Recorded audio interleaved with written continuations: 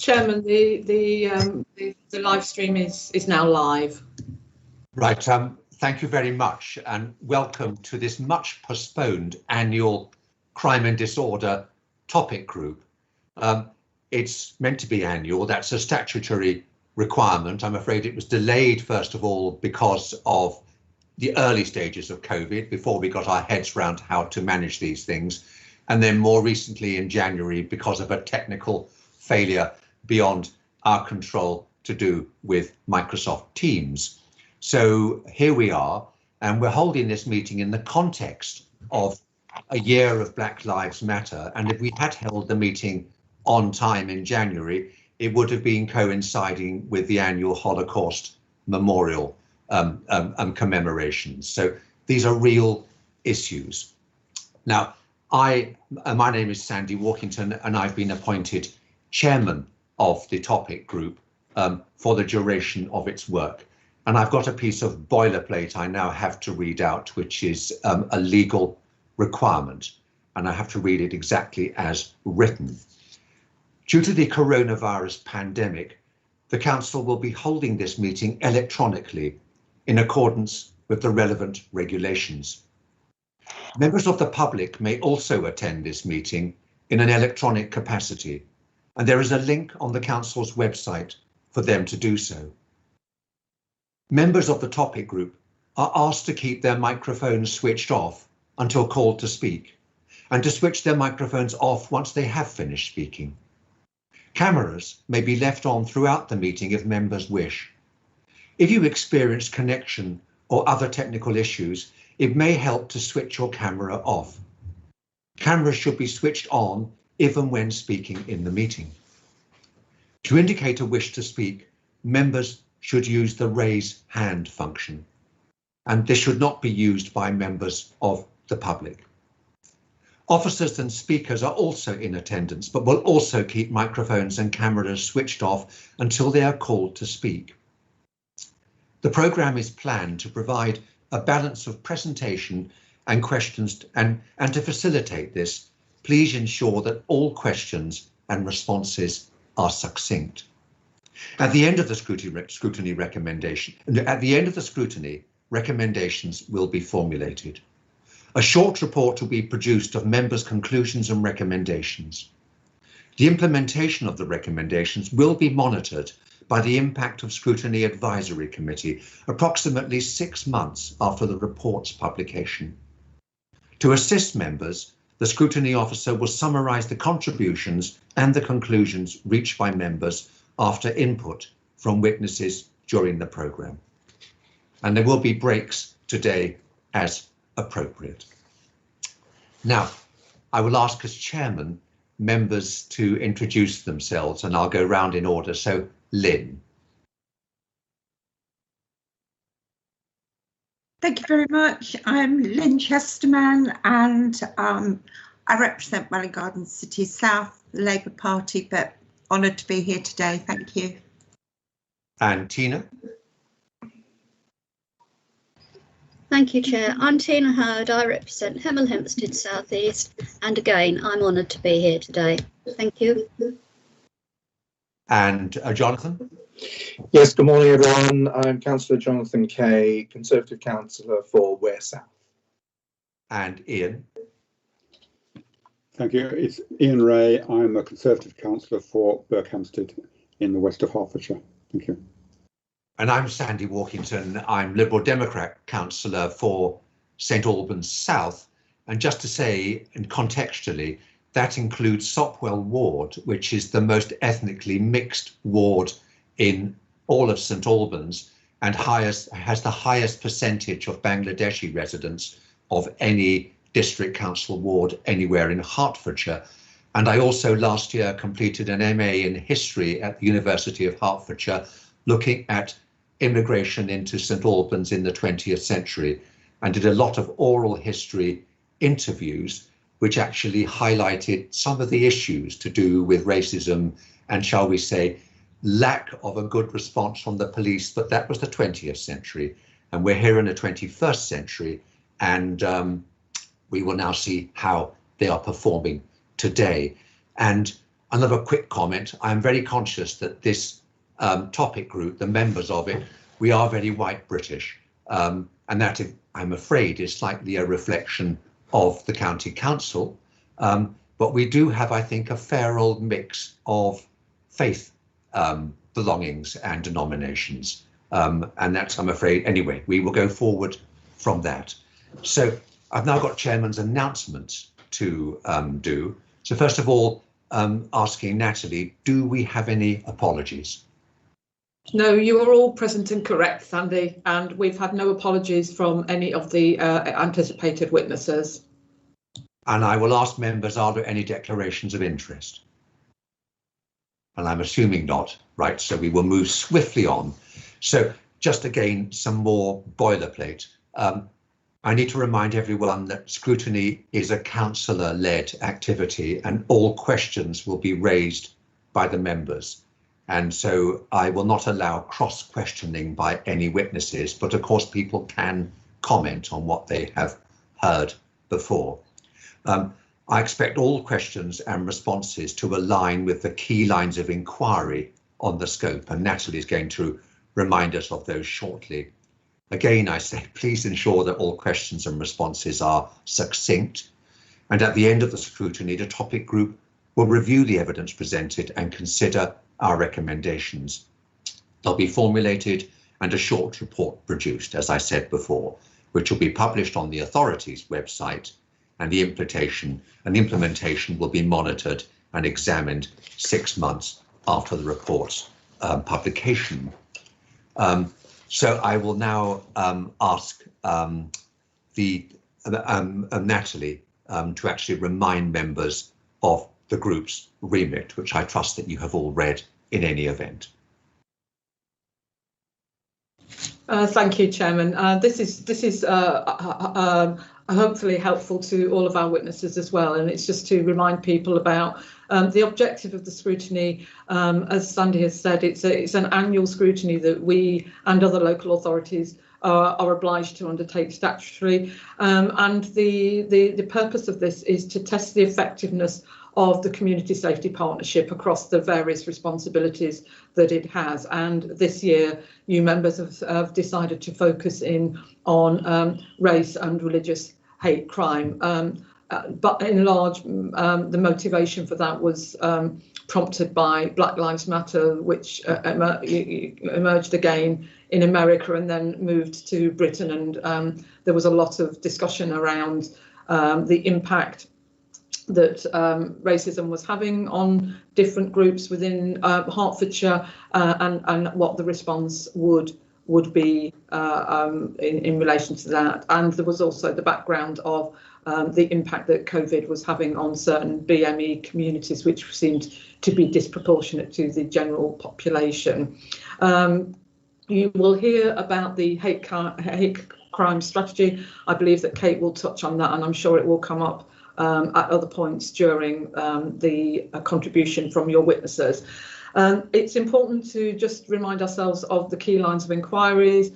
We do keep scrutiny very sharply focused, and members have been commissioned by the parent committee to focus on 3 key areas to help hopefully come up with some really strong recommendations which can see to service improvement and change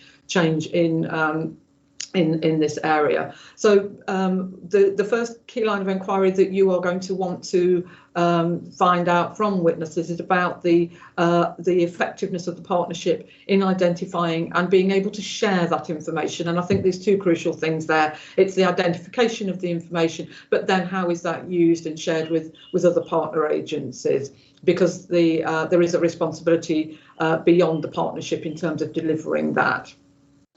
And then secondly, what services does the partnership have in place for victims and offenders?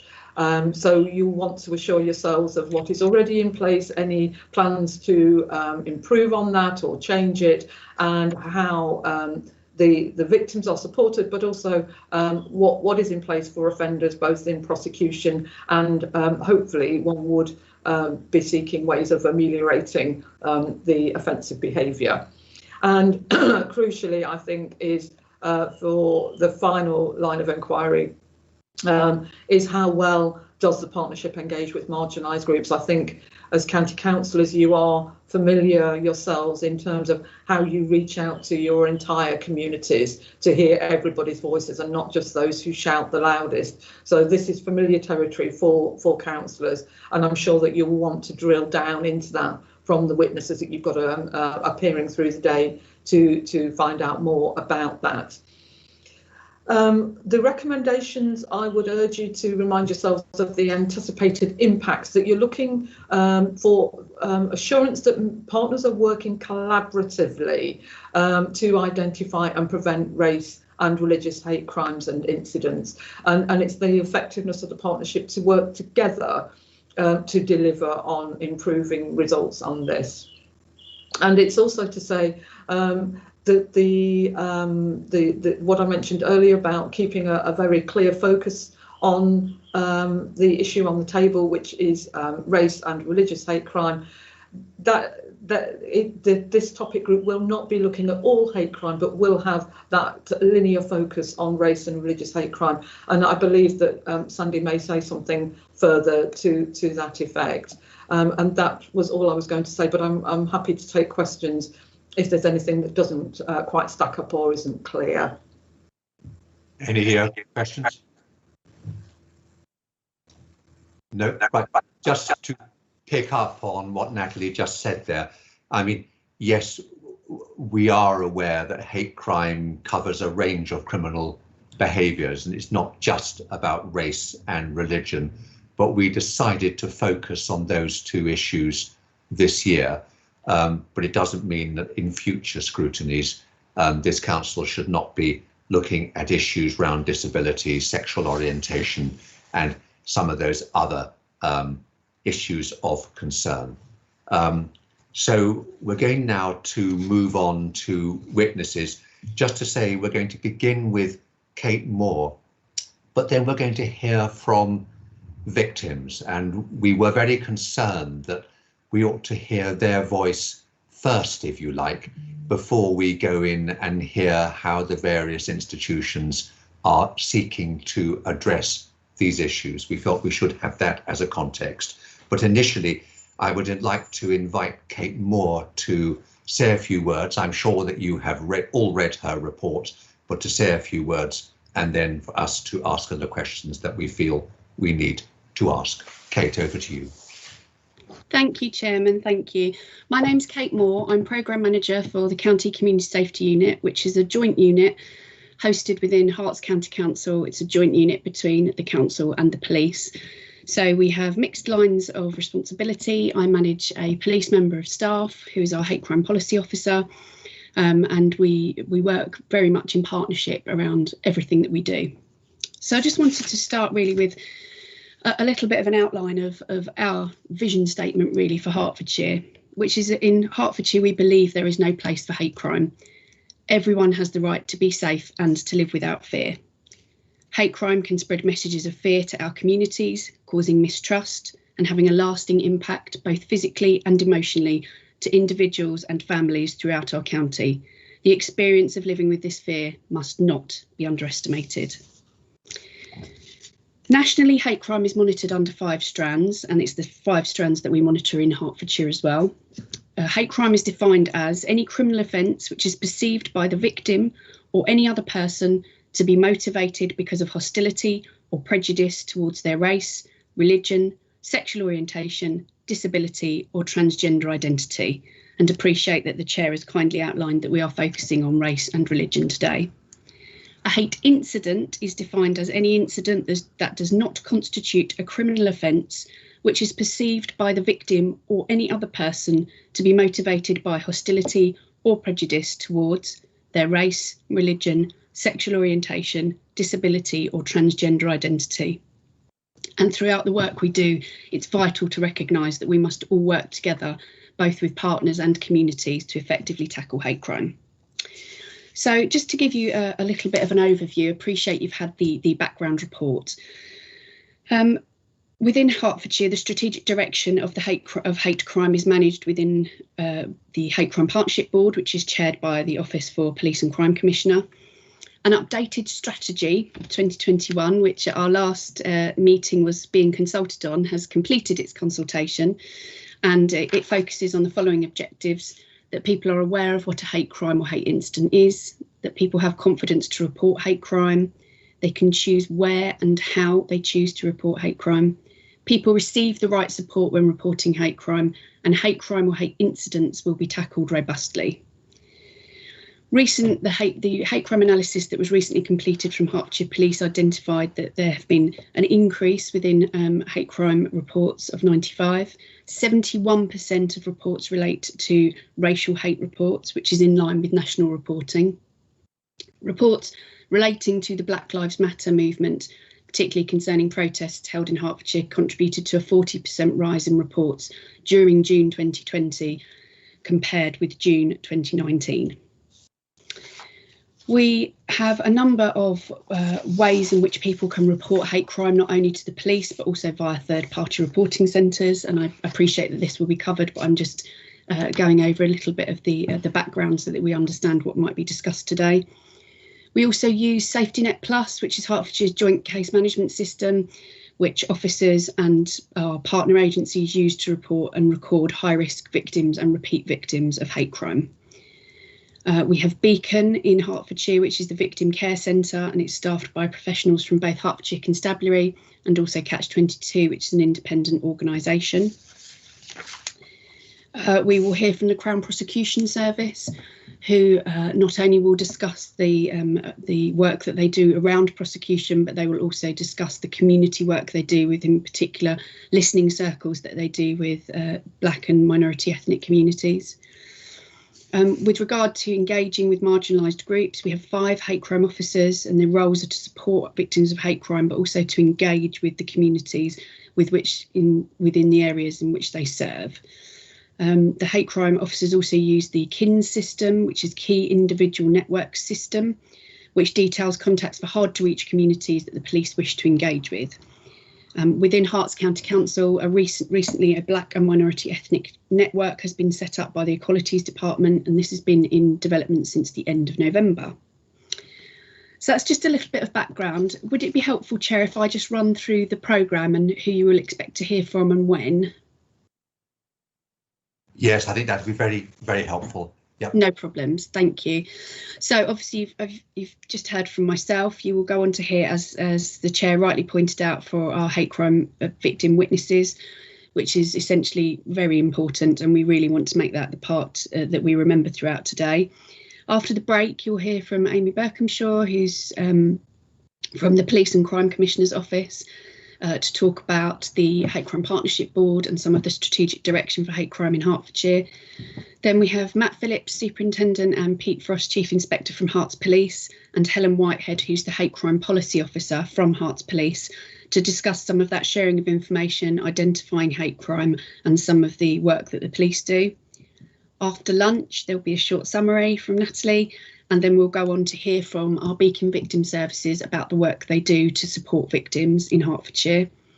Then we will hear from the Crown Prosecution Service. It'll be Inderpal Kaur Singh and Ben Warne, who will both talk about the prosecution process, but also talk about that community work that I alluded to earlier, where they engage with the communities within Hertfordshire. Excuse me. And then you will hear from Luke Mitchell, who is a sergeant from Hertfordshire Police, around the work that both he and his colleagues, the hate crime officers, do around Hertfordshire to engage with marginalised communities, and also how they've managed to maintain that contact during the COVID-19 crisis. So I hope that's helpful. If you have any questions. Members, any questions for Kate? I mean, I will just very quickly ask, and maybe it's something I should be addressing more at Dr. Berkhamshaw, Amy Berkhamshaw, but it's just, you talk about 5 hate crime officers. Yes. In evidence from Hemant Mistry, we're about to hear, he indicates that there are other Shire counties he thinks might be better resourced, and he mentions Suffolk. I mean, what are the comparative figures? How does the system in Hertfordshire look compared with other benchmark authorities insofar as we have other benchmark authorities? In terms of the resources that we have for hate crime, I mean, certainly we're quite unique in our positioning in terms of having a hate crime officer that covers both districts.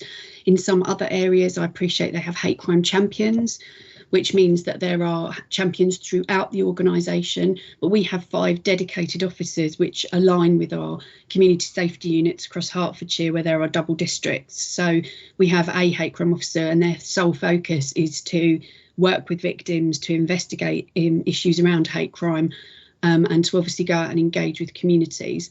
So I feel in Hertfordshire, I personally, I can't speak for other authorities in terms of what resources they have in terms of actual personnel, but in Hertfordshire, I feel we're exceptionally well resourced to have those dedicated officers where it is their sole role to work towards hate crime. Thank you. I've got a question from Jonathan. Thank you, Chairman. I don't know if it's one for you, Kate, or one for the police later on. But you talked about how, you know, seriously we take hate crime, understandably. And I'm just thinking of an example of a friend of mine who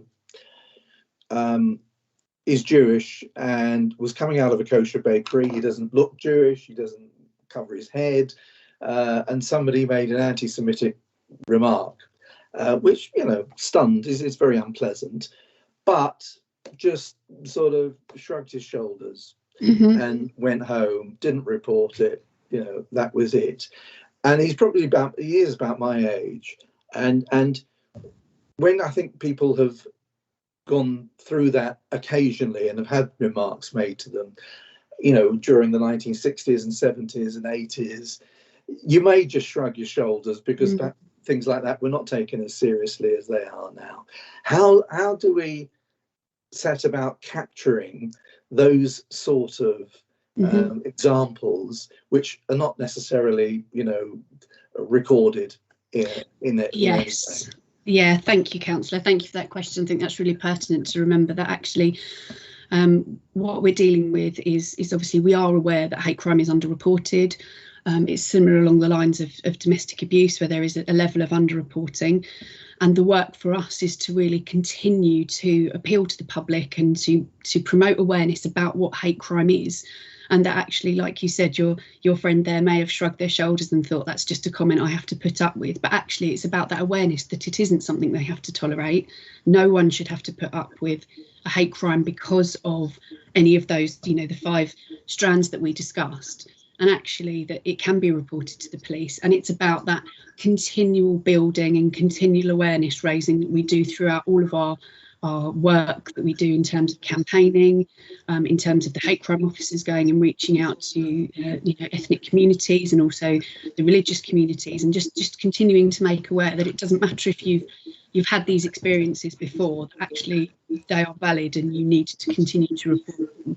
And the more we can work together to get that information, the more we can understand how we can best support those communities. Okay, thank you. Thank you. Any other questions for Kate? I think a lot of the questions that she sparked, I think we may want to raise directly with the witnesses from the police when they speak, and indeed the other institutions and organisations. So, Kate, I will say thank you very much for that succinct introduction, and thank you for your report, which obviously is the basis of today's topic group. So, thank you. We will move on now to Hemant Mistry, and who is the Chief Executive of the Hertfordshire Equality Council, and who has submitted a substantial and I think quite thought-provoking statement to accompany his evidence. So I will invite Hemant to now speak. We assume that we have read your paper, but nevertheless, do please contextualise it and explain, you know, what has driven you to write this paper. And thank you very much for being able to attend. Oh, can maybe call you Hemant, or would you prefer to be called Mr. Mistry? Hamid is fine, Mr. Chairman. I'm very informal. That's fine. Mr. Chairman, I was thinking about on two levels. One was personal experience of hate crime, and also my paper is very much drafted in the context of what is happening now and our involvement with the hate crime panel from day one when it was set up 3 years ago. So I'm happy to do both, as to give you my own personal experience as well as the quick rundown in terms of the paper. My own personal experience, Mr. Chairman, is that the day I arrived when I was a little boy to UK, I've experienced hate crime. And there is nothing like being. I mean, I've been called Paki, coon. If I can I use explicit words, or am I not allowed to in this video take, or can I just do a? You make. I will stop you. I feel it's appropriate, but frankly, it's important that we understand and know. Yeah. So yes, carry on. Yeah. So I mean, I've been called a Paki, a coon, a brown shit. Where these were the normal kind of stuff that I used to get. I've been beaten up, and that was then they used to call that Paki bashing. And that's not just once, several times. I've been refused promotion at work because of my color. And when I was in the armed forces, the whole of the platoon decided to put in the transfer because I was getting promoted to a corporal. So that's the kind of the experience I've actually come across. Not only that, when I moved to Watford, there was the hate crime continued, and I moved to Watford in 1980. And in my position as the chief race relations officer, I had feces through my my letterbox, office letterbox. I had eggs thrown at my, raw eggs thrown at my car when I came out from a joint council meeting. I even had a brick thrown through my window in the house and putting my wife and children at risk. But those are the kind of stuff that we've experienced as BME people in Hertfordshire. But not only that, we went for a walk recently, about a couple of years ago, with my wife and my two children, and we were spat on, by young people, and they were calling us all sorts of names. Now the question here is that do we take on a group of 3 or 4 people when you're on your own and you get your wife and you get a child, or do you bite your tongue and just walk away? So what do? You just bite your tongue and walk away. And you probably might say, well, why didn't you report this incident to the police? So we did report the incident to the police, but as nothing actually happens, because it might take about a couple of weeks before they actually get to you. And so in the end, I actually reported to the press, and the press took up my little article and raised the issue, and then of course the police came around and apologized and started to do something. But at the end of the day, there was nothing they could do. There was no real outcome. And during the Brexit time, which is now very recent, I was just going to the Sainsbury's shopping, and a family with his children in a car wind down his window and said, "Why don't you F off, you bloody Paki? Go back to your own land. We don't want you here." And I took a picture of that car and the occupants, and I thought, well, do I really want to report this to the police? And I should do, because in my position that I'm in Hertfordshire, I should report that to the police. I came home and I mentioned this to my wife, and she said, "No, don't bother, because nothing is going to happen." And that's the feeling you get. So if I get this feeling of not being supported, because then what is their hope for the other people out there? But not only that, my recent experience before the lockdown, when the pubs were open, I went to my local pub, and my local pub. When I went there, I just thought, well, let's have a quick half a glass of beer. I went in there. The landlord took about 5-7 minutes to serve me. I'm standing there. They can see. I mean, you can't miss me, can you? I was standing there, and in the end, I had to say, "Excuse me, I am here. And I've been here before all of these people, and you're not serving me. What's the problem?" He says, "Oh, I'm terribly sorry. I didn't see you." That's the kind of excuse you get. And then as soon as I got my drink, a punter came up and said, "Oh, where are you from?" And I said, I looked at him and thinking, well, why are you talking to me for the first starter? So I thought, well, he's probably being sociable. He said, so where are you from? I said, I'm from Watford. He said, no. Where are you from? I said, no, I'm from Watford. Now he said, but you see, you look like you're from Pakiland. That was a signal for me to say, I think it's time, quickly drink up and move, because this is not a safe place. And, in today's age, we are in 2021. And to feel this kind of insecurity, it is really, really bad. And, when so that's giving you my personal experience, Chairman. Looking at the paper that I produced, yes. If you look at the agenda, I'll start with the agenda. We have been on the Hate Crime Partnership Board since day one, yet everybody on the agenda in the January one and even in this one were invited to speak except Hertfordshire Equality Council. Now you should ask yourself a question, why Hertfordshire Equality Council have been singled out not to be in that original agenda. We didn't even know that this panel was taking place if it wasn't for Natalie and yourself, Mr. Chairman, asking to say, where are the witnesses? Where are the people who actually suffer this? Where is their voice? It's not in this agenda. And Natalie actually sent my chairman an email on a Sunday night saying, can you help? And we were able to put together the number of people. Now, if this panel for 3 years, they're talking about the same thing, raise the awareness, get more people to talk about, to come to the police, etc. That's not happened. You haven't got that report. The actions that were adopted 3 years ago, you have no report as to what has happened with those actions, whether they've achieved anything at all or not. All the officers on the panel, yes, they are from the white community. I'm being absolutely honest, Mr. Chairman. I'm not trying to be PC diplomatic here, but I think the honesty is here. If you cannot have experienced that hurt, you're never going to experience that hurt. Jonathan mentioned about his friend who is a Jewish person. He's white, but he experienced that hurt.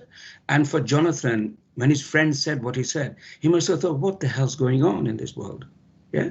And that is something, Mr. Chairman, that I'm saying to you is that we are being, at Hertfordshire Equality, we've been going since 2011. We have connections with the community. We have connection with Black organization, minority organization, disability organization, transgender organizations. Yeah, and the network that Kate was mentioning about the HCC has a network or BME network. Hertfordshire Equality Council, I don't even know until the last couple of weeks I think it was last year when they actually had their first meeting, that the network even exists. I'm not invited on that network. Yet I am the chief officer, yet I have worked in Hertfordshire since 1980. I have connections in Hertfordshire at every single level. I work for Training and Enterprise Council. I work for Learning and Skills Council. I was the chief officer, one of the first chief for Hertfordshire for Watford Race Equality Council. I was the first one to get funding from the county council to support Watford Race Equality Council. Yeah, I was responsible for funding the voluntary sector through Training Enterprise Council and Learning and Skills Council to a tune of nearly £1 million, working together with HCC. Now, if that kind of level of knowledge, connections, and everything else is, and I have it with me in my hands, and I'm not engaged, I'm being left out. Heck, Hertfordshire is being left out. If you look at my report, Mr. Chairman, the report clearly states where the failings are. If you talk about the fact that we are working in partnership, we are not working in partnership. The whole thing is dominated by HCC and OPCC, and they have no intention of letting go and to make it more transparent and accessible to the community. There has never been any information coming out to the community to say, look, we've had 20 incidents this month. Out of the 20 incidents, 10 of them have been processed, and out of those 10, 5 have been sent to the Crown Prosecution Service. 2 months down the line, Crown Prosecution coming back and say, out of those 10 that was submitted, we were able to prosecute 2, and we were successful prosecution was there. That information doesn't come out of the community. Because that doesn't come out, What do you expect from the community? There is no information. That information is not even, this statistics, Mr. Chairman, are not even available on the police website or even on the OPCC website. Now, you then talk about victim support. Mr. Chairman, you know, they have a protocol to contact you every month. I can give you examples right now of where the victims have not, they're contacted once, and then the victims had to contact me to try and get update 3 months down the line. Only that happened because I happen to know officers at a senior level in Hertfordshire who then, you know, made some inquiry, who then came back to me and said, this is where the case is, this is how it is. The beacon system has failed. Out of 2,000 cases, you only got 77 people who are on their books. And out of those 77, 50 are from BME community. Mr. Chairman, come on. It is physically not possible. I think the hate crime officers are doing a fantastic job. But the thing is, they can only do their job to a certain level. Then they have to go on to the next level. And it's that next level that is actually failing. And we don't even know who are the members of the beacon, who are employed by the beacon. If they are not, if they have no cultural sensitivity, if they have no cultural understanding, if they have no understanding of the person from African Caribbean community or a Pakistani community or a Bengali community or anything like, how are they going to support that victim? Mr. Chairman, you know what is the difference is? The gap between incidents that are reported and the gaps that are not being reported. The other problem here, Mr. Chairman, is that in my report I've said is that in Suffolk, the Hate Crime Partnership Panel or the board is managed and run by the Hertfordshire Equality Council, Suffolk Equality Council, where the communities are also involved in that panel, where they come and talk and actually discuss the issue. Thereby, the community, wider community, understands the knowledge of where the hate crime is happening, what is happening, and people are ready to report much more clearly. Not only this, but at the same time, you know, it gives the hate crime officers such a confidence, knowing full well that they've got somebody out there that's watching their back and can give them advice if need be, when it's required. And on top of this, you know, you talk about training. The police have made it really nice and clear in their report that they've actually done the training for LGBT and for hate crime, etc. But they failed to mention the fact that in 2018, you know, GATE and HEC were a joint member delivering hate crime training to the police officers in Hertfordshire. Yeah, they failed to mention that. I wonder why. What is it? Why are they afraid of HEC? Is it because we know too much? Is it because we are well connected in the community? What is it? I don't understand. And so therefore, you know, I think that the key here is not so much about the officers, you know, who are directors or head of this or head of that being involved in the community, because they're never going to meet the community. They're never going to see the victim. What you need is people who are in the community, who understand the community, who can engage with the community, at the same time link with the police officers, link with the police force itself, and also link with the Crown Prosecution Service. They become the conduit, they become the support, they become the understanding. That is what you want, a service that is transparent, but is engaging everybody around. At the moment, you've got Hate Crime Partnership Board on one side, and you've got the community on the other side. There is no trust.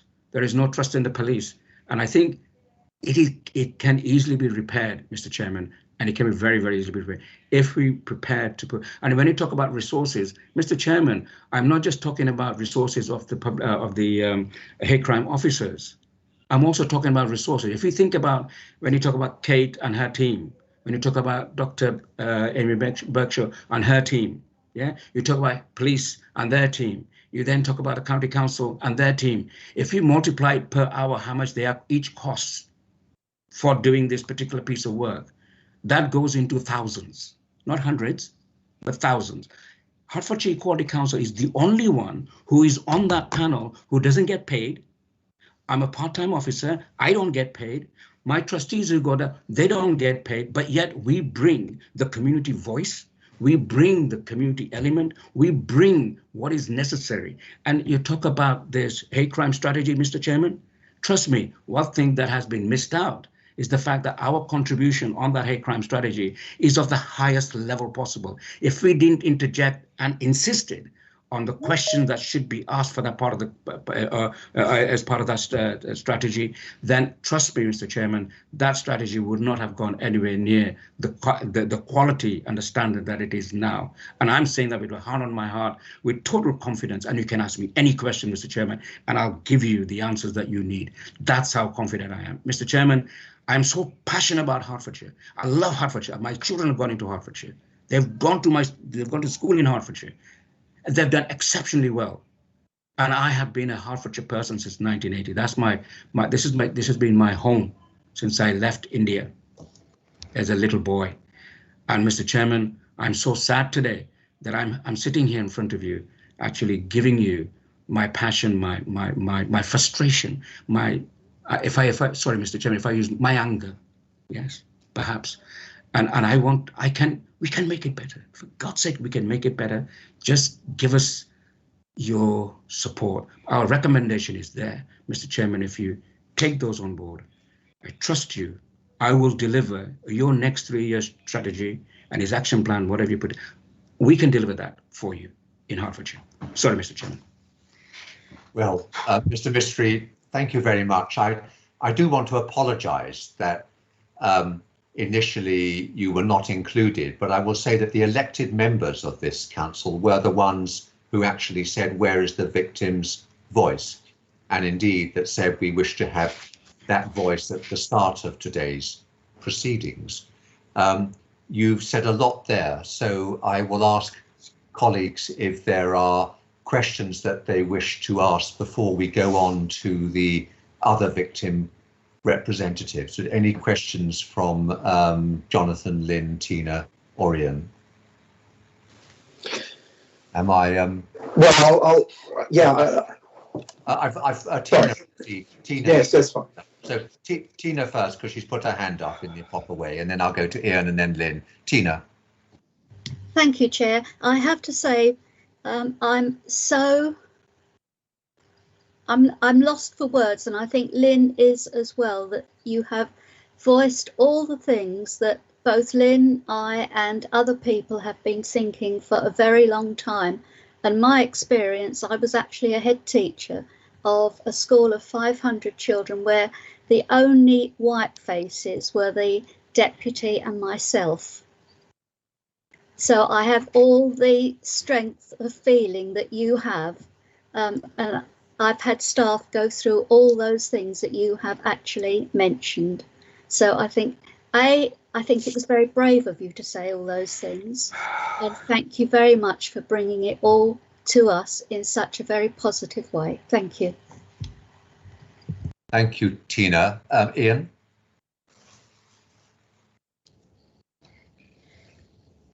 Ian?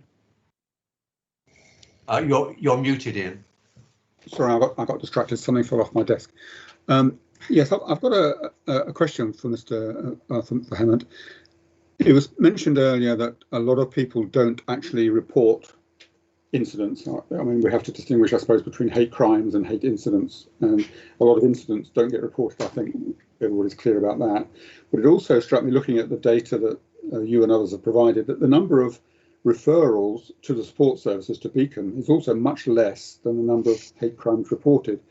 I wonder, do you have any view as to why you think that might be, that a lot of this material that is reported to the police, and they presumably do deal with it in some way, but the victim support service does not get informed about a very large percentage of that? I wondered if you have any views as to why that was.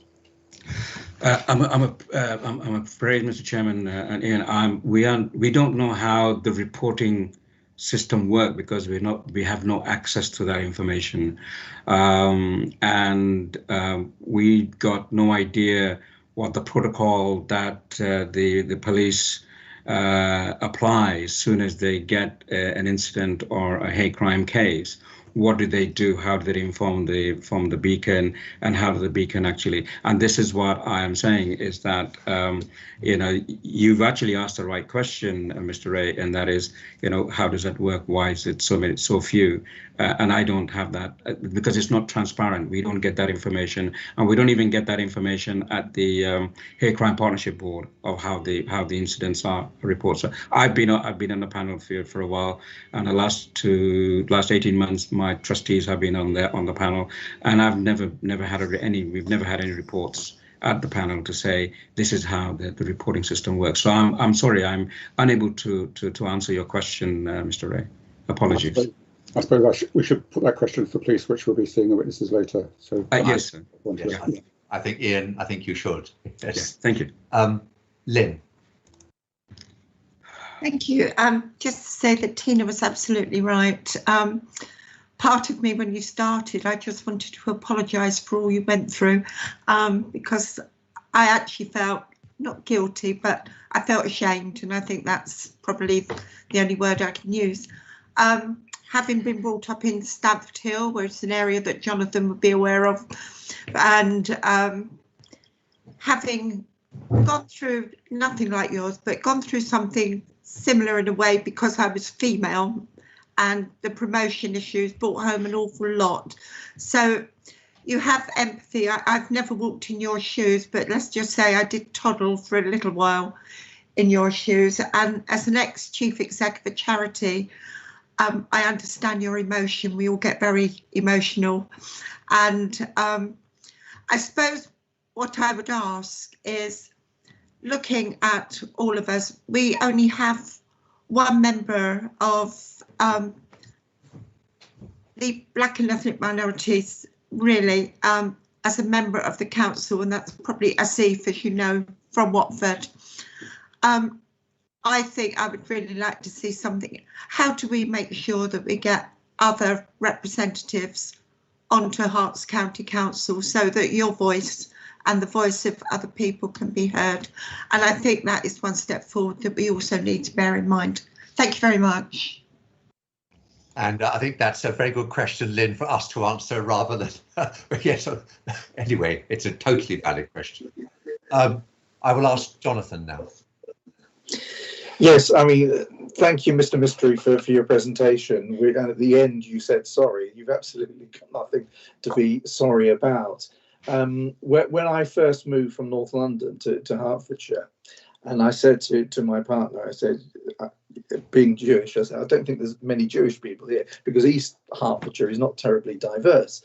And she hadn't really noticed that. And I then organised Holocaust Memorial Day events and an annual event. And from that came a group that we set up called Living Together in East Herts, where we're reaching out to minorities. And even though the area is not particularly diverse, there are minorities around from different communities. And there are more now than, say, 10 years ago. And I think that will come out in the census that we're going to have this year. I must admit, I wasn't aware of the Hertfordshire Equality Council, and I blame myself for that. But maybe there is a public relations role, whether that is perhaps because you're more concentrated in the western part of Hertfordshire than the eastern, I don't know.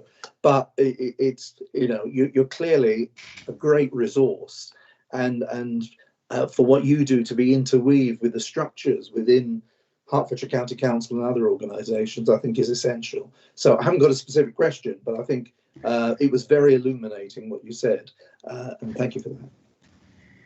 Mr. Chairman, I know you're going to move on. Two things, Mr. Chairman. Number one is that Hertfordshire County Council used to fund us from 2011 to 2013 for 18 months.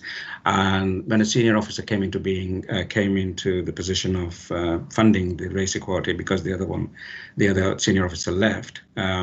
I won't mention Chris Badger was the officer when he first started, but then when he moved on, another officer took on place, and as soon as that person came on board, stopped funding for Hertfordshire Equality Council. Council, we don't actually get any money from anywhere. So we are actually depending on getting, whatever we can, whatever comes we can get.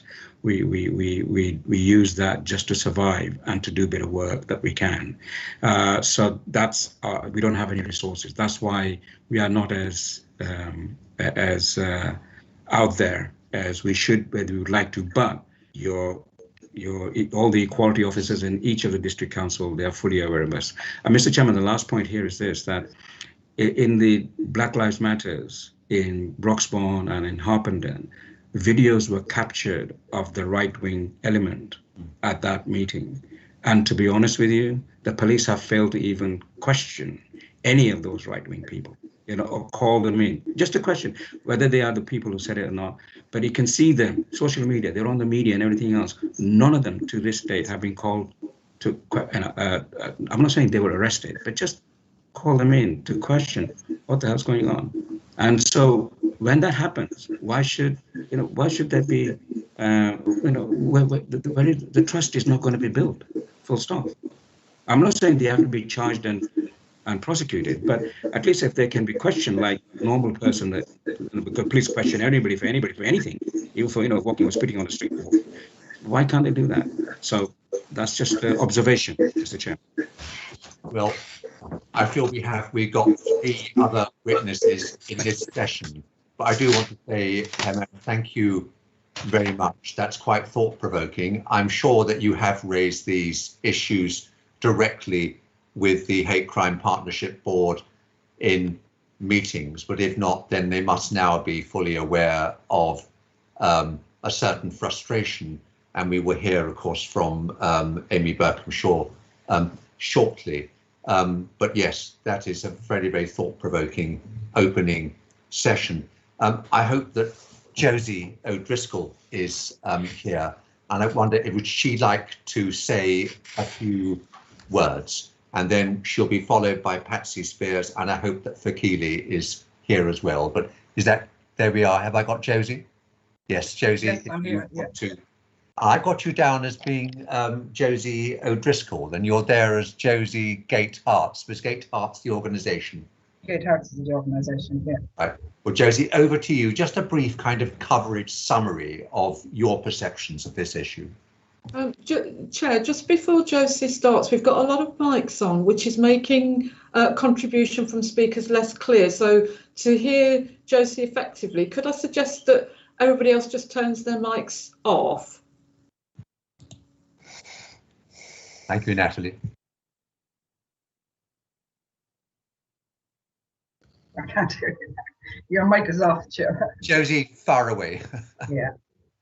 Good morning, everybody, and thank you very much, Mr. Chairman, for having us and giving us an opportunity to present today. I'll tell you a little bit about the organisation. Our organisation was set up in 2010.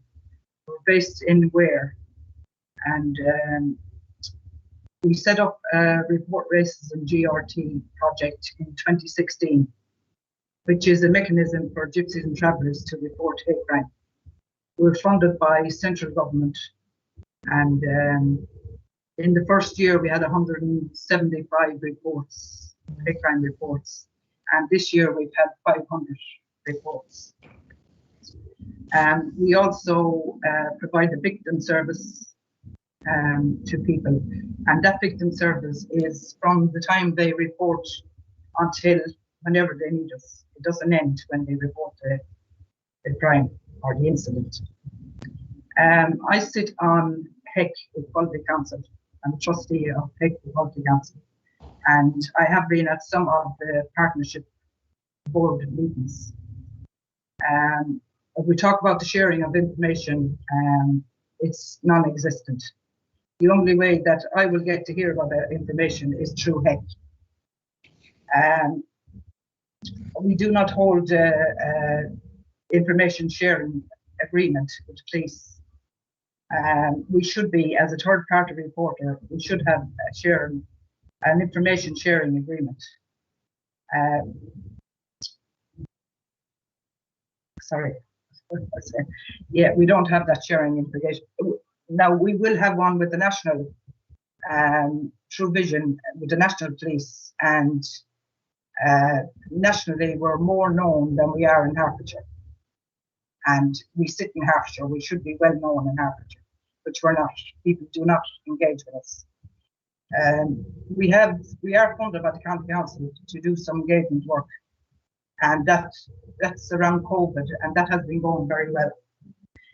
But I think that communication should be targeted at communities who suffer hate crime and who are third-party reporting centres. If we don't get this information, we don't know what's going on in Hertfordshire. Now, I'll give you an example of some of the things that I've experienced, the lived experience of discrimination and hate crime in Hertfordshire. I live in Cheshunt and I'm settled, I live in a house. My local pub, I don't go to pubs usually, but a couple of years ago, I went to my local pub, and when I went in, there was two people with me, another woman and my son. And when I went in, I was asked for a drink, and I was told that they don't serve any Irish in here. Now, to listen to that, they don't serve any Irish people. What they really wanted to say was that they don't serve travellers in here. Yeah, but the person behind the counter didn't really have much experience. She was doing a job. She was doing her job. She was told from the manager. So I asked her, why is that? Do you not have any Irish people drinking this pub? I said, yes, we do, but they have to be locals.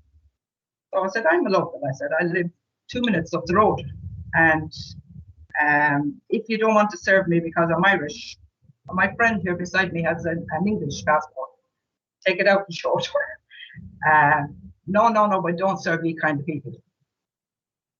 So I reported that to the police, and I had a long conversation and meeting with Ian Butler, who was the chief inspector at Cheshunt at the time. And to be honest with you, he didn't really have a clue about gypsies and travellers or their culture or anything about them. So we did form a relationship, and he got to know us, and he did tell me that Pubwatch had a policy, and he showed me that policy, and gypsies and travellers were wrote into that policy. They were wrote into that policy. So I said to him, why are gypsies and travellers being singled out? Why are they written into this policy? If you have an incident from gypsies and travellers, of course, if you have something going on in the pub where gypsies and travellers have caused trouble, fair enough, that's perfect. You don't have to serve them. But if somebody is coming into a public house that has never been in there before, and you're blaming them on what other people do, well, then that's not right. That's discrimination. And that's the kind of thing that we put up with in Hertfordshire. It's not just that pub. It's a lot of pubs in Hertfordshire, a lot of services, not just pubs, it's services. That we have to bow our heads and walk away and take it. And people feel that they have to take this kind of thing. They normalise it. They normalise it because they think when they go to the police that they won't do anything about it firstly. They have no trust in police or in authorities. A lot of the stuff, the reports we get, people want to do it anonymously. They don't want to report to the police. And we kind of encourage them to report to the police, or we report it for them through True Vision. We use True Vision to report all our cases. True Vision is the National Police hate crime reporting. We've had a few, we had a conviction in Hertfordshire, one, since we started our reporting centre. Recently, we went on to do more out-of-court disposals through restorative justice. We've had a few, that's not in Hertfordshire, we can do that in Hertfordshire, that's other parts of the country. We're a national organisation. Out-of-court disposals through restorative justice, and that seems to be working well for us. People feel that they don't want to go through the whole court process. that they'd rather sit down and change hearts and minds. That's been working very well for us. But the sharing of information, there is no sharing of information. Like I said, we would never hear anything if it wasn't for HEC. I need to ask you probably, because I've got 2 more witnesses. I mean, so if there's anything else that you need to say as a key point, otherwise I think we've got a very clear message. I'll invite you. Yes.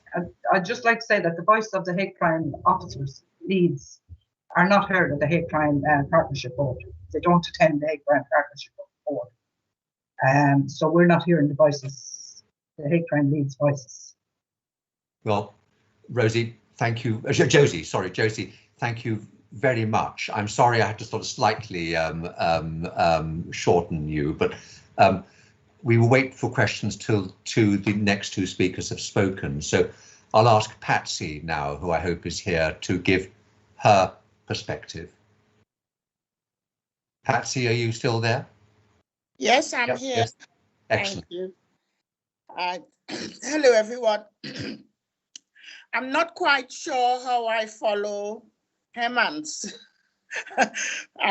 presentation, but I will try. And this is a personal view. So I'd just like to say I'm Patsy Spears. I'm a retired midwife and practice nurse. I've worked within the National Health for over 40 years. And just to make it clear that I have never experienced or was aware of racism until I came to the United Kingdom. Racism is subjective, I believe. And during my career, I've had patients refusing to be attended by me because of my color. I've had patients asking me if I was the same as them under my skin. You'd be walking down the road and you'd be aware that someone is walking behind you making monkey noises. I've been walking in the street and I've had people poke their head, young youth, usually it's a youth, poke their heads out through the car and shout out, "Go home, nigger." I've been in a patient's house cowering while youth were outside throwing eggs at the doors. I have friends who complain about being followed around the stores by security personnel. I've had friends who have had white men in vans swearing and telling them to go back where they come from. I've had patients telling me to go back where I come from. And one of the most irritating things, even though I've been working in the National Health for so many years, I still have, when I go out and I had my helper, my healthcare assistant, or a junior nurse or somebody working with me, the patients will come in and direct their conversations to the white people in the room rather than me. It actually became a source of, I would just laugh and let them get on with it. But, I've spoken to my other Black colleagues and they have the same problem. I believe that racism is more covert in Broxbourne, or probably in the whole of Hertfordshire. However, it reared its head just after Brexit. We had the first things of people throwing eggs at shops and things. And then it roared during the Black Lives Matter protests in Hoddesdon. I need you all to understand that while we experience racism in various ways, we do not necessarily sit at home and stew about them. But the shock of what my friends and I witnessed that day opened scars and memories of what happened to us in the past. And now I find that I'm acutely aware and worried about being victimized. In conclusion, and in no particular order, I feel that we need to find out the level of racism within the county. We need to find ways of encouraging more victims to report racism. And I put my hand up because when I've had problems, I've never gone and reported it. I think, they're not going to do anything, so why bother? We need to tighten up on the present laws. We need to educate our children, preferably by people of color. We need to have multicultural conversations where people will sit, and if they want, they can ask me anything. Ask me what is this? Why do we do this? I'm happy to share that. We also need training in institutional racism and unconscious bias. And finally, to repeat Nelson Mandela, no one is born hating another because of the color of his skin, his background, or religion. It is learned. It's a learned thing.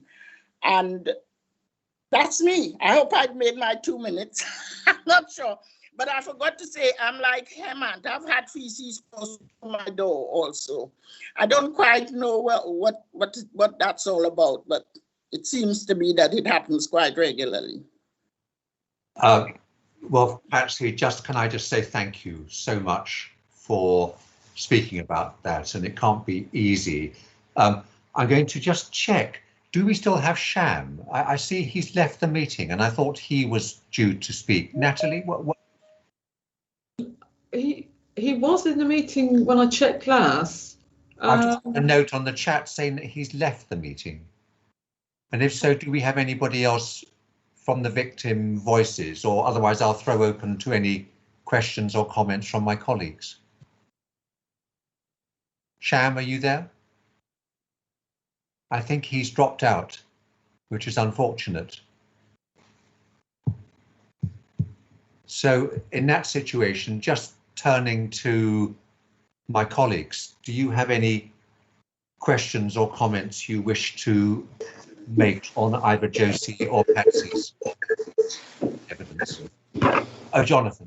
It was just really a question on timing in terms of Josie's, whether the sort of pub incident, anti-sort of traveller, anti-Irish, how recent that was.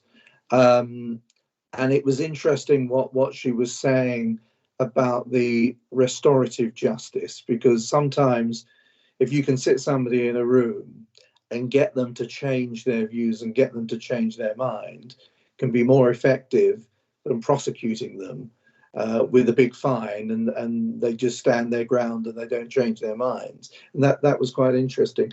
And the same really with Patsy.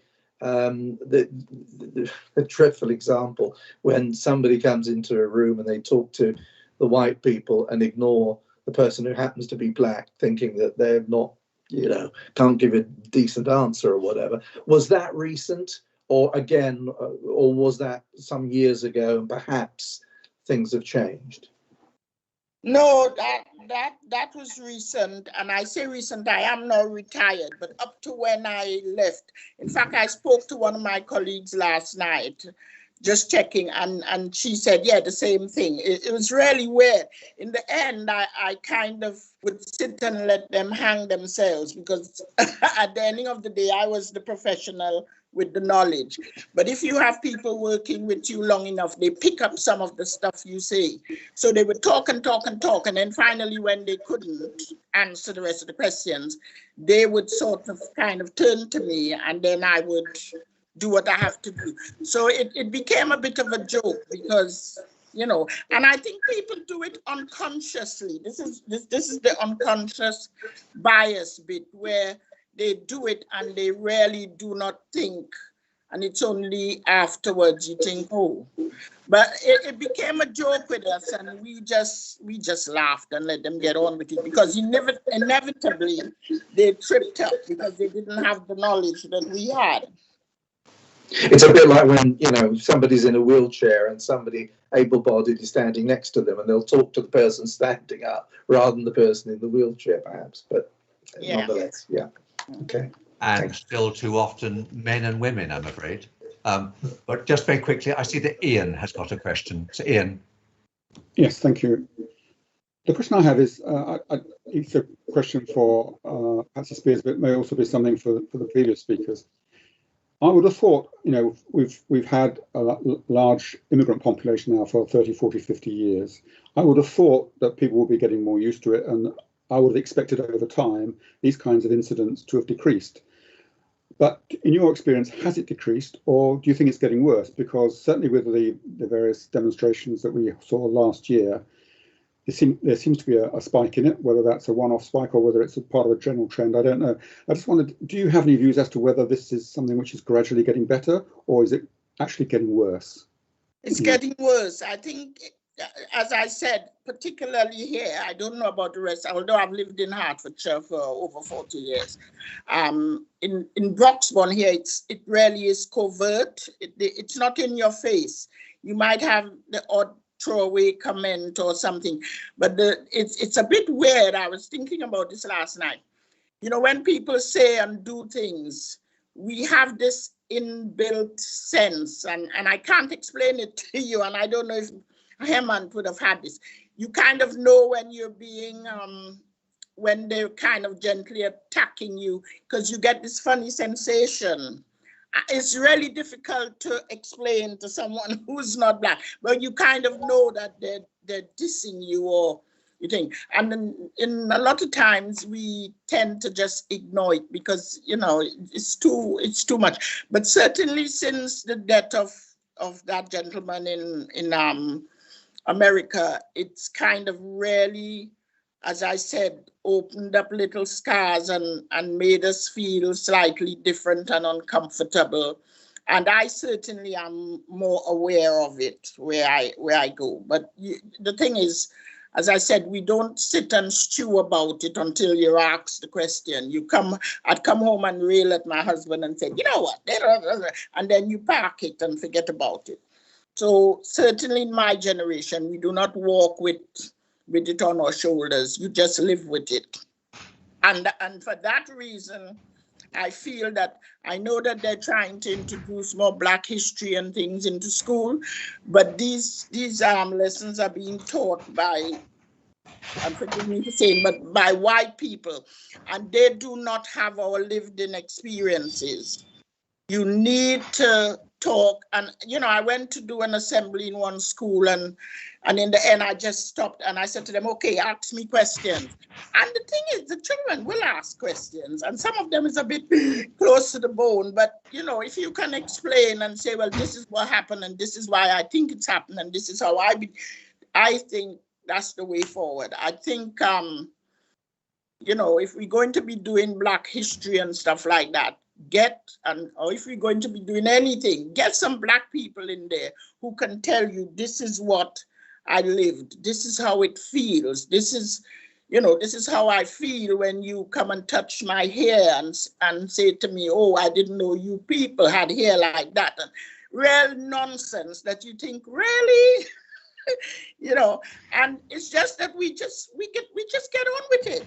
I do not, if I wasn't here, I wouldn't actually think about it. I go about my daily life, and it's only when things like the Black Lives Matter comes up and you think, oh my God. And that was such a horrible, stressful, heart-wrenching thing when that, you know, last June, it was just, and all my friends, I think we were all phoning each other and saying, oh my God, you know, did you see this? And we just, for once, we all came together. But I think what's happening now is it's all going slightly quiet again, but it is still there. Very recently, I was standing on the side of the road, crossing the road, and I happened to go and stand next to this gentleman, and he berated me. I think he had mental health problems, but even so, it was quite a scary moment.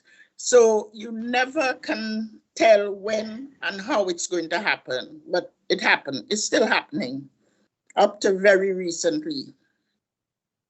Sorry if I rabbited. No, Patsy, thank you. I see that Hemant has stuck his hand up, and I will allow him the privilege of coming back with any final comment he wants to make. But then we need to wrap this session up. Three quick comments, Mr. Chairman, to support what's been said so far. Number one is that Hertfordshire County Council did write last year to the Chief Executive with a 10-point plan of how we can actually support HCC in terms of addressing the issues that was raised by Black Lives Matters. Number two, Mr. Chairman, in Hertfordshire, I will not name the school, but they've actually appointed, a secondary school have appointed a head of equality and diversity to actually, as a result of the students who have actually written their life stories. Students have written their experience of being black to the headmaster, and the headmaster and the board of governors have actually created a post for a teacher to take that role on board, and it is absolutely fantastic. And the third and the final element, Mr. Chairman, is that not long ago, up to 2012, Hertfordshire County Council used to have 2 workers who was working with the schools to deal with harassment, bullying and racism. And because they were so, on average, they were getting between 70 and 75 cases a year to work. And we were, as heck, were involved supporting those individuals and the schools. But then suddenly their post was taken away and those people don't actually exist. So where you've had good, positive interjection and successful interjection, somehow they then get removed. And I think that's a shame, because you've got some really good, you had some really good projects, and it's a shame that we lost them, and it'll be good to bring them back. Sorry, Mr. Chairman, that was only 2 points I wanted to make. Right. Well, can I just say, I mean, this has been an incredibly, I think, thought-provoking opening session. And for those of us, and we're all white British, I absolutely understand the problem that we do not have the lived-in experience, and we therefore cannot begin to understand. There are some much wider issues here which are not for this topic group, but it is something that the County Council as a body needs to address. I think we do just need to remember that today we've got to concentrate on the hate crime partnership, how it identifies and shares information, and there are some questions I think that have been posed in this morning's session.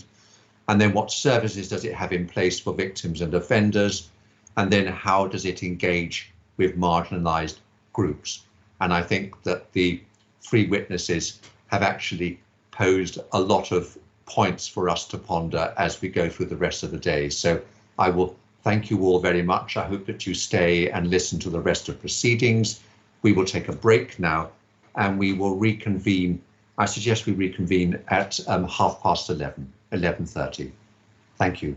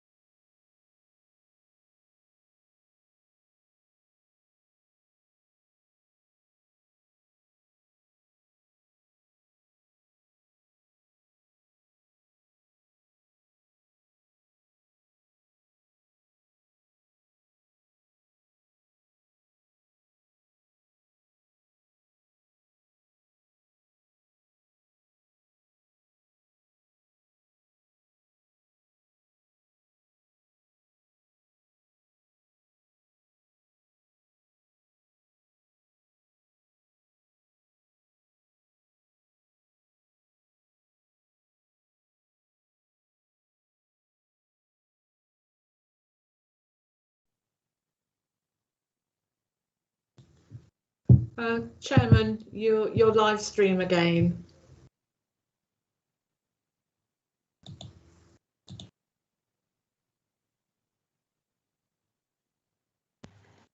You're muted, Angie. Chairman that knows the technology. Welcome back to the second session of today's topic group. I just got to begin with an apology to Fikile, who was one of the other people due to give expression to the victim's voice. It's entirely my fail that I did not call her, and we've asked her if she would say a few words in the final session this afternoon. This next session is directly with the police and with the Police and Crime Commissioner's Office. And we're beginning with Dr. Amy Berkhamshaw. Do we call you Dr. Berkhamshaw or Amy? Which would you? Amy's fine, thank Amy. you. Well, so we will begin with Amy. And Amy is Director of Strategy at the Police and Crime Commissioner's Office, but she's also Chair of the Hertfordshire Hate Crime Board. And if you would just begin with your presentation, and I'm sure you may wish indeed to respond to some of the comments that you heard in that first session. So over to you, Amy. Sure. Thank you, Chair, for the kind introduction and also for the opportunity to speak at this panel today. So yes, I've been Chair of the Hertfordshire Multi-Agency Hate Crime Partnership Board since about August 2018, and we meet quarterly and we bring together a wide range of relevant partners that are both specialists and non-experts in and around kind of diversity and equality issues more broadly, to reflect a range of kind of key community safety and criminal justice issues that bring together across the county. So we bring together both the statutory and the voluntary sectors, and I'm really pleased that the Herts Equality Council have been a full and active member on the Hertfordshire Partnership Board since, I think, for the last sort of 3 or so years. They often bring a couple of representatives to that group. So we do feel that we have quite a wide range of views and voices that are heard on that board. Obviously, in addition to that, of those representatives that formally sit on the board, we obviously connect and draw upon a range of organisations and information sources to really gather information, particularly in relation to race and religious hate crime that we're talking about today, to really, I suppose, understand how communities are feeling, to understand if there's any tensions emerging, if there's anything that is impacting locally as a result of global issues, such as, for instance, we mentioned Black Lives Matter earlier on, and to provide that kind of temperature check on how people are feeling and how things are playing out, particularly in Hertfordshire. So in terms of the partnership, I think we really pride ourselves on ensuring that we seek out and absorb as much information as we can from a wide range of sources. This includes not least our 5 hate crime partnership officers who has been mentioned previously. They obviously seek to represent and feed through the information that's come apparent through the 10 districts within Hertfordshire and through the key individual networks. And often their views are represented through our police crime colleagues and also our policy officer on the board. But we also have invited in the past and continue to do so, invite hate crime officers to that partnership board to hear firsthand from them their experiences and the interactions they're having with the communities in Hertfordshire. We also make sure that, importantly, we bring forward findings and experiences from our independent community scrutiny groups. So we have independent scrutiny around stop and search, use of force, coercive powers, and a range of challenge panels, diversity panels and critical friends across the Hertfordshire network. And we bring forward those views for anything that's relevant to hate crime into the Hate Crime Partnership Board, so that we can use that important evidence, both the qualitative and the quantitative data, to provide a real rich understanding, an informed understanding about the opinions and the behaviours and the values across the county.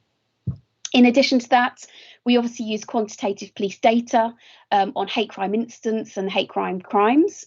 And obviously we've got police colleagues on the call who are witnesses today to be able to talk in a bit more detail about the data, should you wish to hear so.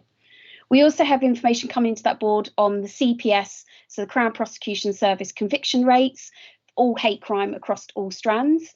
And that showed a really positive picture around the number that have gone through the criminal justice system and have resulted in positive prosecutions, which I think sends a really positive and strong message back to our communities around, if you want to report hate crime, that you will be supported, and that actually you're more than likely to go on to for there to be a conviction once you've gone through that criminal justice process.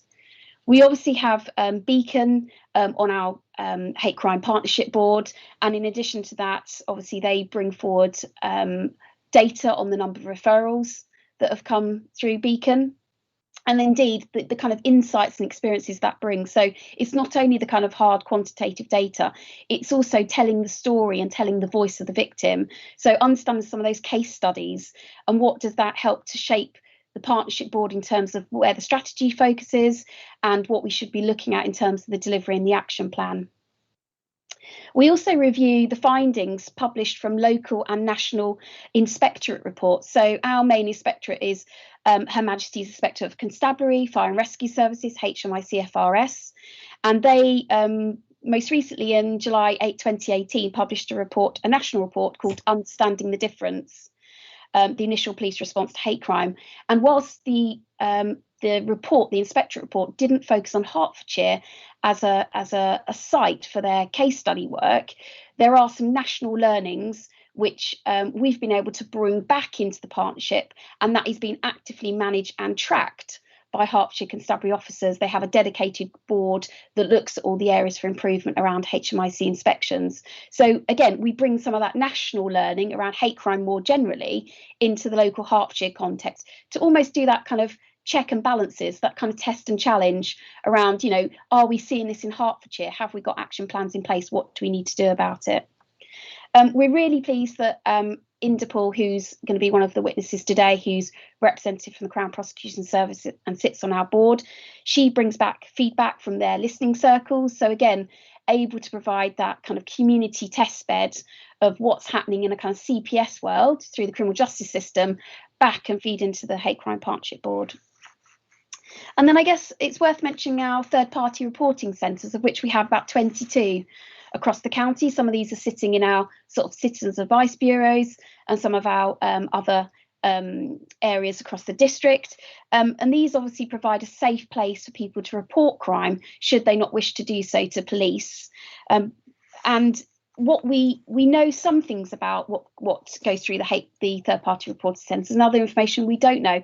And one of the actions that we've got in our strategy is to provide a better understanding about the nature of hate crime that's reported through our third-party reporting centres, and to be able to have a better way of abstracting some of that really rich data to help again inform kind of the strategy and the delivery plan. So we've been really clear in the Police and Crime Commissioner's Community Safety and Criminal Justice Plan that we understand that, you know, hate crime can have a really intense and enduring and sometimes devastating effect on both victims and communities. And we've made a pledge in that report to make sure that we've got the maximum opportunities to give victims choice in how and which they report incidents, whether it be to police or through other reporting centres such as third party. So that's a commitment, a firm commitment in the police and crime plan, and a firm commitment in the new strategy for hate crime across the county. We've also, which perhaps the panel may not know about, we've also been utilising in the last couple of years the opportunities that we get from our online platform called Echo. Now, Echo is, I think, the first in the country that our constabulary colleagues use to really provide that unsolicited account from victims firsthand about the experiences they had. And of course, from that frontline experience, you can draw a lot of things around sentiment, about attitude, perceptions, both perceptions of police, perceptions of other public services in terms of what they do around hate crime. And it enables people in their own words, in their own time, to talk about the experiences they had, indeed of the incident, or indeed in the way in which they were dealt with following that incident, in terms of how they found it to report it to police and the response that they received beyond that. So Echo has provided a really powerful source of data for us to be able to, again, to do that kind of temperature check across communities and to be able to find that information that we feel provides a really transparent and unbiased way of being able to collect data from a range of communities. So ultimately, I think in my mind, in terms of the data that the partnership holds, I think that's an area of kind of key lines inquiry that the panel was interested to know about, is that we ensure that we bring together both the kind of qualitative data, the quantitative data, to build that picture, to build that better understanding and understanding of and response to hate crime of all types. Because we know really importantly that better information makes better decision making. But information that is poor, of poor quality, that's inaccurate and complete, and indeed outdated and lacks a clear evidence base can often lead to confusion. It can lead to distrust in services and ultimately in distrust in the very communities that we're actually trying to build that confidence and that reassurance around. So we're really careful in the information that we put out. We're very transparent in the information we put out. And indeed, all the police data on hate crime is housed on the police.co.uk national website because it's been verified and it's reliable data that should be in the public domain and it should have analysis and interpretation around it. So all the services and organisations in Hertfordshire that represent or claim to represent the communities of Hertfordshire, I feel have a kind of public duty to really make sure that the information they put out in the community, whether it be in reports or data, that they're confident about what the evidence base is of the information that they put out in the public domain, and that they're really clear about the communities that they seek to represent. I think we try to do that very much so in the Hate Crime Partnership Board, that we've got that reliability behind us. So you'll know that we've just completed the consultation stage for the refreshed hate crime partnership strategy, of which I'm really pleased that the Herts Equality Council has been at the forefront of helping us produce in a kind of co-production fashion. So they've been one of the main contributors to the strategy. They've sat on all our hate crime partnership boards and the strategy working group. And they indeed have also been really supportive in making sure that we get the community's views through them into the strategy, that we're all happy and we're all content with. And we've gone out to consultation and we've received over 100 responses, really detailed responses from a whole range of community groups, organisations and individuals themselves, which we feel provides us with confidence, relative confidence, that the strategy is in a good place in terms of representing the key areas that we should be focusing on over the years ahead. It's worth saying that, of course, the strategy is only the starting point, and actually the doing is the important point. So I'm really pleased through Kate and our other colleagues that we're enabled to set up a range of workshops that actually bring together communities themselves, individuals themselves, both those that have experienced hate crimes and those that seek to represent those that have experienced hate crime, to have their voices in what is going to be a really strong delivery and action plan. And I'm really pleased that obviously HEC will be part of that, and indeed other community groups across the county. It's worth noting, Chair, that in relation to previous hate crime delivery plans and strategies, that the HEC themselves have been commissioned by Hertfordshire Constabulary to conduct a piece of work around key individual networks, of which I understand that they're still working through, but they have indeed been fully resourced in that respect to play a significant role in bridging that gap between what some would say professionals in public services and indeed the communities themselves. In terms of victims and offenders, do you want me to go on to that point, or would you like to ask some questions at this point? I think complete your presentation and then we'll ask questions. Thank you, Chair. In terms of the kind of key lines inquiry around services in place for victims and offenders, I know my police colleagues will want to speak a lot about this, so I won't sort of steal their thunder, so to speak. But it's worth saying that, we in the constabulary, they have a really strong victim services team, so they provide the first point of contact in terms of providing that wraparound care and support in the first hours and the first days after a report has been placed with frontline police officers. And we're really pleased that, again, they are using Echo, that online feedback platform that I mentioned earlier. They're actually obtaining it using an automated text message. So all victims that provide a mobile phone number or indeed a landline number, we can go in and provide an automated text messaging service via Echo, again, to be able to hear that voice, to hear that insight that victims have about the way in which they were treated and about the follow-up that they receive from the police in the days and the weeks after incident. We're really proud in Hertfordshire of Beacon, which is our victim care hub, and our service provider at the moment is Catch 22. And this is, for those who don't know, it's an award-winning care hub. It's co-located, it's a multi-agency centre. It consists of Hertfordshire Constabulary officers and also Catch 22, who, as I said, are the service providers at the moment. And they have provided, continue to provide support to thousands of victims across Hertfordshire, whether they choose to report their incident to police or not. And indeed, we have had many victims who are self-referrals, who just don't want to be part of the police process, but indeed they're still able to be provided with services through Victim. And of course, the Victim Care Hub, for those who don't know, is directly funded from the victim surcharge that offenders pay in court. So as a Police and Crime Commissioner's Office, we receive funding from the Ministry of Justice, of which that revenue source has gone into that funding stream. And we recently have looked at how we can expand our Beacon Care Hub, because actually it provides a fantastic model, not least in terms of all the sort of standard types of crime, but particularly around frauds and scams, where we've been able to recoup over £1 million back for victims of frauds and scams. So it's an award-winning hub, and within that hub, it provides professional, case-managed service support to victims of crime.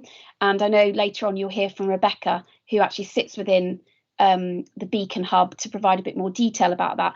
But safe to say that there are dedicated case managers who have specialist training in hate crime. And we feel that through the support that they give, we are able to provide dedicated support for those victims of crime who choose, as I say, whether or not to report to police. They're still able to provide that services. They are themselves trained. They receive specific training in hate crime, which is delivered by Stop Hate UK. So again, they are well equipped alongside our hate crime officers and LGBTQ liaison officers to support victims through the justice process. I just wanted to stress some caution in relation to the figures that were quoted earlier around the 77 referrals for hate crime into Beacon. I think it would be wrong to suggest that low levels of reporting or support equals poor services. To suggest a lack of victim understanding will only serve, as I said earlier, to erode public confidence in our services overall. Now, those 77 cases with a hate crime flag does not reflect the extent of the work of Beacon in this area. The victims themselves may have not recognised their experience as a hate crime or disclosed it to Catch 22.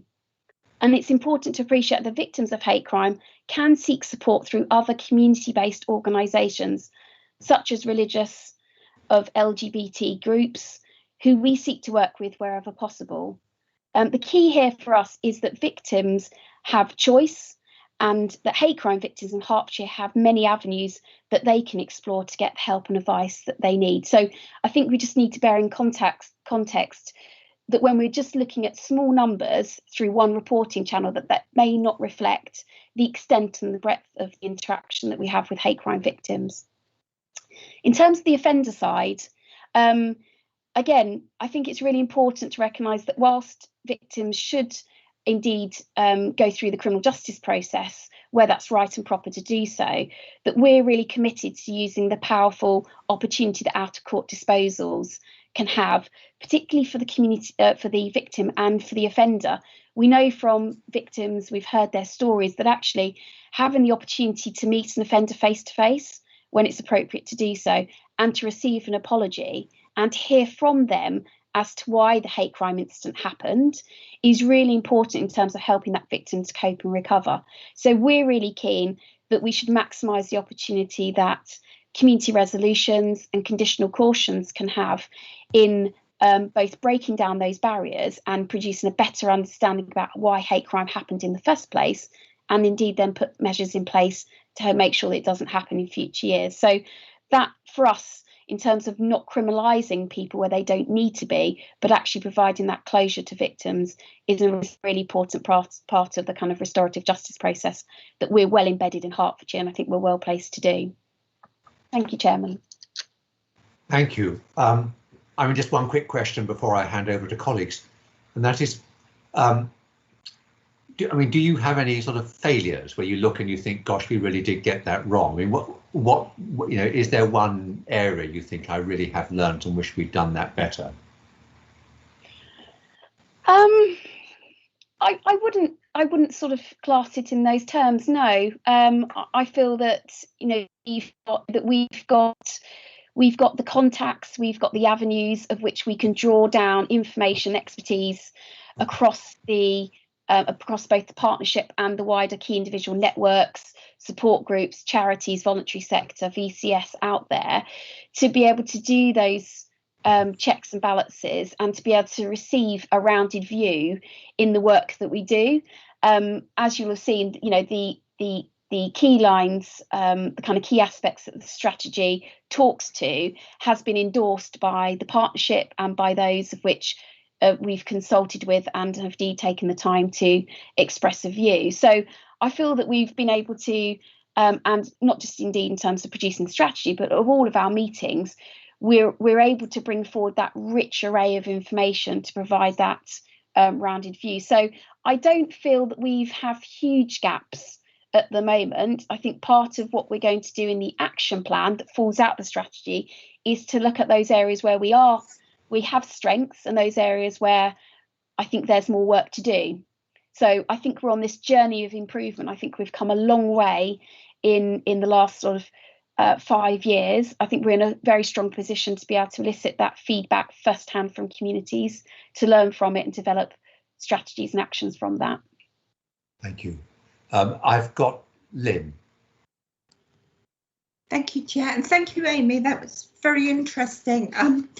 Excuse my ignorance, but some of the questions I'm going to be asking because I honestly don't know and want to know. I have to say, and perhaps I shouldn't say at this point, but I do feel a bit confused because listening to your report after the one from HEC, I feel as if I'm in two different places, and I think that's something I've got to get my head around. And that's not saying that, either side, I just think it's interesting from the different perceptions of what's coming forward. So it's something I'm bearing in mind. One thing I didn't quite understand, and apologies if you spelt it out and I didn't get it.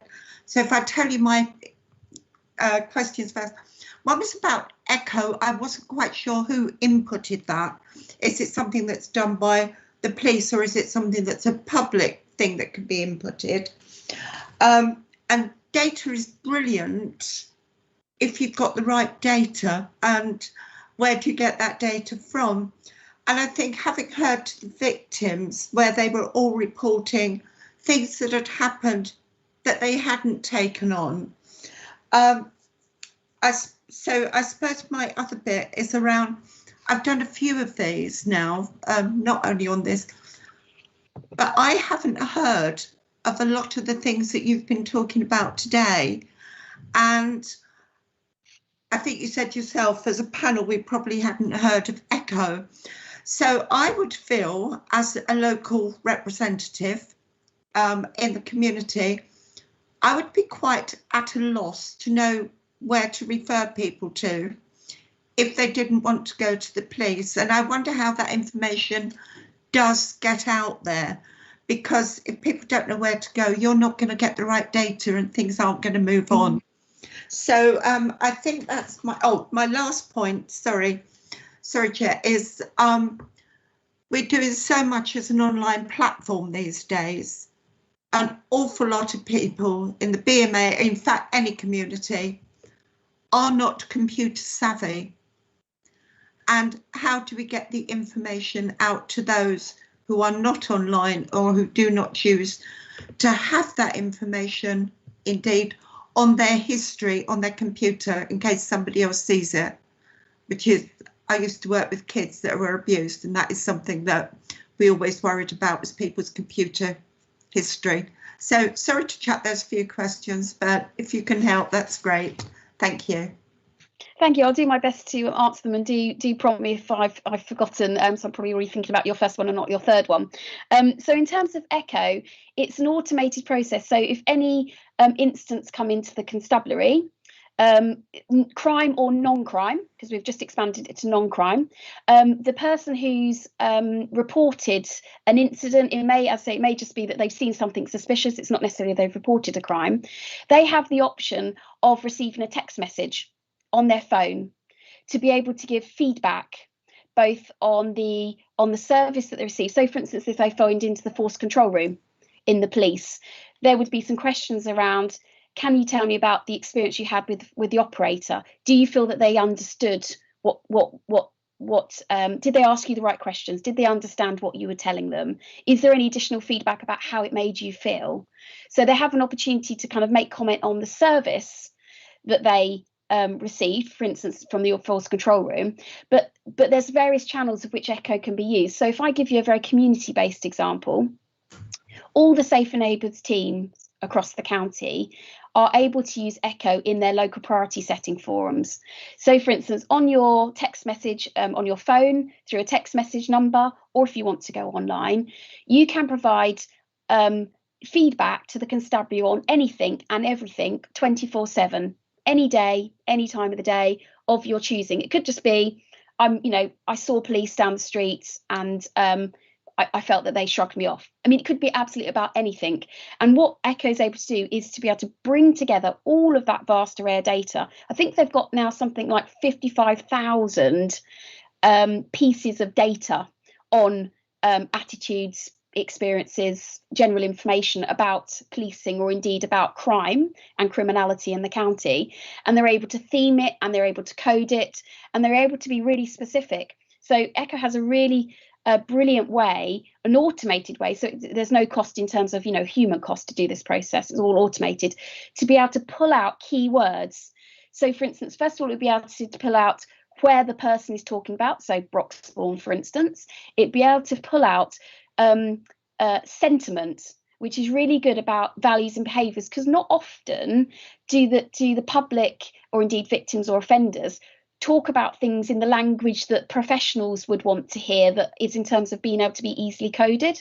So what it can do is it can draw upon negative or positive ways of talking in a text message or in feedback, and it's able to then draw that information up to say, actually, this person had a positive experience, or they had a negative experience with a hate crime officer, for instance, or indeed with a Safer Neighbours team officer, whatever it might be. So they're able to, at any point, whether they've experienced crime or not, to be able to provide that feedback into the constabulary, and that indeed is able to come back to us, both into our Hate Crime Partnership Board and indeed all other areas of service delivery across the constabulary around, domestic abuse, child sexual exploitation, modern slavery, a whole range of crimes and incidents, to be able to inform what our approach is, what our strategy should be, and indeed to provide that really good kind of temperature check for the communities out there about how they're feeling. We had a lot of information that came off the back of Black Lives Matters, for instance, where we were able to say, okay, this is how people are feeling in the community right now.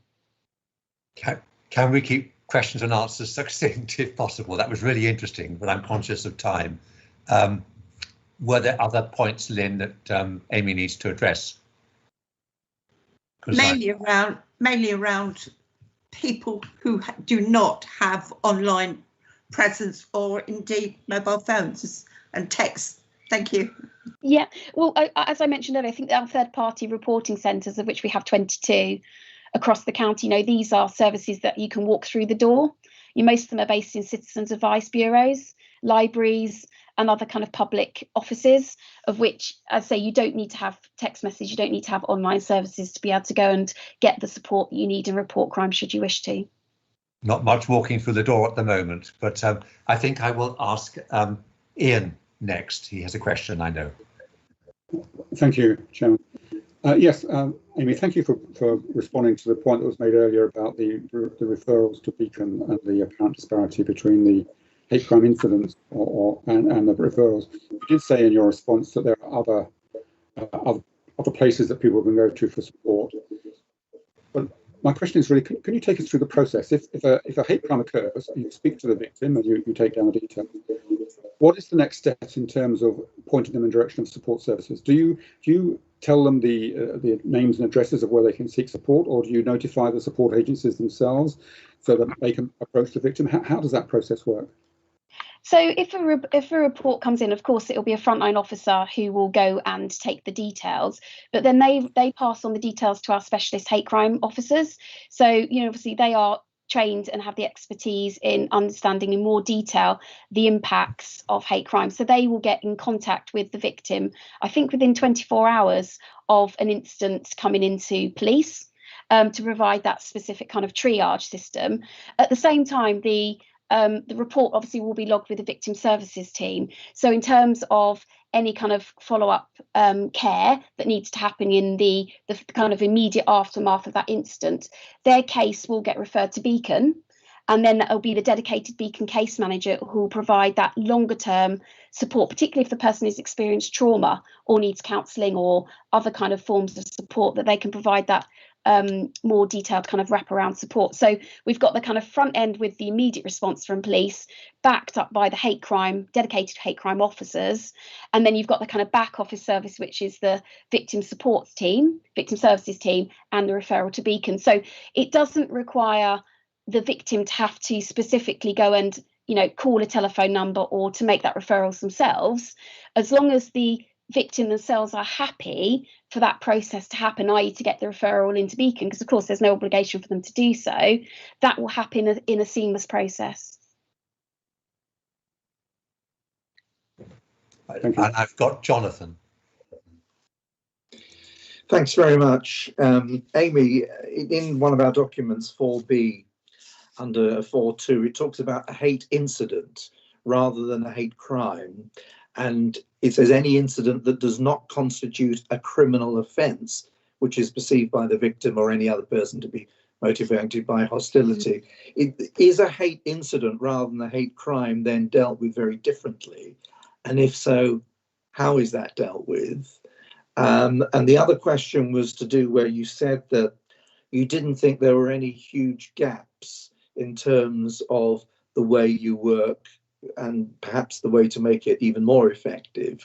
Earlier, we heard that Suffolk was an area used as an example where it works quite well, perhaps more effectively, I don't know.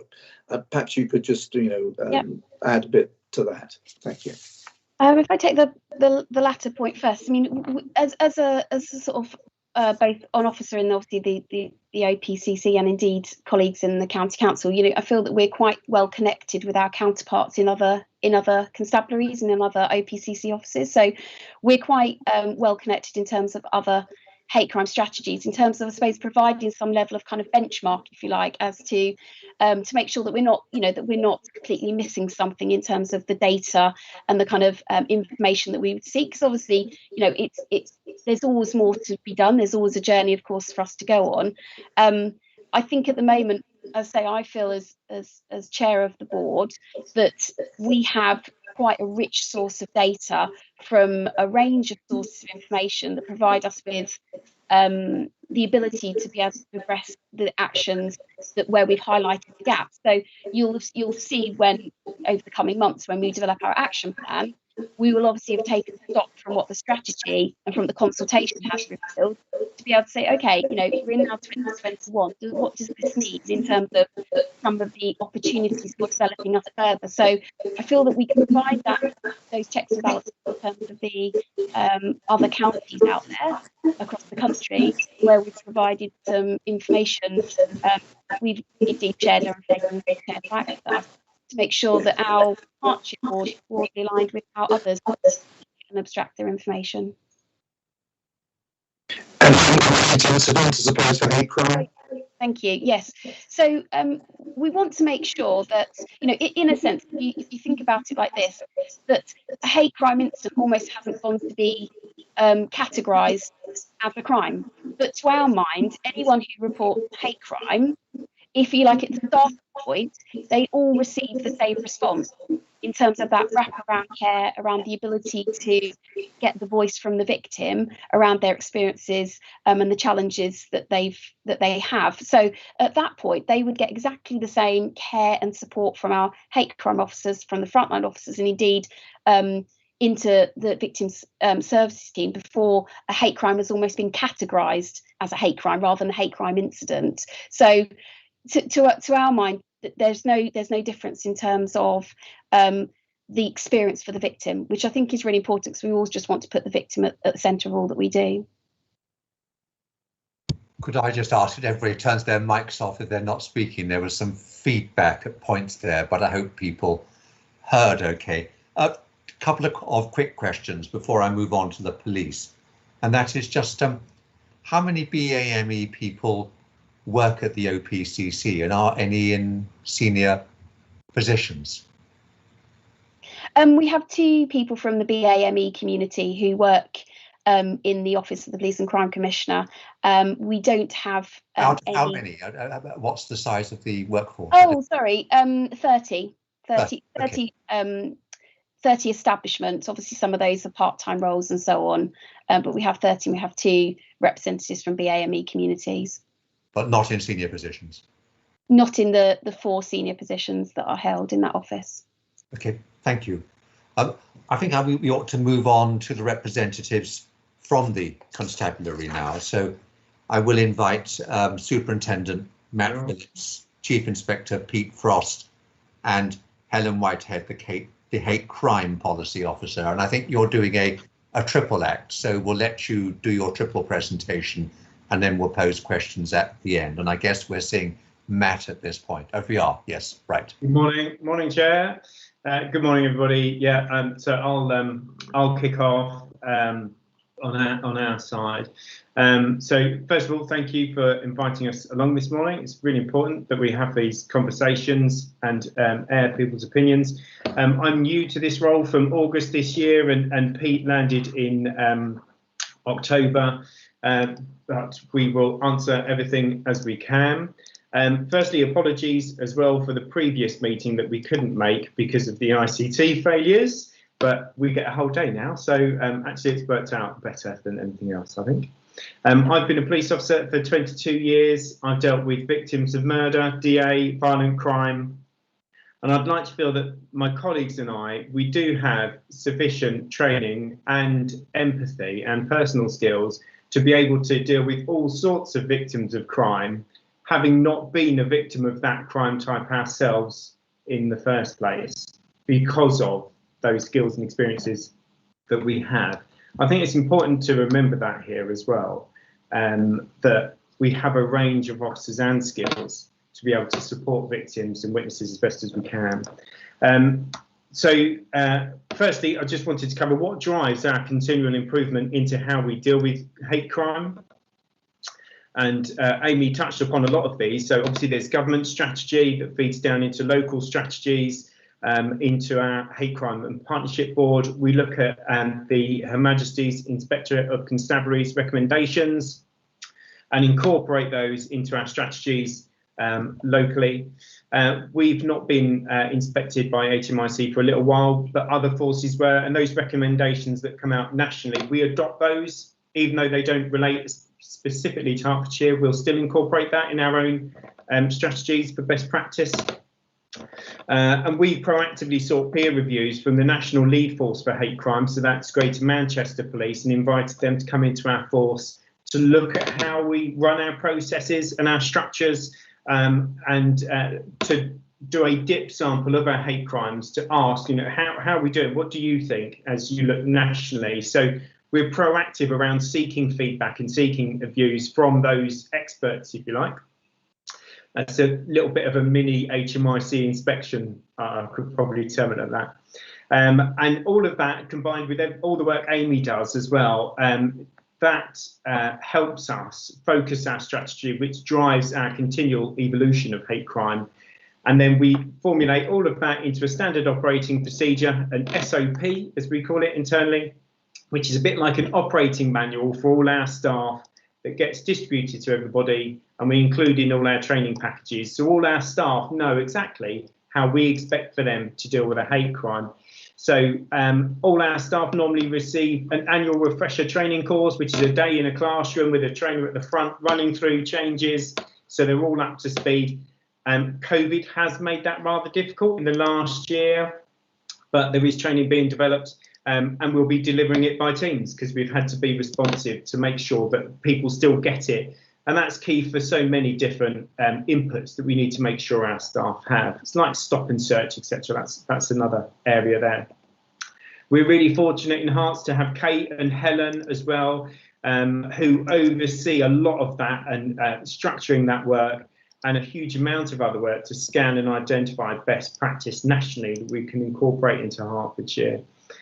So we monitor hate crime performance as well internally. So how are we doing? Looking at the offences that we've got, are we reducing, are we increasing? And how is our service improving? Through different means. We have performance reviews monthly, OPR is an internal one, and Strategic Performance Board, which is chaired by Michelle Dunn, our Deputy Chief Constable. So hate crime is very much on the radar of the organisation, hence significant investment in staffing and training, and the accountability that I have as the strategic lead in the department to sit in front of our Deputy Chief Constable and explain how we're doing and where we're going and progress on the strategies, etc. On a daily basis, we have daily management meetings in each of our 10 CSPs, chaired by each Chief Inspector, and hate crime is one of those crimes that gets reviewed every morning. So the DI, the Detective Inspector, reviews the crime. There's a local CSP meeting where that hate crime is reviewed. It's all entered onto the safety net system, enabling it to be shared with our partners. But in that system is a risk assessment. If it is high risk, it will be discussed at the county-wide management meeting of what is being done to make sure that the victim is safe and that we're progressing with the suspects for that offence. That's every 24 hours. It's brought up at TNCG bi-weekly, so every 2 weeks we have a TNCG meeting to identify trends and themes. If there's any particular patterns around, perhaps it might be 100 hand stickers on bus shelters in a certain area. What are we doing about that? And as a CSP Chief Inspector, I need some additional resource, please, whatever that may be, a covert surveillance team, whatever, to be able to support me in managing that investigation and make sure that we prevent that from occurring. So that is one way of how we continually improve hate crime and how we manage it on a daily basis. But just to give you a bit of an overview of how we manage hate crime in the organisation. But how do we identify and share information on race and religious crime? So I'll quickly run through the process, and Amy has alluded to a lot of this. So firstly, as the police, we identify it through several methods. So that might be calls into our force control room from a victim or a witness, or somebody going into a third-party reporting centre, or maybe somebody just walking into one of our front desks and reporting it there, which does happen, or PCs being approached in the street. So it comes in through so many different avenues. Initially, we'll thrive that report, so we'll risk assess it, if you like, to assess whether that needs an immediate attendance. So are we going to be sending a car to that address on blues and twos? If it is, for example, people throwing stones through windows, shouting abuse. And we'll attend that incident. We apply the National Crime Recording Standards. So this is a national set of standards approved by government that all police forces have to apply when recording crime. So there is a consistent approach across the whole of the UK to make sure that we are measuring and recording accurately. So we use that process to identify whether this is a hate crime or a non-hate crime, but a hate crime incident, and then record it on our Athena crime recording system, and transfer that crime to the owning CSP, so one of our 10 CSPs. Normally there'll be an incident recorded, and the officer will be dispatched to go and visit that victim to gain their report, their statement, and gather initial evidence, be that CCTV, a vehicle index of an offender if it's a road rage, which is one of the common instance we see, and also offer that initial support. So that officer will obtain that evidence, come back to the police station and place the crime on Athena if it's not already been done, but also place that crime on the SafetyNet Plus system. So SafetyNet is our multi-agency problem-solving platform that we record all of our multi-agency issues on. So be it antisocial behaviour, a group of youths hanging around a parade of shops causing trouble, we need to problem solve that. We will record that onto the SafetyNet system and share it with our local partners, so be it the local council, housing, health, education. And that enables us, so we do that still with hate crime, to share that relevant information with all our partners. Also in SafetyNet, there is a risk assessment, so we love a risk assessment. Another risk assessment to ensure that there's suitable safeguarding measures around that victim to keep them safe, as well as the problem-solving plan around, right, what steps are we going to do to ensure this doesn't happen again? Because that's what it's all about, prevention. The crime is then allocated to that officer for ongoing investigation and is reviewed by their sergeant for progress. So if that crime is sitting with the original attending officer, it's reviewed every 2 weeks by their sergeant to make sure that they're making sufficient progress with it and feeding back to the victim. Uniquely with hate crime, our dedicated hate crime officers are allocated to each CSP, who also review that crime on Athena. Normally, if a crime is recorded in the afternoon, the hate crime officer will be reviewing it either that day or the following morning to double check that all the data quality is correct, so that all the correct fields have been put on by the person who originally recorded the crime. They will also recontact the victim. They will also discuss with the victim their needs, if they're vulnerable, are there any additional referrals they need, and ensure that their safeguarding is in place. So they basically double check everything the SCR and that original officer have done.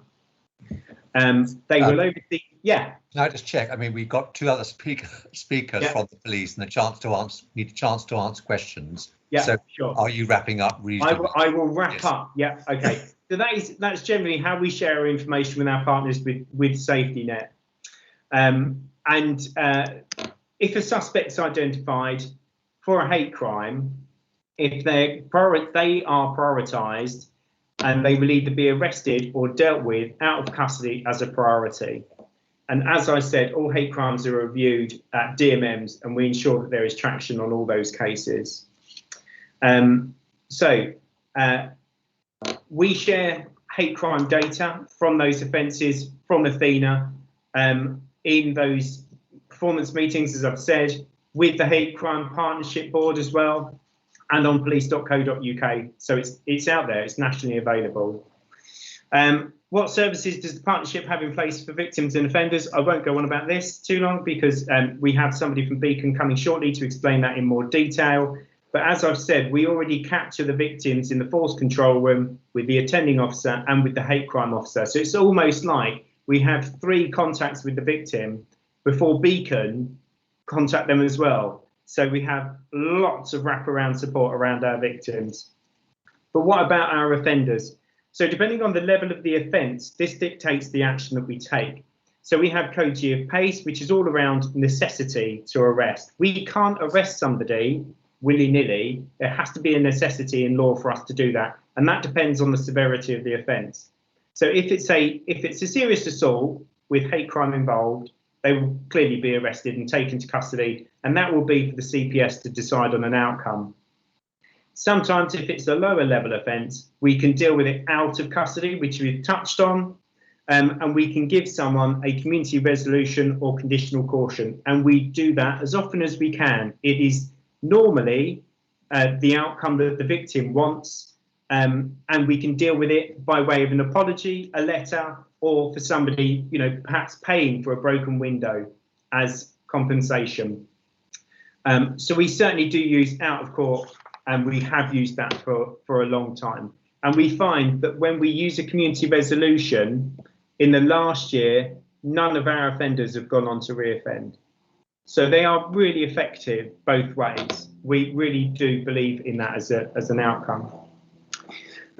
There is lots of other support for offenders as well. All youths who commit these offences under 18 are discussed at a multi-agency panel before any decision is made on an outcome for them, on a penalty, with additional support provided to them by social services or other support services if we feel they need that as a multi-agency panel.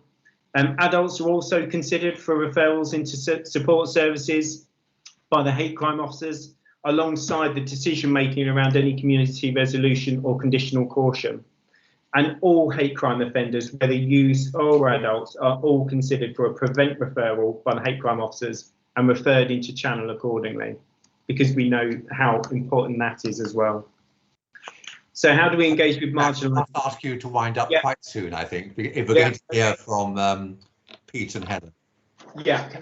Okay. But, well, just to let you know, Pete isn't speaking because we've sort of combined this together into one presentation. So you don't. If I can steal Pete's time, that would be great. A tiny bit, but then Helen. But then we do want to ask questions.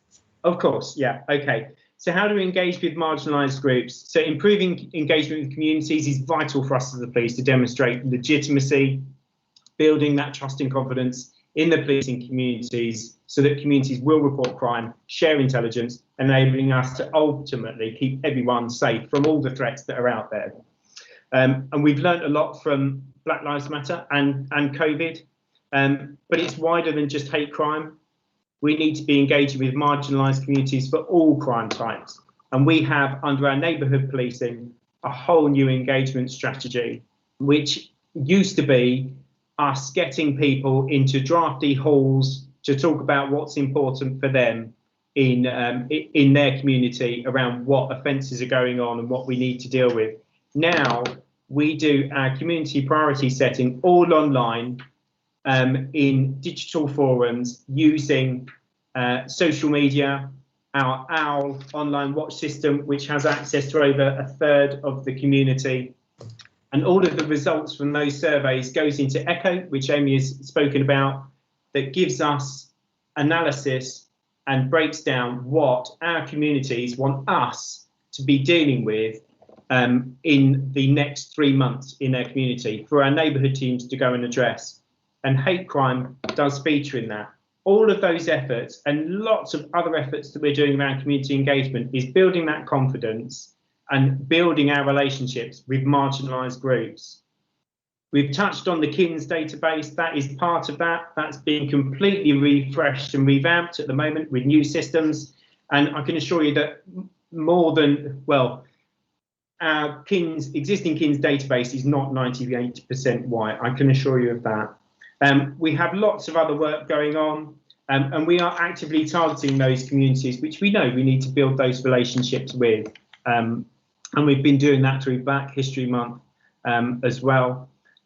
Representation in the police, with 25% of all new recruits into the police force now are from BAME backgrounds, because we've commissioned specialist providers to reach out on our behalf to communities and gain interest there. We're looking so hard at stop and search and improving that. And we now have, Hertfordshire now has a positive outcome rate of almost 23%. So 23% of all our stop and searches are positive. We are 4th in the UK with the highest positive outcome rate, which is incredible as well. I'm very sorry. What does it mean, a positive stop and search? So if I stop somebody in the street and I search them, I find something on them that they shouldn't have. That's positive. A knife or drugs or stolen property. So a positive outcome rate rather than finding nothing and having to let them go on their way. Thank you. Yeah. So all of these measures, and there's lots that we're going on and doing to try and build confidence and legitimacy in our communities to build trust so that people report not only hate crime, but intelligence and all other types of crime. DA we've touched upon as well. Building confidence is absolutely vital. And when we look at hate crime, we've started looking at ECHO and that feedback that Amy's spoken about. And and what are our victims of hate crime saying? And from our initial analysis, it's still early days with ECHO, but roughly 86% of our victims have been satisfied with the service that they have received from us in the police. So we're really pleased with that. We need to build on that, but we are making steps there as well. So hopefully you can tell from me that my team and I are really passionate about hate crime, about preventing hate crime, supporting victims, educating our staff, supporting and preventing offenders as well, and showing that we're open to change and improvement. We want that. We actively seek that as well. And I hope that the other presentations that you'll hear as well will demonstrate to you and reassure you that we're making the most of the investments the constabulary has made with our hate crime officers, and with Kate and Helen too. And that we are working hard to build that trust and make a difference in Hertfordshire. So I'll stop there. Right. I'll run this session until 12:45 to give a chance for questions. But Helen, do you have something to add before we come back at both of you? You're muted, Helen. Can you hear me? We can hear you now. Okay, I won't keep you long at all. I'm conscious of the time. Everyone's probably getting quite hungry.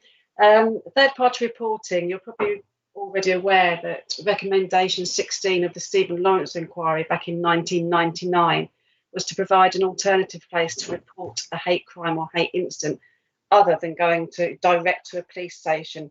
A lot of the victims of hate crime are extremely vulnerable. They don't think a hate crime is seriously. I think we've touched on this. Some people think if they've got a disability or they're just used to, they get called names, that's just part of their characteristic. Well, obviously that's not, it needs to be reported. So I have been in post for nearly 9 years as hate crime policy officer. When I first started, one of the first doors that opened was to look at this recommendation. So we looked at third-party reporting centres, and over the years we provided, myself and hate crime officers have gone out to different organisations to provide training, basic awareness of hate crime, hate incidents, how to recognise a hate crime or incident from a member of the public that comes into their centre or their organisation, and then to encourage the reporting, but also to give that victim time for some support, speak to them. There may be other referral options to go to another organisation to refer them to. And then if they wish to report it without going to the police, the person at the centre will assist them in taking report. And this is done via True Vision, which is a national organisation for hate crime. Their website has a wealth of information about hate crime. And so the form is completed, and then once submitted, it will go to the police. Then it will go to our force control room, and it will be dealt with in the same way as any other hate crime incident that is dealt with that comes in. The victim also has the option not to have a police attendance. They can report anonymously. We can use this for intelligence purposes, but also at least they have had some support in that centre by a trained member of staff. We have a strapline, it's called Don't Ignore It, Report It, and that's on a lot of our posters, leaflets, merchandise, etc. Obviously things have changed since COVID. So when we went into the first lockdown, we had a big training session planned for all organisations and new organisations that wish to become a third-party reporting centre. So unfortunately that had to be cancelled, but that has led us now to plan training sessions via Teams. So I've had expression, this is going to happen in early May, I've had expression of interest from over 40 people, ranging from Department of Work Pensions, a church, a youth club, a wide range of organisations, disability centres, which we've already got, wanting awareness training for hate crime and to be registered as a third-party reporting centre. So this training is going to look at how we can address hate crime and incidents from the third-party reporting centres post-COVID. So there might be a few changes in our processes. We're also going to review the protocol for third-party reporting centres, And in addition to that, we are looking at having hate crime champions within that organisation. I know of another force that has done this. So a hate crime champion within the organisation will have a little bit of extra training as to exactly what happens when it goes to the police, a bit more detail about legislation, and they will be able to provide support to their peers within that organisation. So it won't be just relying on members of the public coming in to report. If they think that somebody within their organisation is a victim, they can give them some advice and show them where to report. We actually did some training in 2019. We have a hate crime awareness week every October, and that is when we get our main message out about reporting and third-party reporting as well. Obviously, every day is a hate crime awareness day, but this is our week where we pack it solid, highlight the third-party reporting centres. I went with a hate crime officer into Turnford College to train some students who are doing the public service course, and as a result of that, they became hate crime ambassadors within the college. That was very good, and as a result of that, we're going to be doing the hate crime champion training. We ask the third party, it's a two-way thing, obviously, two-way agreement with the third party reporting centres. We do ask that they send quarterly reports in as to how many referrals they've made, how many victims have been to the centre. Unfortunately, I'll be honest, in the past, they haven't been very good at returning those reports, but now we're focusing a lot more on the hate crime officers taking ownership of these centres, because they will be out there, they'll be dealing with victims anyway, but they'll go and visit these centres and talk to them. One that works particularly well is a disability centre in Letchworth. They have a very good contact with their local hate crime officer. So a lot of the times they don't need to report third party because they can deal with it in-house, in that they can provide the support.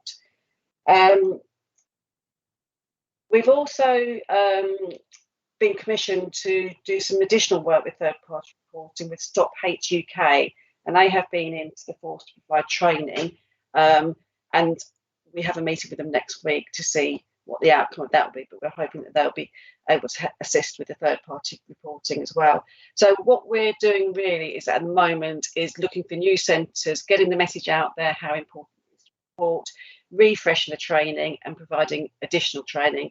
And I have to say that I'm very confident and impressed with the responses I've received from the expression of interest that I've sent out.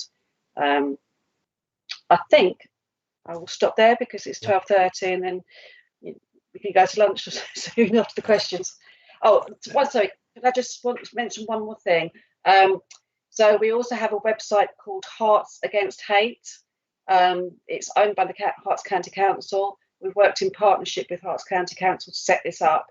And again, you can get resources there, posters to report, to advertise, to raise awareness, and publicise the reporting of hate crime. To search for a hate crime reporting centre, there's an option to put the postcode in on this website and it will bring up your local centre.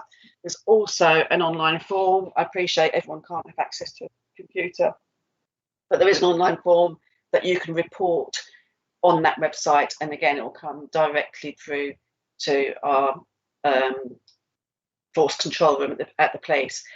This is always an ongoing piece of work of how to improve it as well. So I will stop there. Right, Helen, thank you very much. I will just ask one question first before I hope that colleagues have also got thoughts about questions. But here we are in Hertfordshire, and we're a kind of interesting county because we're a whole range of smallish communities, nowhere massive, no one centre, and lots of rural space in between. And I just wondered, is there a risk of people slipping under the radar because they are the only person of a particular minority in the village, if I may put it like that? And it's not as if they've got friends or mates to go back to, and they are very much isolated and a long way away from third-party reporting centres. Is that an issue? I can't see it being an issue in that we have, over the years, we're raising awareness of being able to report it without going direct to the police. We have it on social media. during Hate Crime Awareness Week. We have posters with the website as well, so they would be able to report from the comfort of their own home without having to reach out to a centre. So I can't see that being an issue, because we're constantly trying our messages to raise awareness to don't ignore it, report it, and there are other ways of doing it. So I guess it very much depends on people being technologically savvy, though. But yeah, it's anyway. Technologically savvy, yes, but if you're vulnerable, you should more than likely, hopefully, have some sort of support. I know you said that in some communities they might be completely on their own, but I would like to think that there is somewhere to reach out to get some support. And then that's probably what our aim is as well, to reach out to those hard to reach communities. That's where we're trying to get to for the reporting centres as well. Okay, I've got Jonathan and then Ian. So Jonathan first.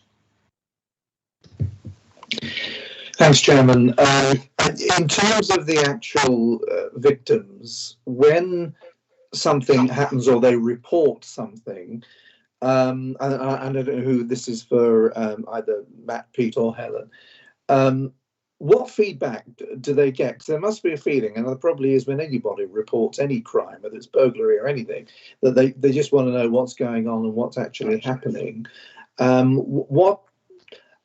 Even if somebody isn't prosecuted, do the police actually go back and say, well, look, there wasn't enough evidence for prosecution, but we did have a word with, whoever, and we're hopeful and optimistic this won't happen again, or whatever. And earlier, Mr. Mystery from the Hearts Equality Council made reference to the anti-Black Lives Matter demo, where there was some I don't know, white supremacist type conflict or whatever, and he wondered whether the perpetrators, if you like, of some of this were ever spoken to afterwards. So in other words, there might not have been a prosecution, but did the police actually go back, speak to the perpetrator, and then go back to anybody else? No, you don't have to comment on that particular incident, but feedback is often crucial with any of these things, because you report it, you hear nothing, and wonder what's going on. So perhaps you might want to comment on that.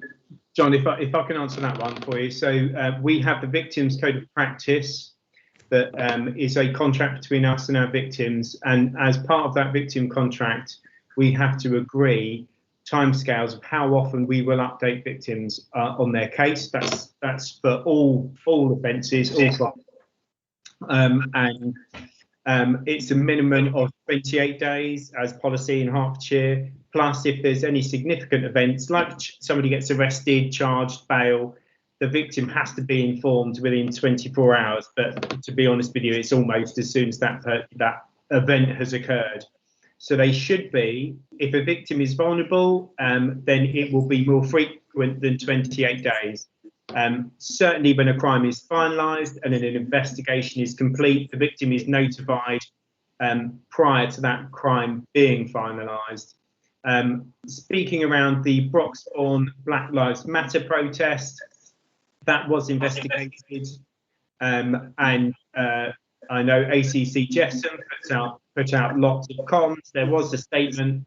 There are some difficulties around speaking about that, not because of the police investigation, but other things going on in the background which aren't in the public space.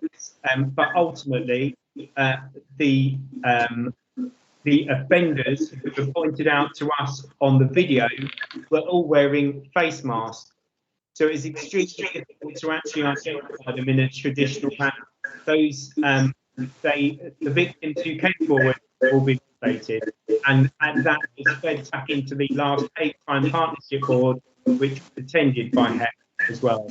So they have been notified of that, along with all the partners. We're trying to reassure everybody of that.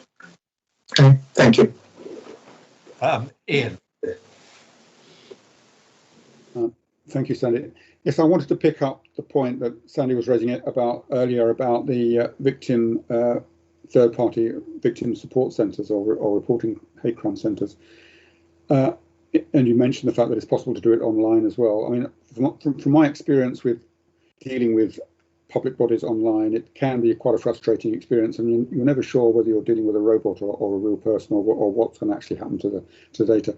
So I wonder, how many centres are there across the county, where people can walk in and talk to somebody about a hate crime incident? Can you give us some feeling for the scale of that? How many centres are there? Oh yeah, my mic's off.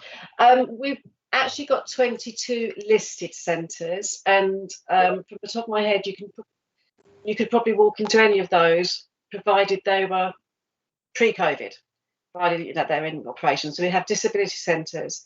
We've got the local council offices.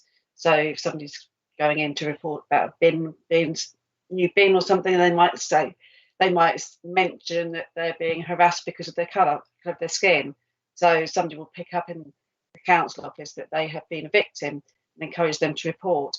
They have the option then to go away and report it online, because they'll give them the website. But the main objective of a third-party reporting centre is so that somebody can take the report on behalf of the victim, and they can help them so that they don't have to go online and do that. So most of the centres, I would say, yes, you can walk in and take a report. In normal times outside. In normal times, and this is why we are looking at how we're going to address it now, because obviously we've been a year without having these centres fully operational, and how do we deal with this going forward post-COVID? And that's what we're looking at when we're reviewing everything. We're going to talk to the centres themselves. How can we encourage reporting? And I completely understand that not everyone can just log on to a computer and report something, especially in a hate crime incident. They need that support. They need somebody to talk to them. So this is what we will be addressing at the training, how important it is, rather than say, fill in this form online. And they're very keen. That's the good thing. Organisations are keen to be trained and be made aware of what a hate crime, hate incident is. When I came into post sort of 8 to 9 years ago, a lot of people, compared to now, didn't have a clue what a hate crime or hate incident was. So we've definitely come forward with this. I've got Lynn.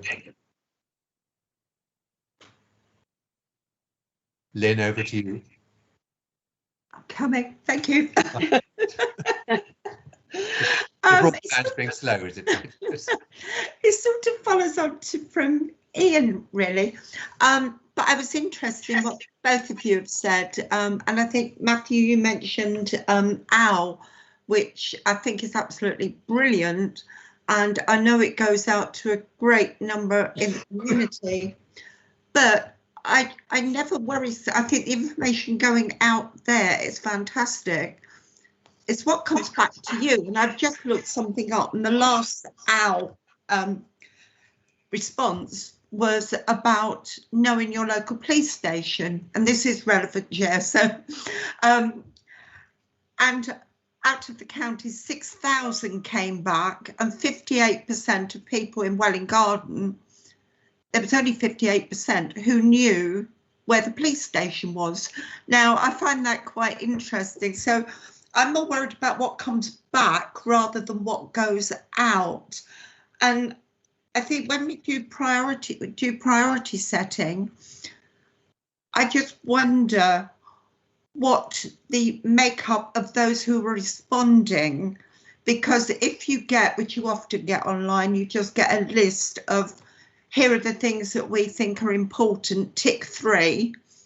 Unless you are part of the BAME community, you may not see that as a high priority.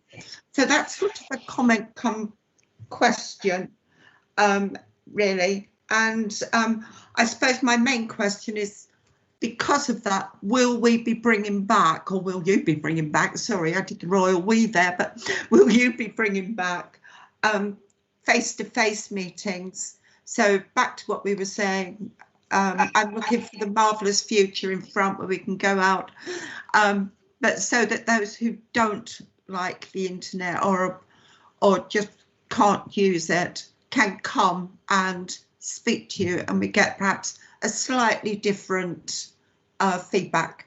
Thank you. Yeah, Lynn, thank you for your questions.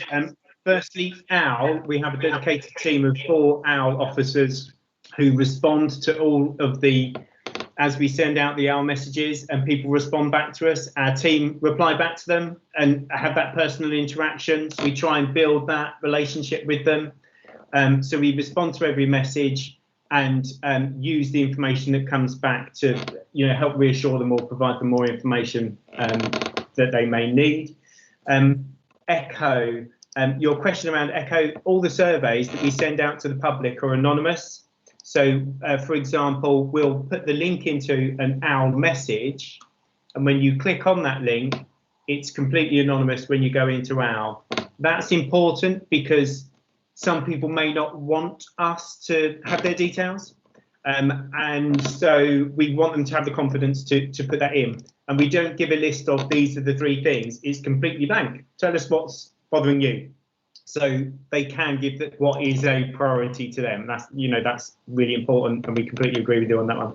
And your last question, yes. Oh, we can't wait to get back into a room with members of the public and find out what's important for them. What we'd like to do is have a bit of a hybrid. So we would have, a hall with people round tables and cups of tea and cookies, absolutely. But why don't we live stream it? So those people who perhaps have disabilities can't get out, or if you've got a young baby and you never get out, then you have that option of being able to watch it and be involved. Or if you're at work, we can record it and you can watch it later on and then contribute to the OWL survey. So the future is best of both worlds. I hope that answers your question. Thank you, Matt. Tina. Thank you, Chair. Following on from Lynn's comments, I'm just a little bit concerned that we have these third-party reporting centres, but I personally knew nothing about them. And how is it that we are cascading the information about where to report hate crime to the local community? Because I spent a good number of hours sitting in front of the computer. I put in, report crime, hate crime, and it was a very frustrating afternoon trying to find where I could actually report it if I'd got something to report. And we keep talking about, people haven't all got digital facilities, and if they don't know about these third-party reporting agencies, where are they going to go? Because you have, as far as I'm aware, I may be totally wrong, but there is no sign up at any of these places saying, this is where you can report. Domestic violence, you can now go into a chemist and you can report, and it's taken on board. You don't have to actually, be involved with the police to do it. Is there anything like that going on? And at the same time, you've mentioned Turn for College ambassadors. I wonder if there's any plans to actually take this forward into secondary schools, because having had the experience of working in school, a lot of this sort of work can be done in school. Notice the road rage videos that were done some time ago, their impact. It's just a comment. I wonder if you'd like to make an answer. You are silent, Helen. Thank you very much for that, Councillor. That is really useful to know that you're not aware of where these centres are, because that, as mentioned before, is raising awareness, not of just how important it is to report a hate crime, but also where you can report a hate crime rather than having to go to a police station. So that is something we will be working on. And I don't mean to keep blaming COVID at all, but in my office, I have boxes and boxes of posters saying, don't ignore it, report it. The website of how to contact True Vision, and we have leaflets for each double district about leaflets about hate crime and a list of where the centres are in each district. So it's good to hear your comment in that it's reiterated that once we're back to normal, we will be highlighting that. We're going to ensure that all centres have the same resources as well, so people get used to seeing that same purple poster with that branding on. So that should highlight it as well. With regards to something else I was going to say, sorry, that where the centres are, but no, that we will be working on that. And so with regards to your question about the schools, in 2018 we ran an extremely successful conference for sixth formers for schools across the county. That it wouldn't be allowed now, because I honestly thought they weren't going to stop coming through the door. It was so popular, really good. And then the students went back to the schools and delivered assemblies from what they had learned. And also prior to COVID, the hate crime officers quite often go into schools and deliver assemblies. Going forward, this year, last October during Hate Crime Awareness Week, we put together a video about hate crime for year 7/8 pupils. That's what it was aimed at. Very good. We got all the hate crime officers involved, but then what happened? COVID. So the work we're doing with the video, I'm actually working with Hearts for Learning, Hearts County Council, and we're putting a lesson plan together to accompany the video, so that can be given out to the schools.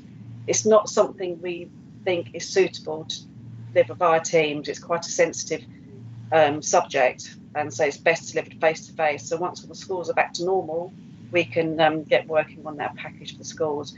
But it's quite often highlighted when I deliver training that education is key, and I agree with that. Thank you. You're welcome. Thank you. I'll ask a final question and then we'll close. And that is, I did ask this of Amy, so I should ask it of both of you. I asked Amy about the BAME fit of the OPCC. Now, obviously, I'm very encouraged to hear that 25% of new recruits into Hertfordshire Police are BAME, but out of interest, of the hate crime officers, how many are BAME, the hate crime specialists? At present, there aren't any. There was one who has moved to another post, but he still provides a lot of advice to the hate crime officers. But in addition to that, within the force, we have lots of support groups. Yeah, we've got Irfan. He's still in the hate crime sort of pool, but because of his particular skill set, he's working on a national diversity project. But he still provides advice and guidance and works really closely with all our mosques. So he's still part of the team, if you like. But we do have a real spread of gender, age, sexual orientation, and as well as ethnicity. So there's a whole spread across all hate crime, and each of the hate crime officers are a specialist in a protected characteristic each. So they will take responsibility for certain things about certain issues that come in. Okay, that's helpful to know. I will draw this session to a close. It's been very illuminating, and we are running slightly late. So I'm suggesting that we reconvene perhaps at 1:35 rather than 1:30. And so I will see you all at 1:35. And may I once again thank the witnesses, Amy, Matt and Helen, for all the information that they provided, sometimes a bewildering amount, but also responding to questions. Thank you very much. Thank you. Oh, but thank you.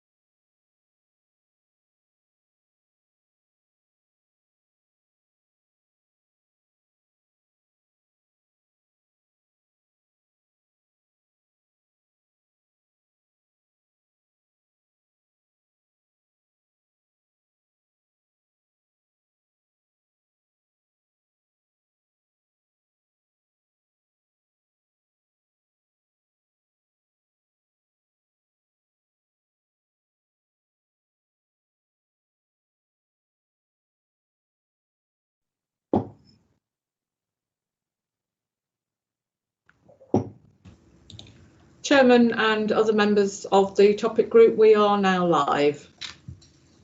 Natalie, thank you very much. Welcome back, everybody, to the afternoon session of this day-long topic group. And first of all, I'm going to invite Natalie in her role as head of scrutiny, but the support officer for today's proceedings, just to summarise where we got to from this morning. So, Natalie. My pleasure, Chair, and this will be helpful to Rebecca and other colleagues joining us this afternoon, so they get a sense of what the main areas of interest have been to members. I'm going to do a quick summary, but I just thought it might be helpful just to preface that with where the key themes were emerging, and these are in no particular order and no logical order, but during the morning there was obviously a perception issue, a perception of community, and in terms of policing and victim support, and also maybe some perceptions from police and victim support in terms of what community might be seeking.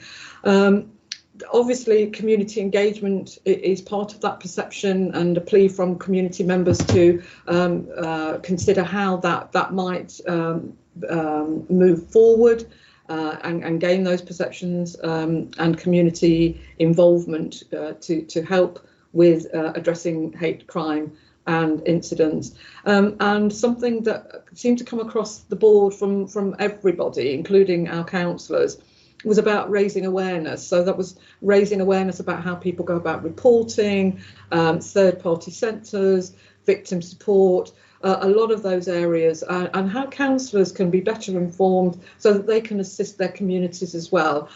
So it may well be during the afternoon that members want to give some thought about how they might want to alert colleagues more broadly, councillors I'm talking of here, in terms of what is already in place and how things might be helpful if councillors can play a more proactive role in promoting some of that. So just a quick run through of the summary. I'm going to keep it short, Chair, because I know we took up quite a lot of time this morning, so I don't want members to lose valuable time with this afternoon's witnesses. So just a quick canter through.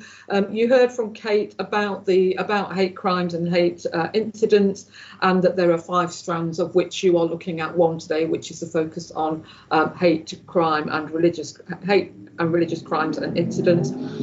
You were made aware that it does include the perception, so it's what the person feels about an incident that's taken place. It does not necessarily need to be a widely acknowledged this is a crime or an incident. You heard from councillors and from the victim's voice that you heard is how to capture that, because often these are quite fleeting incidents. People may not recognise them at the time as being an incident. If they do, they don't know how to report it, or more worryingly, and this came up a number of times, people deal with it so often it's just part of life and they shrug it off. And there was an absolute clarity from Kate and other colleagues that actually there is a realisation that hate crime is underreported, very similar to domestic abuse, but how it should not be tolerated, and how mechanisms are put in place to enable that to be addressed. There was an acknowledgement from Victim Voice that that hate crime officers are doing a fantastic job. There's a lot of respect for what they do, but a sense from victims about how the reality of partnership arrangements and how effectively they're utilised at key junctures, and the communication that takes place between the different parties involved within that.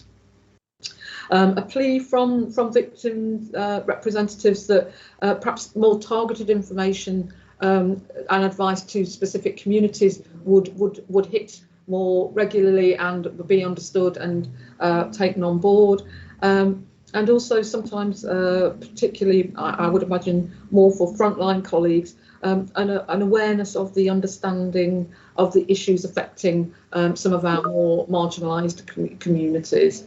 But also a plea, well, not a plea, but a recognition from both Victim Voice and from the Constabulary about the power of restorative justice, a sense from victims that they actually, at times, they would rather have the person reconsider their views with a view to moving forward and not doing that again, rather than going through the court system, which can be extremely painful for everybody, and that restorative justice, the police have found to be particularly effective as well in terms of recidivist rates, which is excellent news.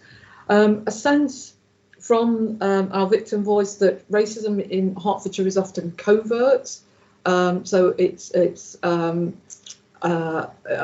less, there's less awareness and of it. It's not the overt incidents that we might have seen in America and other parts of the world, but there was a sense that following Brexit and Black Lives Matter being re-energised last year, that incidents have increased since then, and that training, particularly around unconscious bias, needs to be receiving greater recognition and promotion.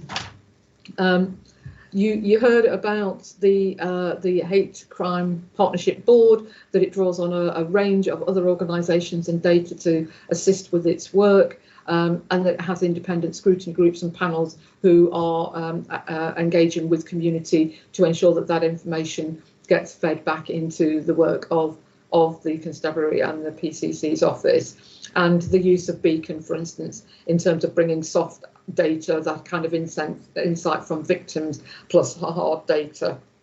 I think one of the members voiced it quite neatly this morning, that they were confused because there seemed to be two quite different views being expressed in terms of what victim representatives were articulating, and then where the police might be coming from on that one. So I think that feeds back into that raising awareness, understanding of perceptions and community engagement.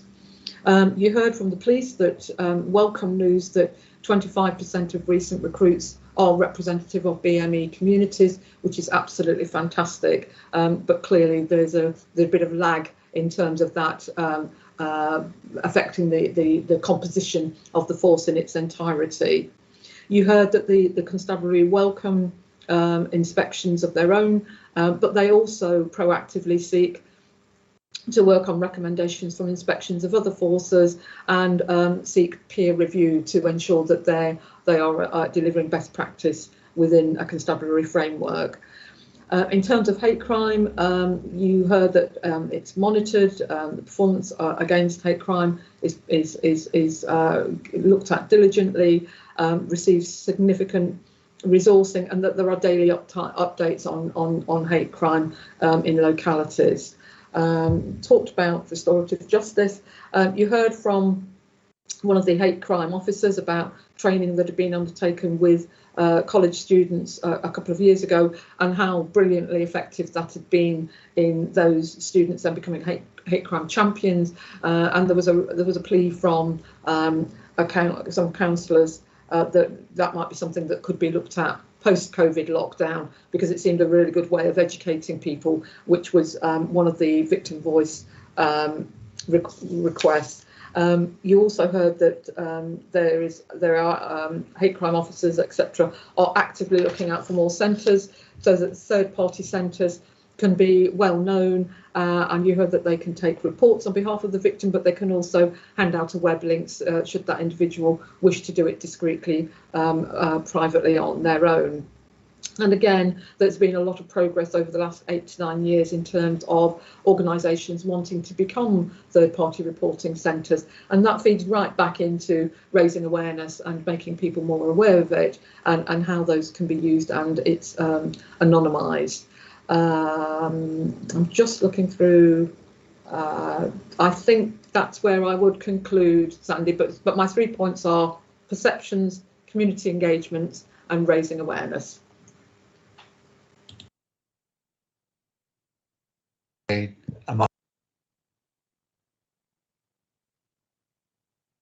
Sandy, you're on mute, I'm afraid. I'm sorry. I thought I'd unmuted myself. There we are. That's an exceedingly comprehensive review of this morning's sessions. But do any of my councillor colleagues feel that Natalie has missed anything out there? And if not, actually, it makes it sound that we really did cover a lot of territory. And I guess we did cover a lot of territory. So we now turn to the victim side, or the victim support side, and we have Rebecca Bailey from Beacon Victim Services, and we've heard about them secondhand, if you like, this morning, and now Rebecca has the chance to actually make the direct pitch and explanation. So Rebecca, over to you. Thank you very much. Is it a camera on situation? It's camera on, yes, yes. please. Okay, good. We must see the whites of your eyes. So, right. Brilliant, thank you. Thank you for inviting me here today. It's really nice to be a part of this and talk about the work we do and also the work that we need to do. So I am Rebecca Bailey. I'm the Deputy Head of Service for Beacon Victim Care. We have a team of 21 with 15 vulnerable victim case managers. If you hear me abbreviate in this, I might call them VVCMs or case managers, but when I speak about them, I'm talking about the people that do the work on the front line with those victims. We have 15 case managers and the rest medical management. And we work in, so we're called Hertfordshire Beacon, and what forms part of that is two sides really. There's ourselves, which are made up of Catch-22, which is a charity, social organisation, and we do the sports side. And then, which you probably heard about this morning, you've got the victim service team, which are the team that call victims, vulnerable victims under the VCOP, let them know their crime number and actually offer our support to them. So they're our main referral source. And actually, when we talk about Hertfordshire Beacon, it's an umbrella term for the both of us, which we try and make at least confusing for victims when we call ourselves Beacon. So our main referral source is the victim service team. As I said, they call a lot of people under that code, under the Victims Code of Practice and the entitlements under there.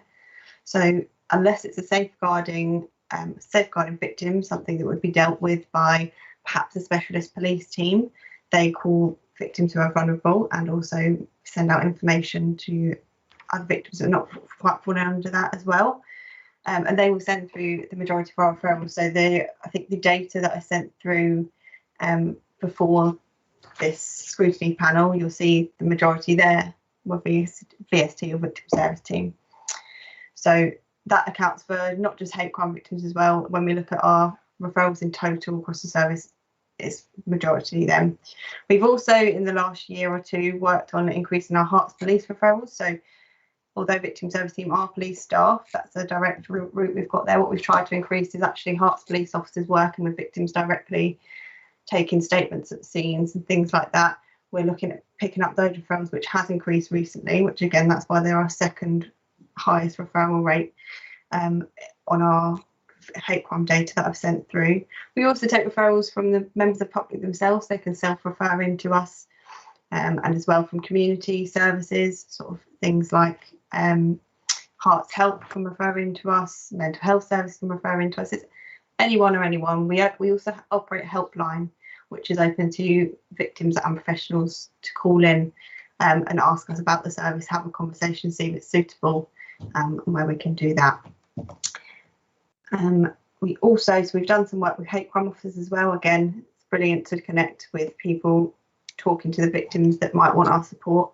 So we've had, in the last year, we've met with hate crime officers and spoken about the work we can do, and made that joined up a little bit. And if I touch upon what we do, so that's where our referrals come from. What I'll do is I'll touch upon how we actually work with victims as well. So when we get a referral, first off, we work in a model of a single point of access. So they're only ever having to talk to one case manager.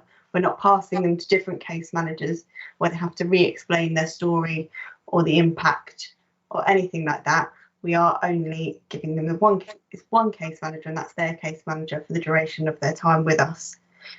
Once we get a referral, we will take all that information, check we've got everything we need, check there's no safeguarding, and then we will make contact within the first 24 to 48 hours and just make sure that they know we've got the referral and do that initial assessment. Let them know all the important information, so their rights under the VCOP.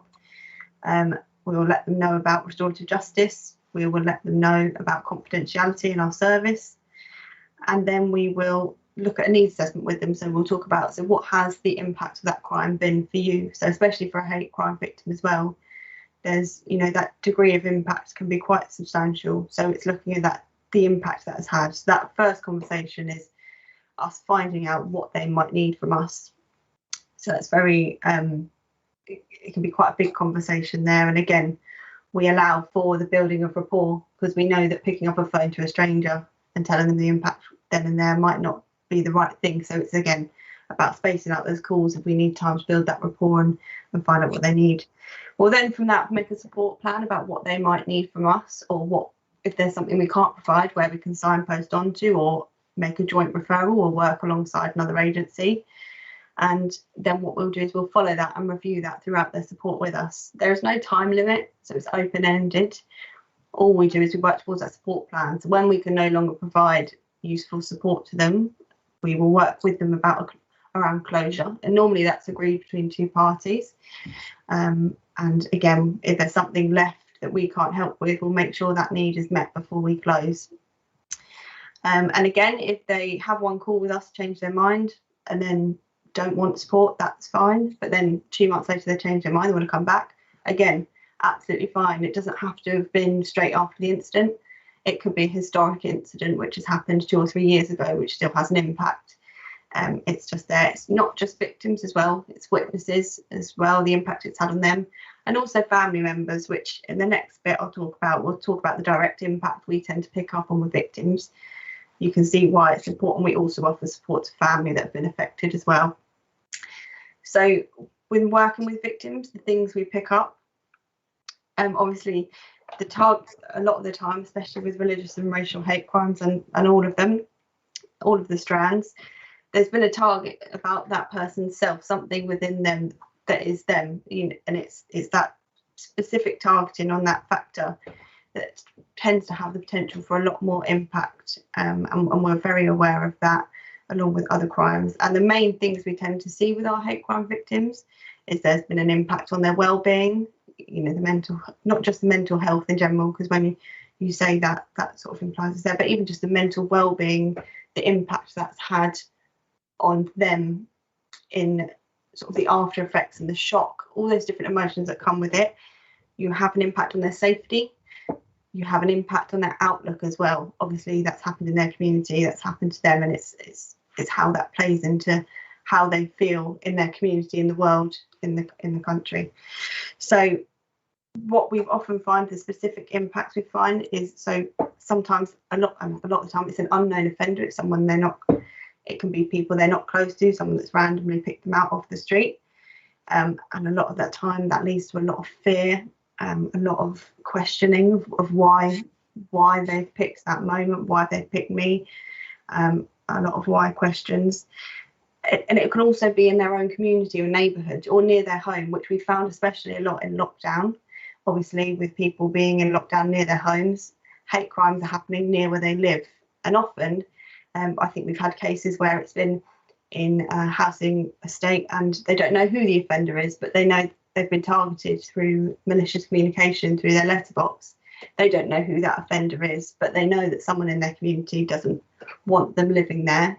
And that impact on them as a person, and the whole family, and that we've then often ended up with the children cases as well, because we support 4 years old and up. So we've often even had to support the children of parents who have been targeted, because the internal impact of that, and sort of the way victims then start to think about themselves as well, it can be quite impactful, and that's there. And also the impact on sort of their mental, I think I've said already, their impact on their mental well-being, but it can be quite substantial, especially with repeat incidents. I think you must touch upon that this morning. Like you say, we get some victims who have been repeat victims for a long time, so that repeat incident effect and the sort of snowball that builds up for that victim, it's working with that and looking at when that started to happen, and the fact that there should be something done about these incidents that are happening to them. So again, sometimes we have victims who do ask us and say, you know, why should I report, because it's going to happen to me again? And it's about working with them around that, and their choice, and understanding that's how they're going to feel after that amount of incidents have happened to them. So some really deep impacts we see that we work with, and often what they need from us is someone to talk to, someone to offload to, some emotional support around what that impact has been.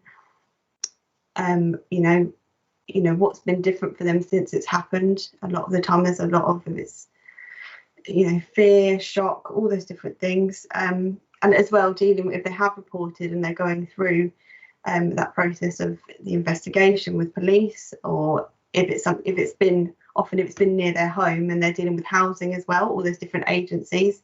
So it's often emotional support with that as well, because obviously with each, what we tend to find with victims is with each update or with each progress that happens or non-progress that happens, there's another emotional impact there as well, because that obviously what their expectation of what would happen is can sometimes be different from what happens. So we're also dealing with the impact of that. So them walking through the criminal justice system as well, that's as much as an impact for them. We also, so yes, emotional support is helping maybe sometimes with the advocacy around that professional communication with housing, police, other agencies they're working with.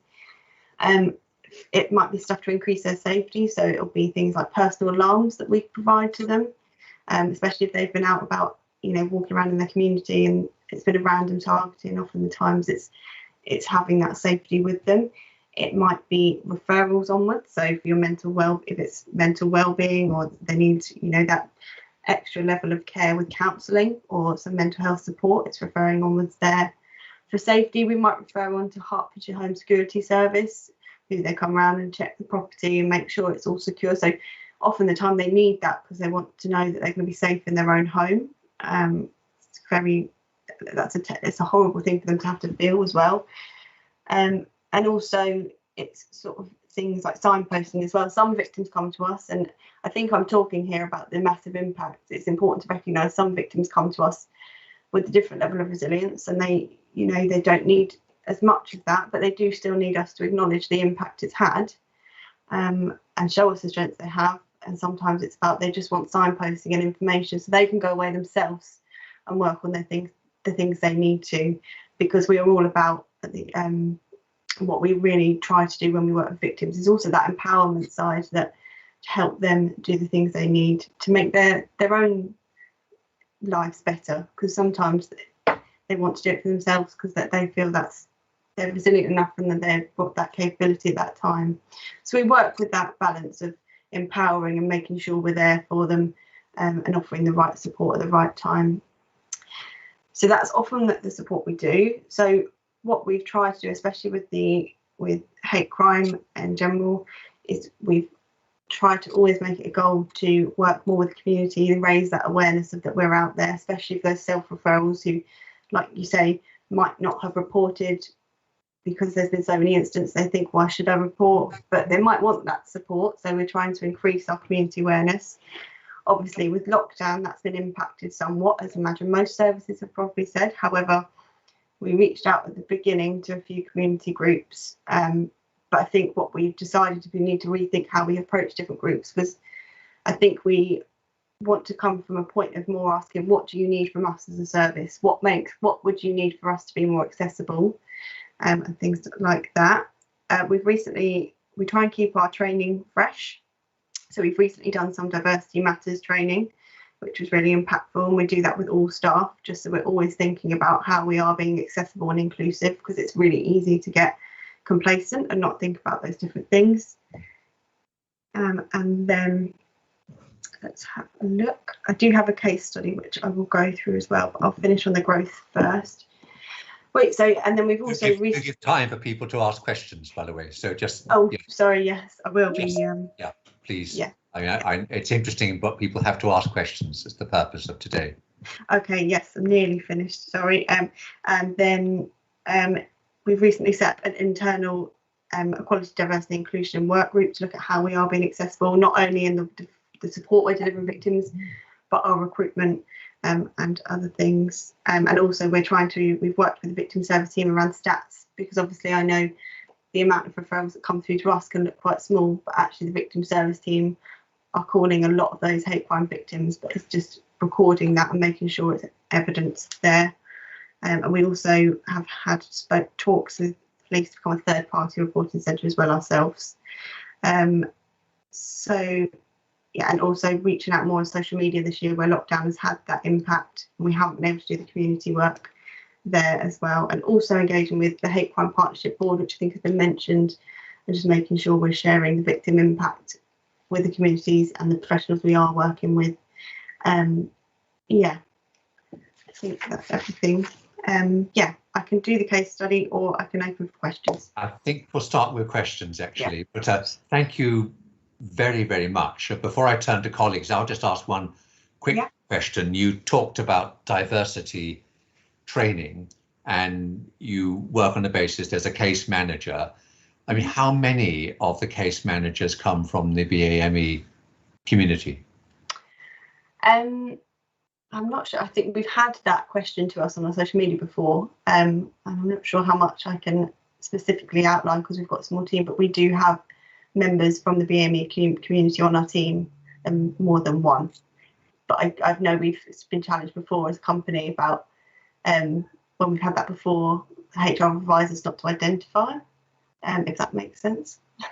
It kind of does, but it just goes back to a degree to one of the points raised in the opening session today about the fact that, there's a difference between the lived experience and just, however sympathetic. Yes. It's just that empathy. I think it's one of the points that has come across. I've got a couple of questions. I shall kick off with, first of all, Ian and then Jonathan. So Ian first. Yes, a very quick question, really. I take it from the definition of your business, Beacon Overview of Referrals and Services offered to victims, you don't just deal with hate crime, you deal with services for all victims of crime. So what percentage of the referrals that you deal with, can you guess, I don't know if you've got actual statistics, but could you give us some feeling for what percentage of your cases are actually hate crime cases? Yeah, yes, so you are correct, it is all crimes. And so from the 78, I can get some stats, but I would say it's a smaller percentage than we'd like, if I'm completely honest. That's why we've got work to do with community groups. I can't give you exact percentage, but I know we get around, I don't want to give a guesstimate that's wrong, but I know it's around, I would say 1,800 referrals a year. So obviously that's quite a small percentage when you look at that in comparison to the other crimes. If that answers the question. So it's 1,800 hate case referrals a year. No, sorry, 1,800 all crimes. So obviously, and then the stats I've sent through for last year, so that was about 83, 86 in the end, I think. So it's quite small. However, that's so that's why I've sort of picked up with the victim service team, because they call hate crime victims because it falls under the Vulnerable Victims Code of Practice. But it's obviously the way what Vicky Richards had told me, who's the inspector there, is the way that Athena sort of categorises that. It doesn't quite pick out hate crime victims for her to be able to pull that data out. So from the 1st of March, we've set up that she's going to start to record that in her internal data. So we'll actually be able to see how many victim service team are calling and offering our support and how many are coming through to us, if that makes sense. I think so. Just so that basically there's two strands. There's people self-referring directly, and then there's people via victim support. Is that right? Yes. So some people will self-refer or be referred to other agencies, and the main ones is through the victim service team. And victim service. Sorry. Yes. Yes. Yeah. So, and that's But they do. That's the thing. They will call when you look at that number of referrals. Being at 1886, I think it is. I know because we work very closely with the victim service team, being in the same office and the same, having very close relationship, that they call a lot of the victims. It's just we're not always what victims want. They've either got support elsewhere or they don't want that support at that time. And we're definitely not the sort of organisation to sort of push ourselves on victims if they don't want us. So they definitely get the offer. They definitely get the offer from the victim service team if they've reported. I understand that doesn't account for the unreported, but that's where we try and build our self-referrals. Thank you. Jonathan. Thank you. Good afternoon, Rebecca. And this is quite interesting. I cannot imagine what it must be like to be a victim on a regular basis and have somebody nearby, and an incident takes place, then it doesn't, and then you're waiting and waiting and hoping it's gone and relaxing, and then suddenly something happens again. It must be absolutely dreadful. In terms of, well, I don't know. I don't know how many are a lot of the victims that you actually deal with, ones that are regular, if you like, that have regular incidents. And the other question was, you said you had 15 case managers. Mm-hmm. How many cases might each case manager work with or juggle with at one time?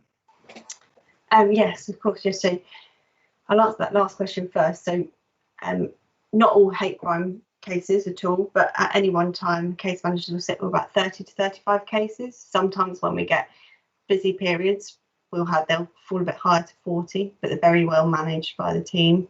But 30 to 35 is our safe bracket.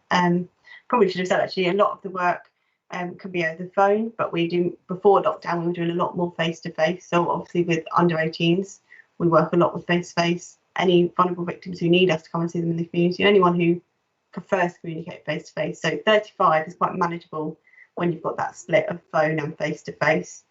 What was your first question again? Sorry, Jonathan. Really, do you have a lot of repeat victims that have problems regularly? Yeah, I would say, without an exact figure, I would say with hate crime specifically, it's normally about, I would say, an 80-20 split between repeat, but it's at 80 normally being repeat of at least having at least one incident in their lifetime before the one they've come to us for, the 20 being their first one. And it's interesting as well seeing the first incidents. I think some of the impact they speak about is the shock, being the first incident and then having to have that impact, especially when they might have had incidents as well that have been in different scenarios and not been out of the blue for members of the public, and then the first one where it is a member of the public that they don't know, and it's just been a random targeting, even though they've had incidents beforehand. This one being the first one out in the community where it's been completely random, that's also had the impact as well. Thank you very much. I mean, one of the things that strikes me from what you describe is that you obviously gain a huge amount of knowledge. And how do you feed that back? Is it via the Hate Crime Partnership Board? I mean, you must have a lot of learning and corporate wisdom in some ways, and you must be frustrated sometimes thinking, that we could stop that happening if only X happened. And do you have mechanisms for feeding that back into other statutory authorities, the police and crime commissioner and so on? Yeah, well, I think that's definitely why it's so important. We're really glad to be on the Hate Crime Partnership Board, because it puts us with those people that we can give them the impact, we can talk about things that we've found with our cases, and we can see how that work can play into those other roles. For example, with the PCC's office or with the police. I know Pete Frost's on there now, so it's things like that we can connect with. So, for example, things like I think one of the things we picked up before has been about, I think we spoke a lot about restorative justice this morning. So one of the things we picked up with the police, again, is where we've had one that could have been restorative justice. We've spoken together with the police officers about, and that police officer in question said it wasn't appropriate. So again, we can have talks with, so for that as well, having the victim service team is useful, because obviously that's a direct link with police, so we can talk to them as well about those different things. But mainly I would say the Hate Crime Partnership Board gives us that audience where we can talk to those different parties at the same time. And obviously then you've got the different perspectives from you've got the the courts as well, and you've got the Hearts Equality Council who have their perspective as well from their information. So we tend to use the Hate Crime Partnership Board, but we've also got strong links with the police and the hate crime officers as well, which we have within our team. We have a lead in hate crime. So obviously I'm deputy, so I sort of do that level of work. But we've got Olivia, who's also our lead, so she will talk to the hate crime officers and look into things like third party reporting as well and keep up those relationships. Thank you. I've got Lynn with a question. Hello, Lynn. Hello. Hi. I think it's right. Hi. Hi. It's very interesting, and hearing you work with the actual, with actual victims has been really useful. Two very quick questions, really. One is, as a charity, who funds you? I think that's quite interesting to know. But the second one is, with your experience, we've heard things this morning, your experience being on the partnership board, have you identified any gaps of people who perhaps should be on the board and isn't, or do you feel it's sort of top heavy in one way or not in the other? And I don't want to put words in your mouth, I'm just giving you examples. Thank you. That's fine, yes. So we are funded by the Police Crime Commissioner, so that's where our funding comes from, and we report back to them regularly about the work we do.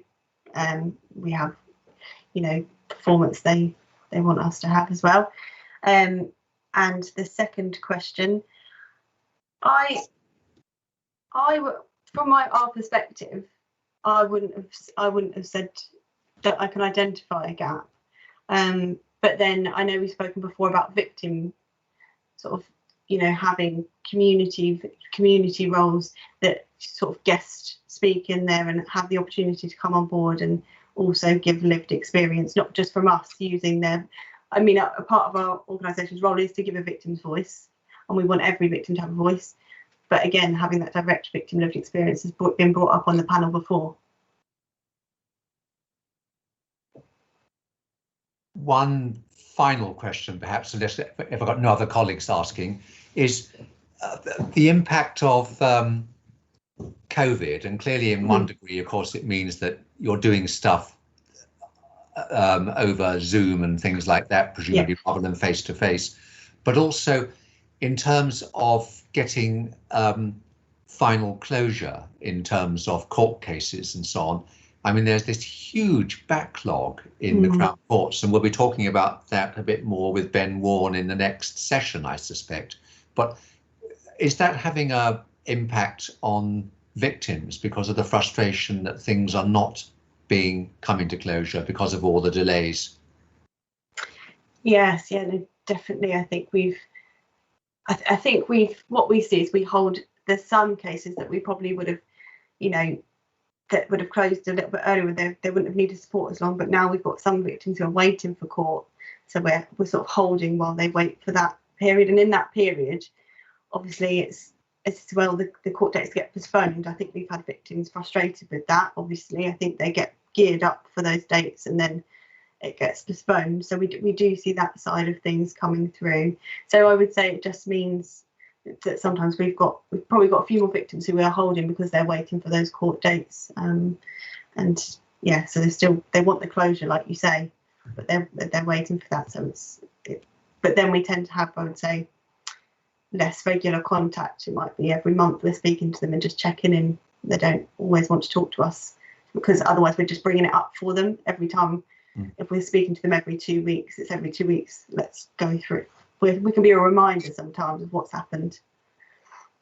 Yeah, I mean, I have a friend who has been stuck in limbo for absolutely, years, actually, rather than months, and it is incredibly stressful. Stressful. Yeah, and sorry, I didn't mean to interrupt there. We also see as well the frustration with, I think, it depends obviously what every court case is different in the result, but then we've seen victims who've waited for a long time, and then when it's come to, obviously you can't guarantee an outcome, and when it's not the outcome they want, sometimes that closure is a lot more difficult for them because it's not what they expected would happen. And yeah, so it's then the outfall of that we then end up supporting as well, and just helping them come to terms. Well, thank you very much. I think there's no more questions. That's been very, very interesting and illuminating. So really appreciate it. Thank you for your time. Thank you very much. We now move on to the Crown Prosecution Service and Ben Warne, and I think Inderpal Singh as well. But starting with Ben. You're silent, Ben. Yes, indeed, I am. Sorry. Good afternoon. Good afternoon, everyone. Firstly, my apologies. I'm afraid I am losing my voice, or rather, have lost it, and I'm slowly getting it back. So please feel free to ask me to repeat myself if it completely breaks down on me. I'm not sure. I've seen the questions and the concerns for the meeting, but wondered if it was possibly helpful for me to start off by introducing myself and what my role is, and then give a very brief overview of the Crown Prosecution Service in relation to hate crime. Is that something that would be useful, do you think? Absolutely spot on. Yeah. Excellent. Well, my name's Ben Warren, as we've all heard. I'm a district Crown prosecutor in the Hertfordshire and Bedfordshire Crown Court team. Now, what that means in real terms is that I am the supervising legal manager for the team of lawyers that we have that deal with the Crown Court cases for all of the cases that are prosecuted in the Hertfordshire and Bedfordshire Crown Courts.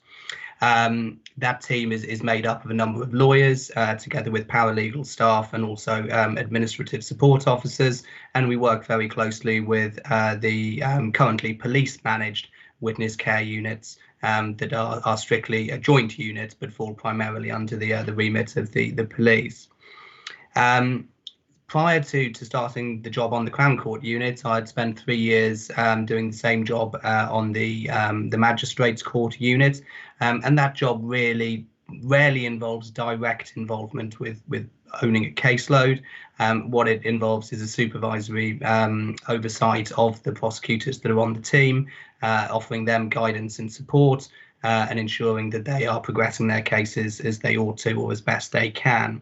In addition to that, which is in essence my day job, if you like, I'm also the hate crime coordinator for the entire of CPS Thames and Chiltern, which includes not just Hertfordshire and Bedfordshire, but expands over to the Thames Valley Police area, so the counties of Berkshire, Buckinghamshire and Oxfordshire.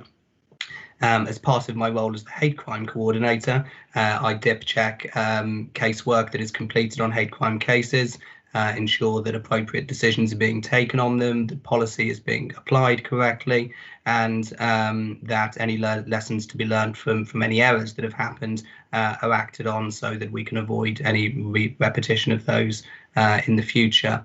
I'm also a point of contact if anybody has any particularly tricky hate crime queries that they want to raise, either in relation to process or in relation to the law as it applies to hate crime. The CPS generally, I don't know if it's useful whether you were intending to take me and Inda in turns, or whether it would be useful to have Inda introduce herself at this stage as well. I'm very much in your hands. Why don't we hear from Inderpal and then so Inda, I've got a name wrong, but there we are. You tell me how I pronounce it, please. How do I pronounce it? Well, good afternoon, everyone. I'm really pleased to join my colleague Ben, who I've known for many, many years, and we're close colleagues. I'm really pleased to be here. I'm sure I've met some of you before. My name is, you can call me Inda. My full name is Inderpal Kaur Singh, but I'm quite comfortable with Inda. And I'm the Inclusion and Community Engagement Manager for the same region that Ben works in, which is CPS Thames and Chiltern. And I work on primarily the outward facing work in terms of building public confidence in the CPS and the criminal justice system with communities and with all our stakeholder partners. So essentially, in many ways, I'm like the ambassador for the CPS. Good. Are we for now firing questions? I mean, I'm very happy to fire questions, and I suppose everyone's flashing around. Are we all right? Are we breaking up in terms of connectivity? You're both back. You're both back there. Excellent. Good. Yeah.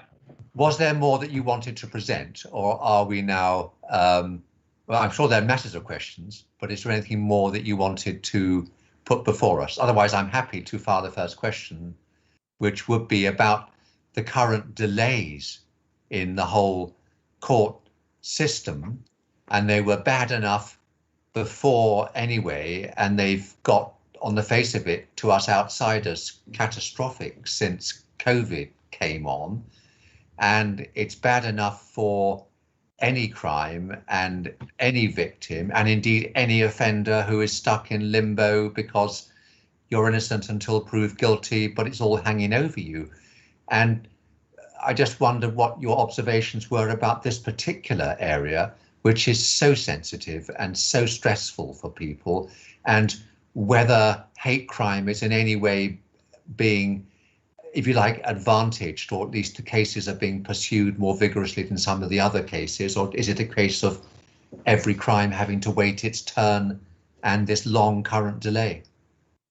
It's a very challenging situation. I think you made a very valid point that actually it was an incredibly challenging situation before COVID started impacting in terms of delays. The Magistrates Court and the work that we do is split up, of course, between the Magistrates Court and the Crown Court. The Magistrates Court deals with the if we could perhaps call them less serious offences in terms of the likely sentence somebody is likely to receive if the matter is found against them, but deals with a considerably higher volume of cases. So the bulk of our work, I would suggest, probably in the region of 90% of our casework is in the Magistrates Court, and it's the 10% in relation to hate crime that's in the Crown Court. Hate crime of itself, I think, we would accept, and we've known for quite a long time that can have a greater impact on people than an offence that's been committed against them where their personal characteristics haven't been a reasoning behind the offending. Clearly, it has a much longer lasting impact in many instances. It can feel a very much more personal way to have been a victim of crime than what could often in other situations perhaps be viewed by a victim or witness as a coincidence, an unfortunate coincidence perhaps, but not something that was directly targeted to them but for the circumstances.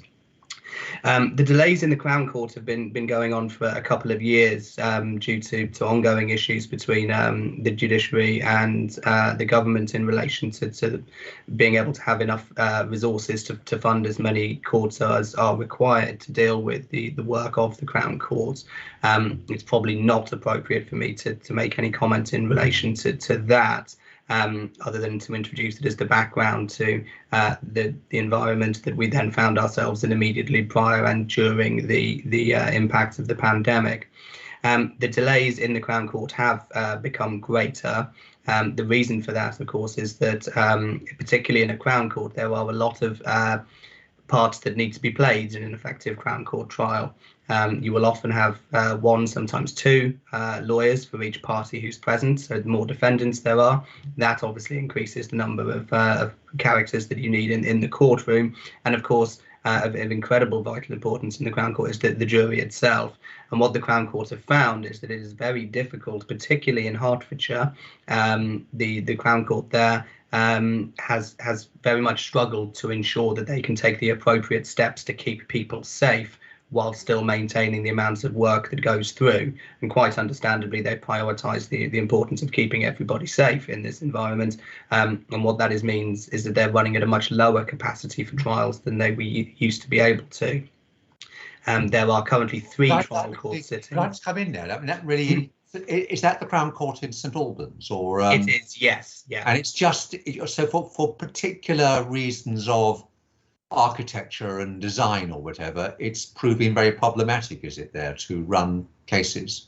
It appears that I haven't been directly involved in the sort of the health and safety aspect of making sure that the courtrooms are secure. That's been very much something that's been led by the judiciary.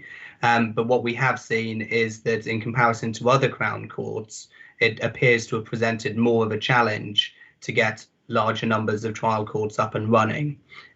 Trial courts were up and running in neighbouring criminal justice areas, so in Reading and Oxford, at a much earlier stage than they were in either Hertfordshire or Bedfordshire.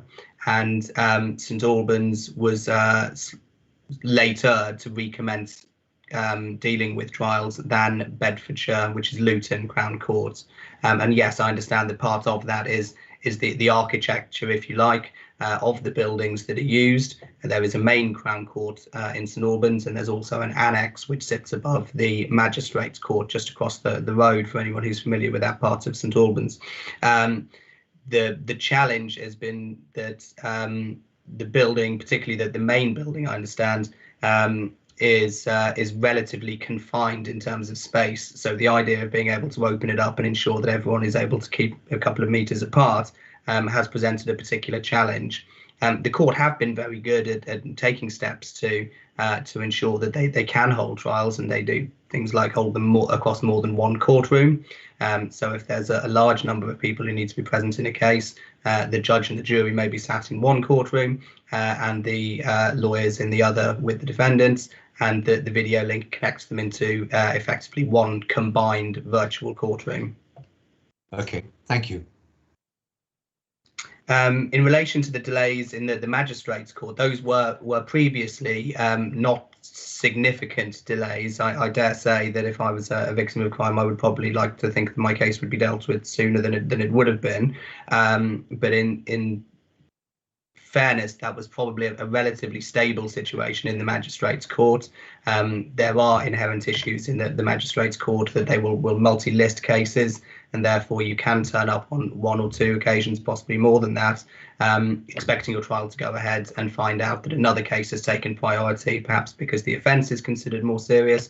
A defendant may be in custody, it may be a youth, or it may simply be somebody whose offence is older or has been listed to court more times. Even the magistrates court, though, has now experiencing delays in relation to when they are able to hear the trials. Again, they are trying to spread out, but it is of course easier to do that in a magistrates court environment because there are less necessary people in the courtroom. A courtroom could be effectively run with 6 people in, as opposed to the best part of 20, which is what your average Crown Court trial is likely to contain. It's been very difficult for victims and witnesses. I'm sure. I think that being told that your case that may have been delayed in terms of the investigation due to the challenges of the pandemic has now been listed for a Crown Court trial into 2022, or possibly even further away, is a great challenge. It's a difficult situation for a number of reasons. Clearly, probably the most important of that is the impact on the victim and the witnesses, and as you've identified, the defendants as well. Because that hangs over them for such a long period of time, and that's a very, very stressful process before anyone is able to get an opportunity for closure. It also has a significant impact on our casework and how we present our cases, because and of course every victim and witness is different, and they come from with a different perspective and a different attitude towards the criminal justice system. But to be a victim of crime perhaps in 2019 and be told that your trial is not going to be heard until 2022, if it's been a very serious crime or you're very committed to engaging with the criminal justice process, then that is a stressful and very unfortunate situation that you find yourself in. But that victim or witness will likely remain on board and will be patient with us.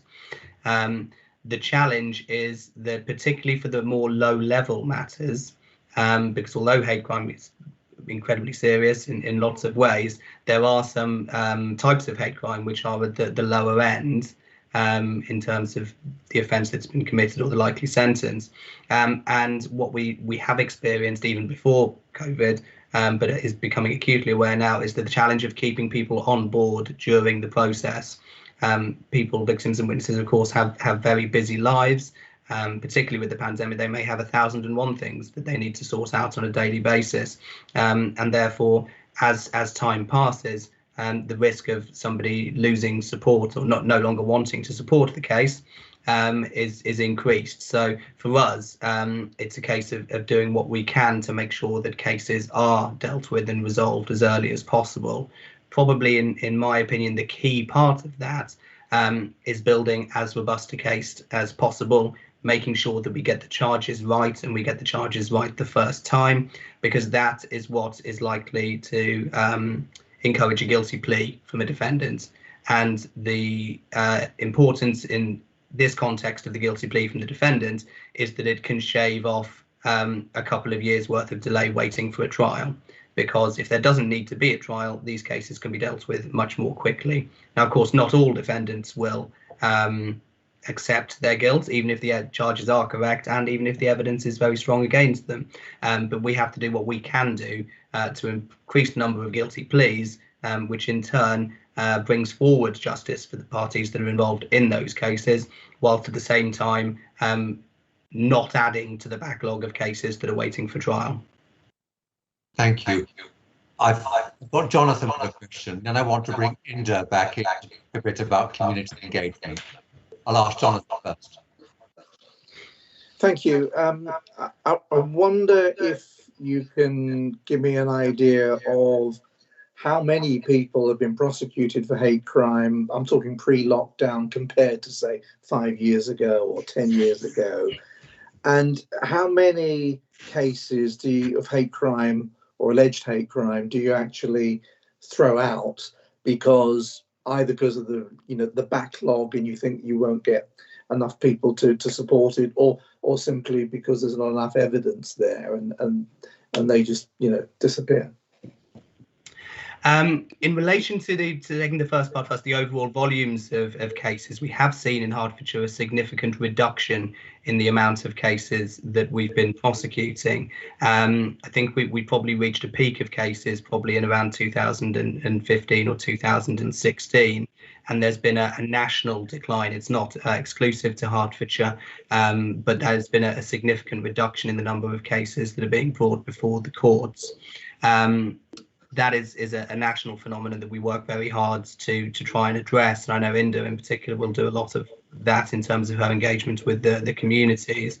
There is an element of that we've become much better at identifying hate crime cases, and so the flags that are being applied to them by both the police and by the prosecutors are accurate and are not presumptive ones. So prior to 2015-16, probably as far back as 2010, we would experience challenges such as somebody receiving a case being referred to as a disability hate crime, for example, simply because somebody who was involved in the case had a disability and it didn't meet the definition. So we have got better at identifying them, but there has also been a decrease in the numbers. I think presently Hertfordshire is looking in the region of 37 cases per quarter, so 37 cases which are finalised in each quarter, which is an increase from where it was.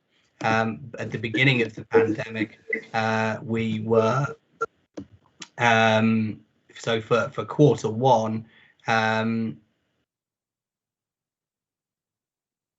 of this year, there were a total only of 13 cases before the courts in Hertfordshire. That's across both the magistrates and the Crown Court. 11 of those 13 ended up in a conviction, but that is a small number of overall volumes. Quarter two and quarter three both saw a steady increase that took us up to 37 peculiarly in both quarter. So a significant increase in relation to what we had seen at the start of the pandemic, but still we're aware as an organisation, and certainly we have a process or meetings lined up with Hertfordshire Police to address what we need to do to ensure that we're ensuring that the right amount of cases are coming through to us. In terms of victim and witness attrition, which is what we call it, where a defendant case doesn't proceed because a victim or witness loses support, they generally amount to a very small percentage of our cases. I can see if I've got the specific data for that, but certainly to give you an idea, in both quarter two and quarter three, there were 33 convictions out of 37 defendants on the case that I'm looking at. So it will only have been of those 4 other cases which were unsuccessful, where the case has either been lost at trial, either because everybody turned up and did what they were asked to do, but the magistrates or the Crown Court weren't satisfied that the offence was made out, or potentially because a victim or witness has either indicated before the hearing that they wouldn't be coming, and we've had to take a decision to stop the case, or because they have not turned up on the day unexpectedly, and that has then had an adverse impact on the case as well. So has there been a general reduction, partly because your team's doing a very good job, or because people are saying, "No, what, this is going to drag on forever. I've got to think of my mental health. I can't be bothered to go through with it." I think the reality is that it was certainly in relation to hate crime. Q1 was very much a skewed set of data for us. One of the reasons for that is the way that we put our data together is because it's the amount of cases that we finalise in a month. So the amount of defendants either who are not just convicted but their sentencing takes place, or cases that we completely stop. And because in Q1 there were very few courts sitting, there was very little opportunity for cases to be either stopped because they were unsuccessful or finalised because they were successfully prosecuted through to the end of the process. So my feeling for the situation, though it's not a precise science, is that actually it's an issue in terms of us engendering support and confidence in the community from an early stage. That what is being reported as a hate crime amounts to a hate crime, and ensuring we're making the right decisions on it. I think if we get that to start with, then we get more of the reports coming through to us via the police, and that is what would increase the cases. I think probably that in a lot of cases where somebody's been a victim of a crime, their first inclination is to report that to the police and to the authorities and for it to be dealt with, rather than being able to say at a very early stage, well, actually, I'm aware of the delays in the criminal justice system and therefore I'm unlikely to support. So I suspect it is more that we have work to do with the police to ensure that the right cases are coming through, rather than members of the public who've been victims or witnesses to crimes being unprepared to go through with it because they are aware of the delays that exist. Okay, thank you.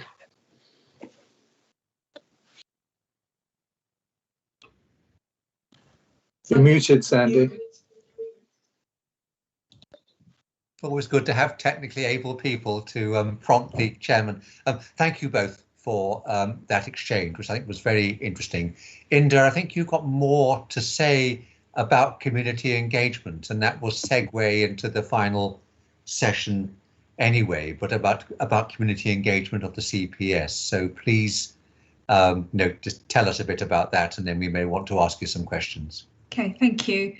Well, the community engagement and agenda is part of the overall CPS inclusion and community engagement strategy. And in the regions, for example, in Thames and Chiltern, my role is the lead role for making sure that we actually implement those commitments that are expressed in the strategy. And that means that before the lockdown, you would have seen me out and about meeting directly with the community groups.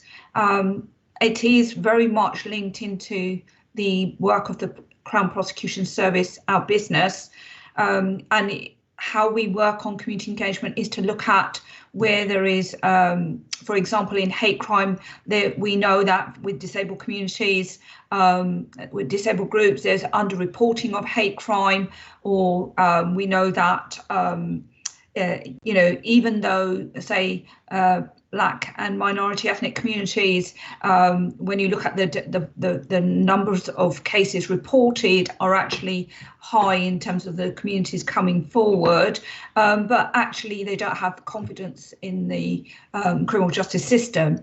And so this is a way of directly engaging with the communities to understand their lived and experience and their insight or perceptions of the Crown Prosecution Service in particular, but the wider criminal justice system in which we operate.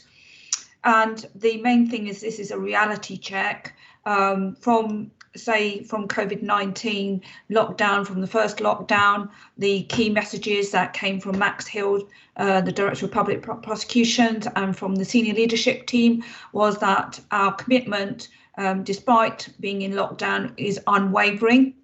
and we must continue to engage directly with our communities. And so we have been engaging with them through what we call listening circles and community conversations.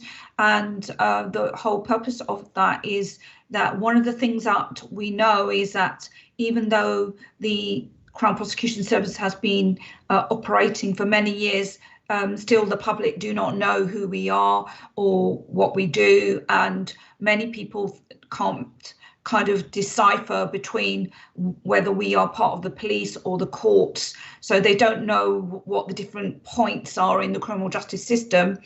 And so we kind of introduce ourselves. We set the premise in terms of our remit, our role. We outline what our structure is, what our organisation does, and obviously we are here to make sure that we deliver justice alongside our criminal justice partners.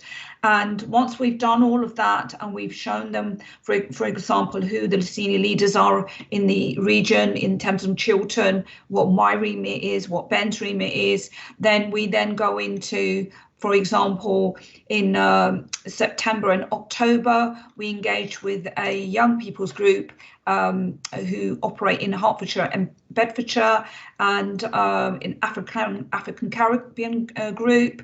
And we talked about the work of the prosecution service, and in particular, some of the questions that came up in that session, in the first session, were that it was kind of like a challenge that, you know, on the one hand, you kind of espouse these statements, but actually there was an example of a Transport for London worker by the name of Belly Majinga, who had died from the coronavirus after an offender had spat at her. And the question that the young people asked us was why it was that we hadn't charged that particular case. And our Chief Crown Prosecutor, Jaswant Nawal, was at the direct engagement session, and she basically explained that the problem with that case was that there were other health complications that Belly Majinga had been identified, and therefore it was not possible to actually, you know, pinpoint that she had actually died because she'd been spat on in terms of the medical reports that were available. And then after that conversation, once was the person who spat charged nevertheless, because it was an absolutely horrible thing. So was nevertheless some charge brought against that person? Yes, but we couldn't actually prove that it was because she passed away. Yeah, that's right. But the person was charged for an assault. And so we actually immediately then sent them the release of the press release to show them the details in the case, because sometimes what we find is that there are sometimes communities kind of have an element of information, but they don't have the full details. So then what we would do is fill them in on the details, give them the reasons, show them how we make our decisions in the legal process. Everything that Bren has been talking about, we will set that out in front of our communities throughout the year in this lockdown year. And we're doing all of that virtually either on Zoom or on Microsoft Teams. And we're keeping in touch with everybody to find out how they're all faring in COVID-19, because the senior leadership basically is saying we want to hear directly from the communities. We want to know what the impact of COVID and the lockdown has been, and we also want to understand, you know, what are their crime and disorder experiences throughout the year. So then following that after that first conversation with this particular young people's group, we then had a specific hate crime listening circle in which we then kind of went into more detail about our policy on hate crime and the breakdown of those policies under the different strands of hate crimes, and also the legal guidance and the numbers of hate crimes that we prosecute. And there was a very, very detailed conversation about what we do. And then out of that came an example of one of the young girls on the call said that her sister had actually experienced hate crime in the Harpenden area, and she had felt that the case, well, it was what we would call no further action by the police, and despite kind of trying to communicate with the police, the young girl's sister, who was the actual complainant in the case, felt that the case hadn't been dealt with appropriately by the police. And this was all highlighted to us in this listening circle. And the young people had actually tried to kind of engage with the police to try and get a more favourable view on the case, and that also included putting a press release out via one of the papers in Harpenden to highlight the dissatisfaction of the complainant.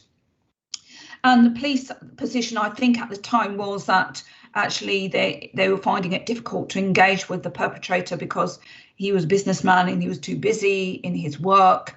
And also the complainant felt offended because the police officer in question had actually she'd felt that she'd been put on the spot when she'd actually reported the crime and had been engaged with by the police officer.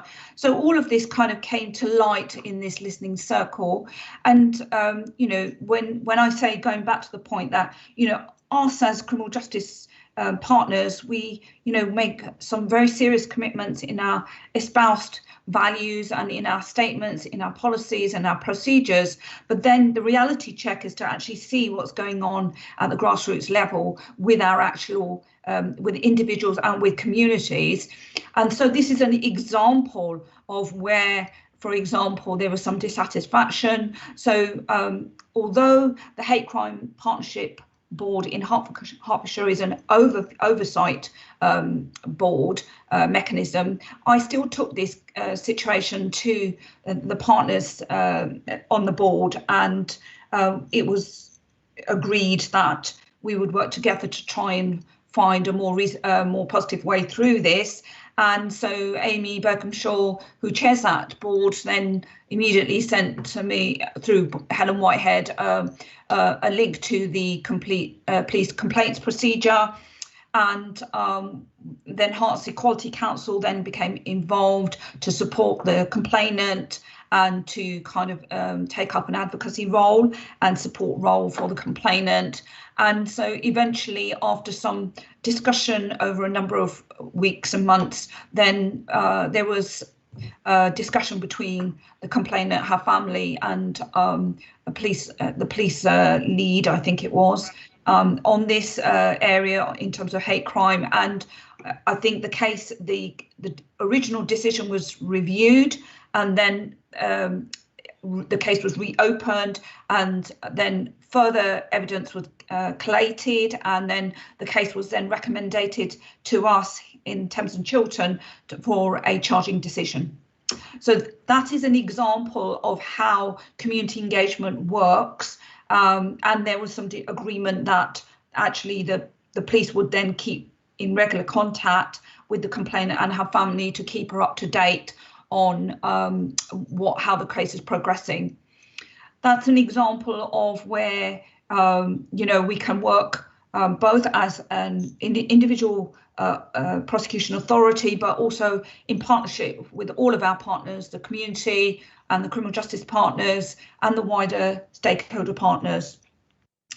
Another example is that we're coming towards the end of this particular time. So does the new example add to that, or is it just a further example? The other one was a further example of our engagement with the transgender group in Hertfordshire as well. We're not covering that aspect because that was also about hate crime. So yes, we are covering race and religion. So when we do our next topic group on the gender and that aspect of hate crime, we will hear that example. I mean, I think that was a very interesting example, the one that you gave, though, and the iterative process it showed, I think, is powerful. I was going to ask a final question in this session. I mean, we're all been Hertfordshire nationalists so far. I mean, we're Hertfordshire County Councillors, it's the Hertfordshire Police Force. It's the Hertfordshire Office of the Police and Crime Commissioner. And you have a kind of more of a helicopter view because you are Thames and Chiltern. And obviously you see what happens in Bedfordshire, you see what happens in Oxfordshire, presumably, and I'm not quite sure how much further down the Thames Valley your writ goes, but clearly you do have a Buckinghamshire, presumably. So is there anything that strikes you in Hertfordshire that works particularly well? And is there anything in Hertfordshire where you think, you know, they could be learning from X? And that's a question asked to both of you, by the way. I think probably for my part, there are probably two things that could really benefit Hertfordshire. One has been unfortunately challenged by the COVID situation, but the deep dive into where these cases are going, because we're seeing nationally and in Hertfordshire as well, the amount of reported hate incidents is going up and up, and yet the amount of prosecutions that are completed is going down or staying just about stable. I think it dipped slightly upwards again in the last quarter. So it's really about identifying where those cases have gone and whether the right decisions have been taken on them. That I know is a piece of work that's in hand. I think DI or DCI Frost, who may be here today, so I haven't seen your initials on the thing, but I had seen you on the invite. I know we're waiting to speak to the National Hate Crime Lead about that, so that is a work in progress.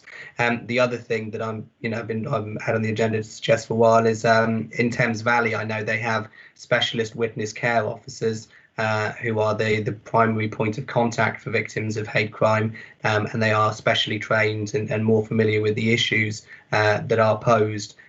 That is a very ideal situation to be in, but of course one of the challenges is, as those of you involved in policing in Hertfordshire will know, or indeed involved in policing generally, is that the different budgets that are attracted by different forces means that even forces that are very close to each other can be very different in terms of the size and the budgets that they receive. So that's an ideal situation, but Thames Valley is a very large and well-funded force. Hertfordshire and even more so Bedfordshire are much smaller forces, as I understand it, in terms of the financing that goes into them. That's interesting. Inda, anything you want to add? I think I've worked for many years with Hertfordshire partners, whether it's in the communities, for example, with Hemant and with Jane Dello in HEC, with Amy in the Police and Crime Commissioner's office, and with all our county council partners, police partners. The key is relationships. The key, whether we work across in other parts of the region or whether it's here in Hertfordshire, the main thing is to sustain those relationships, build those and sustain the relationships, because then if something comes up which is out of our comfort zone, and we should work outside of our comfort zone, and we need to kind of raise anything that's slightly uncomfortable, that if the relationships are there, we all trust each other to a point where we can actually resolve things, and also where we can learn from each other. And to me, that is the biggest lesson, that to sustain those relationships. That's a brilliant note to end on. So can I just say, Inda and Ben, thank you both so much, and thank you for taking time out of your probably hugely busy lives. So really appreciate it. Thank you. You're very welcome. Thank you for having us. Thank you for having us. So we are now going into the final formal session, which is on community engagement during COVID. Now we have Luke Mitchell, but we also have Fikile, and Fikile was going to be and should have been in the first session this morning, and it's my fail. She's masquerading under the name of Dee McCoyana, but she's actually Fikile. So Fikile, are you there just to say what you would like to say and communicate first, and then we will pass the baton on to Luke? Are you there, Fikile? There we are. Yes, there we are. Great. Yes. Thank you, Chair. And your camera is slightly wrong. We can just see your eyes, but not the rest of you. That's it. You're there. Perfect. Okay. Yes. Thank you. Thank you for allowing me to speak. I'm used on this being number last everywhere I go. So for you at this time, it was a mistake. I accept your apology. Allow me to say, being a Black woman or else a mother, makes me nervous every day when I wake up and I have children to go out. This is just because this hate crime is so divisive.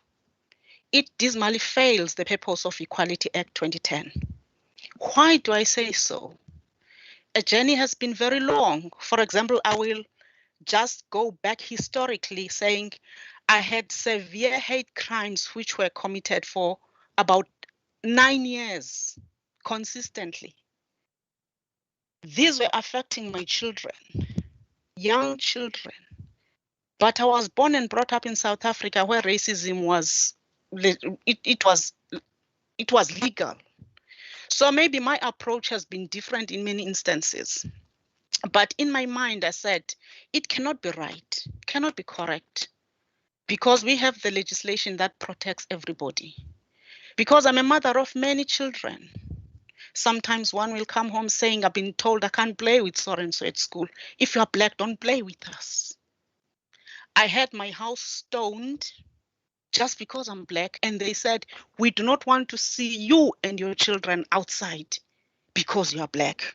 I remember my child then, he said, Mommy, how do we change this? How do we become white? I said to my child, you do not. Remember, there are people here who love everybody. They see no color skin.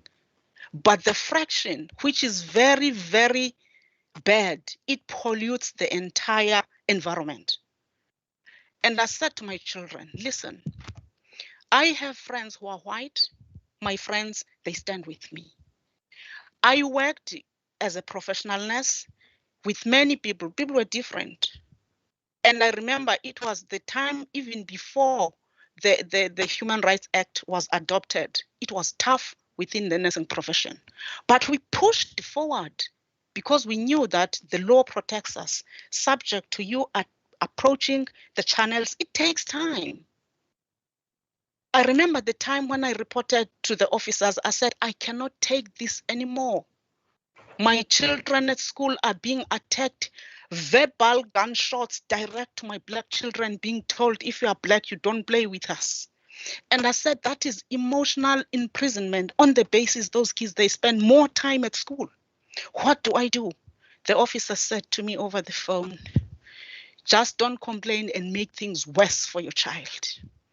I said, I am not going to accept what you just told me because it's inappropriate, it's unacceptable.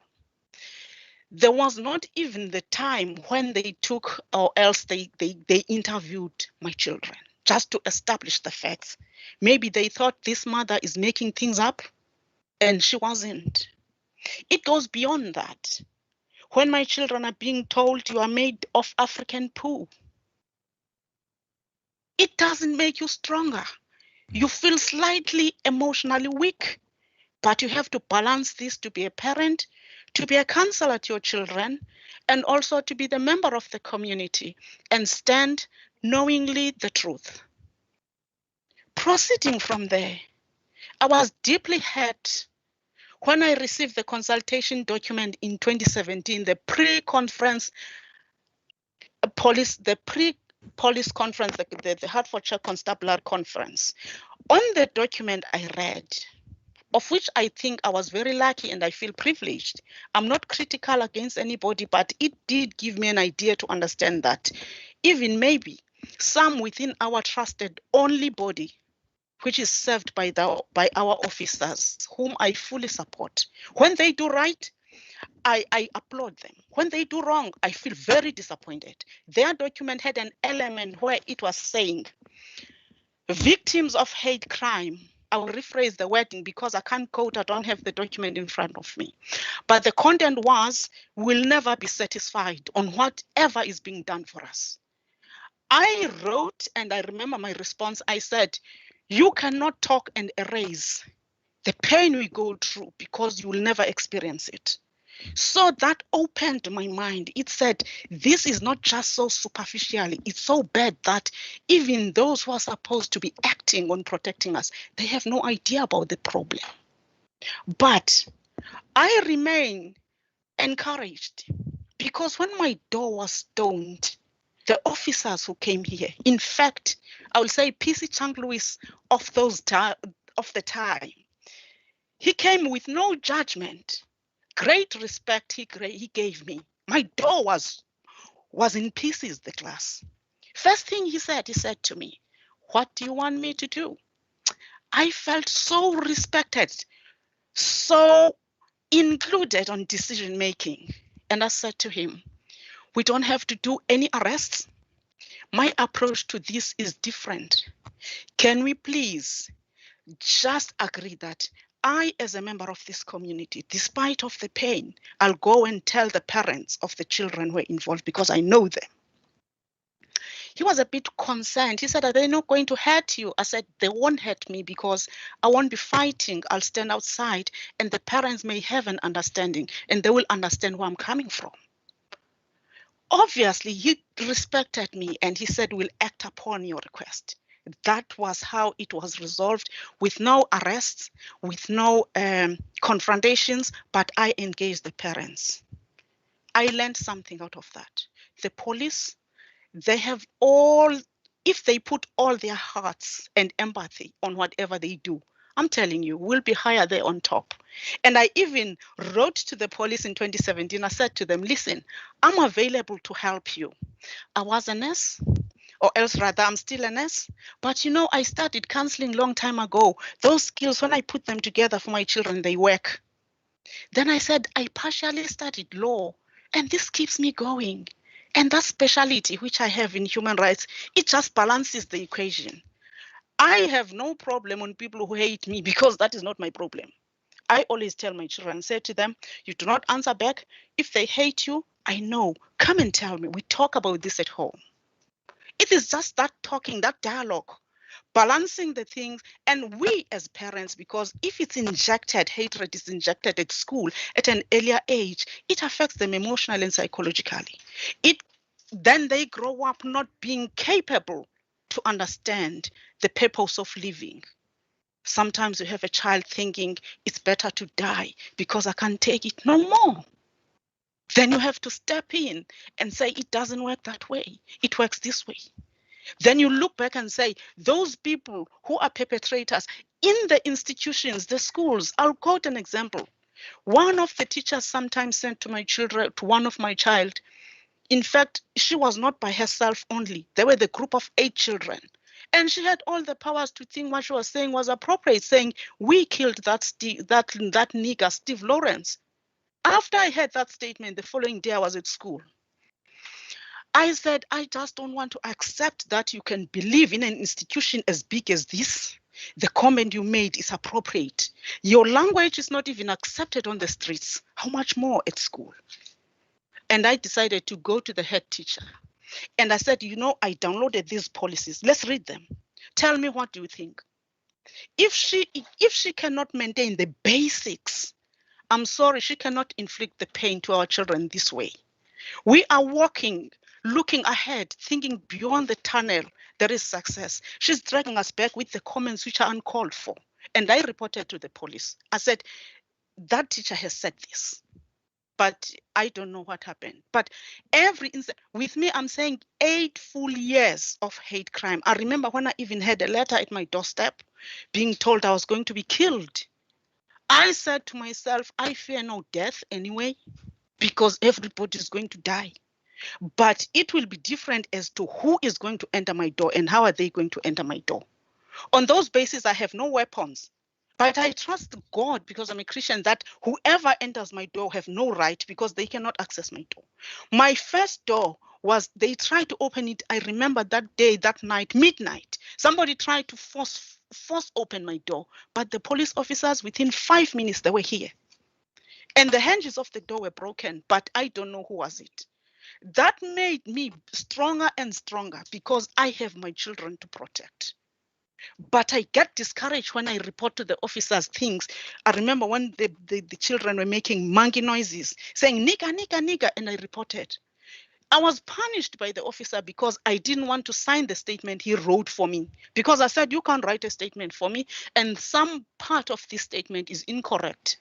because you wrote as if I'm representing the entire community here. Do not use my name in that way. Therefore, I cannot sign. That case, he did not have, because I wrote my own statement and I signed, I gave it to him. He did not put the case forward. I think he punished me. Then after a year, then the court wrote to me saying, because your case was submitted late, we cannot do anything about it, which is fine. But when that bar, which was set up by PC Chang Lewis, falls down, or anybody decides to undermine it, it worries me, because we've got officers who are capable of achieving whatever we're aiming for. We are the community and will never be divided. I understand this, because many people support my children. They don't see any color. They go to school with many children who are from all backgrounds, but the fraction of people who are poisonous, they tend to inflict severe emotional pain with their verbal guns aiming to children for no reason. It has not been an easy journey. Yes.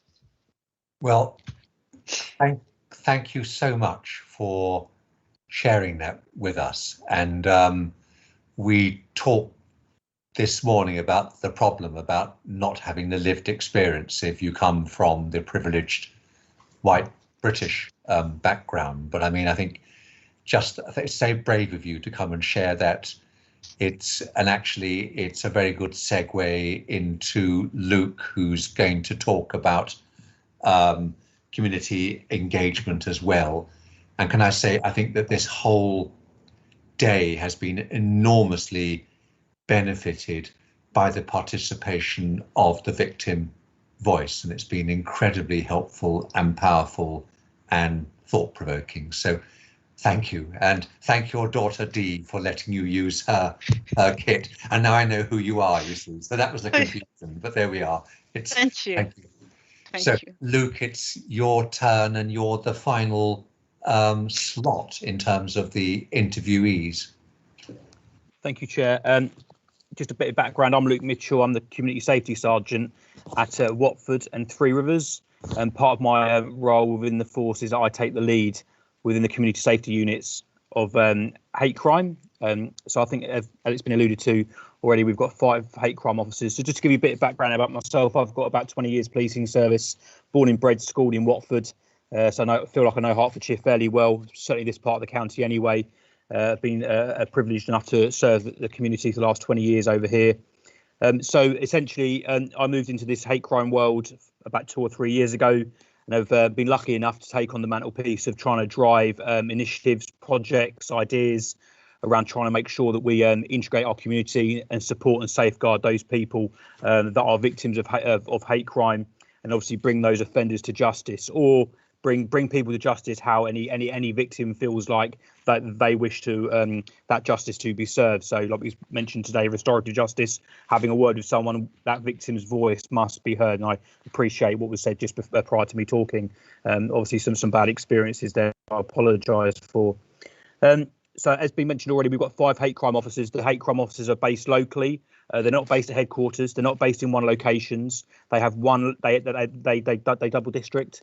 So my hate crime officer will work part of the week at Watford, part of the week at Three Rivers, and that is replicated across the county. So they are locally based within their communities, and they're there. So I was asked to speak to you today about what we've been doing during COVID. So I think it's been a real challenge to make sure that we keep them community links in place. And I would be lying to you if I didn't say that there's been a few hurdles along the way. So like we've been doing today, we've been using Teams as a way to interact with our communities. Face to face is always our preferred option. But obviously Teams is something that we have been doing to speak to victims, speak to faith leaders, speak to various parts of our community. Always try and have our videos on as well, so people can see us and see how we're doing. That's really key. So the other couple of things I'd like to mention as well is that working with our local authorities have been really important.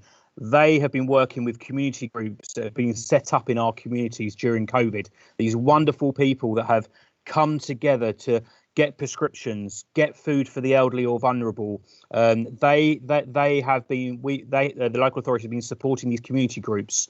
So we at the Hate Crime Office have been trying to get involved in this process, because these community volunteers are people who are made up of all different people from our communities that we now see as great people to move forward and involve them in the KINS process, and obviously make more connections within our community. So we're hoping to grow on that aspect of our work.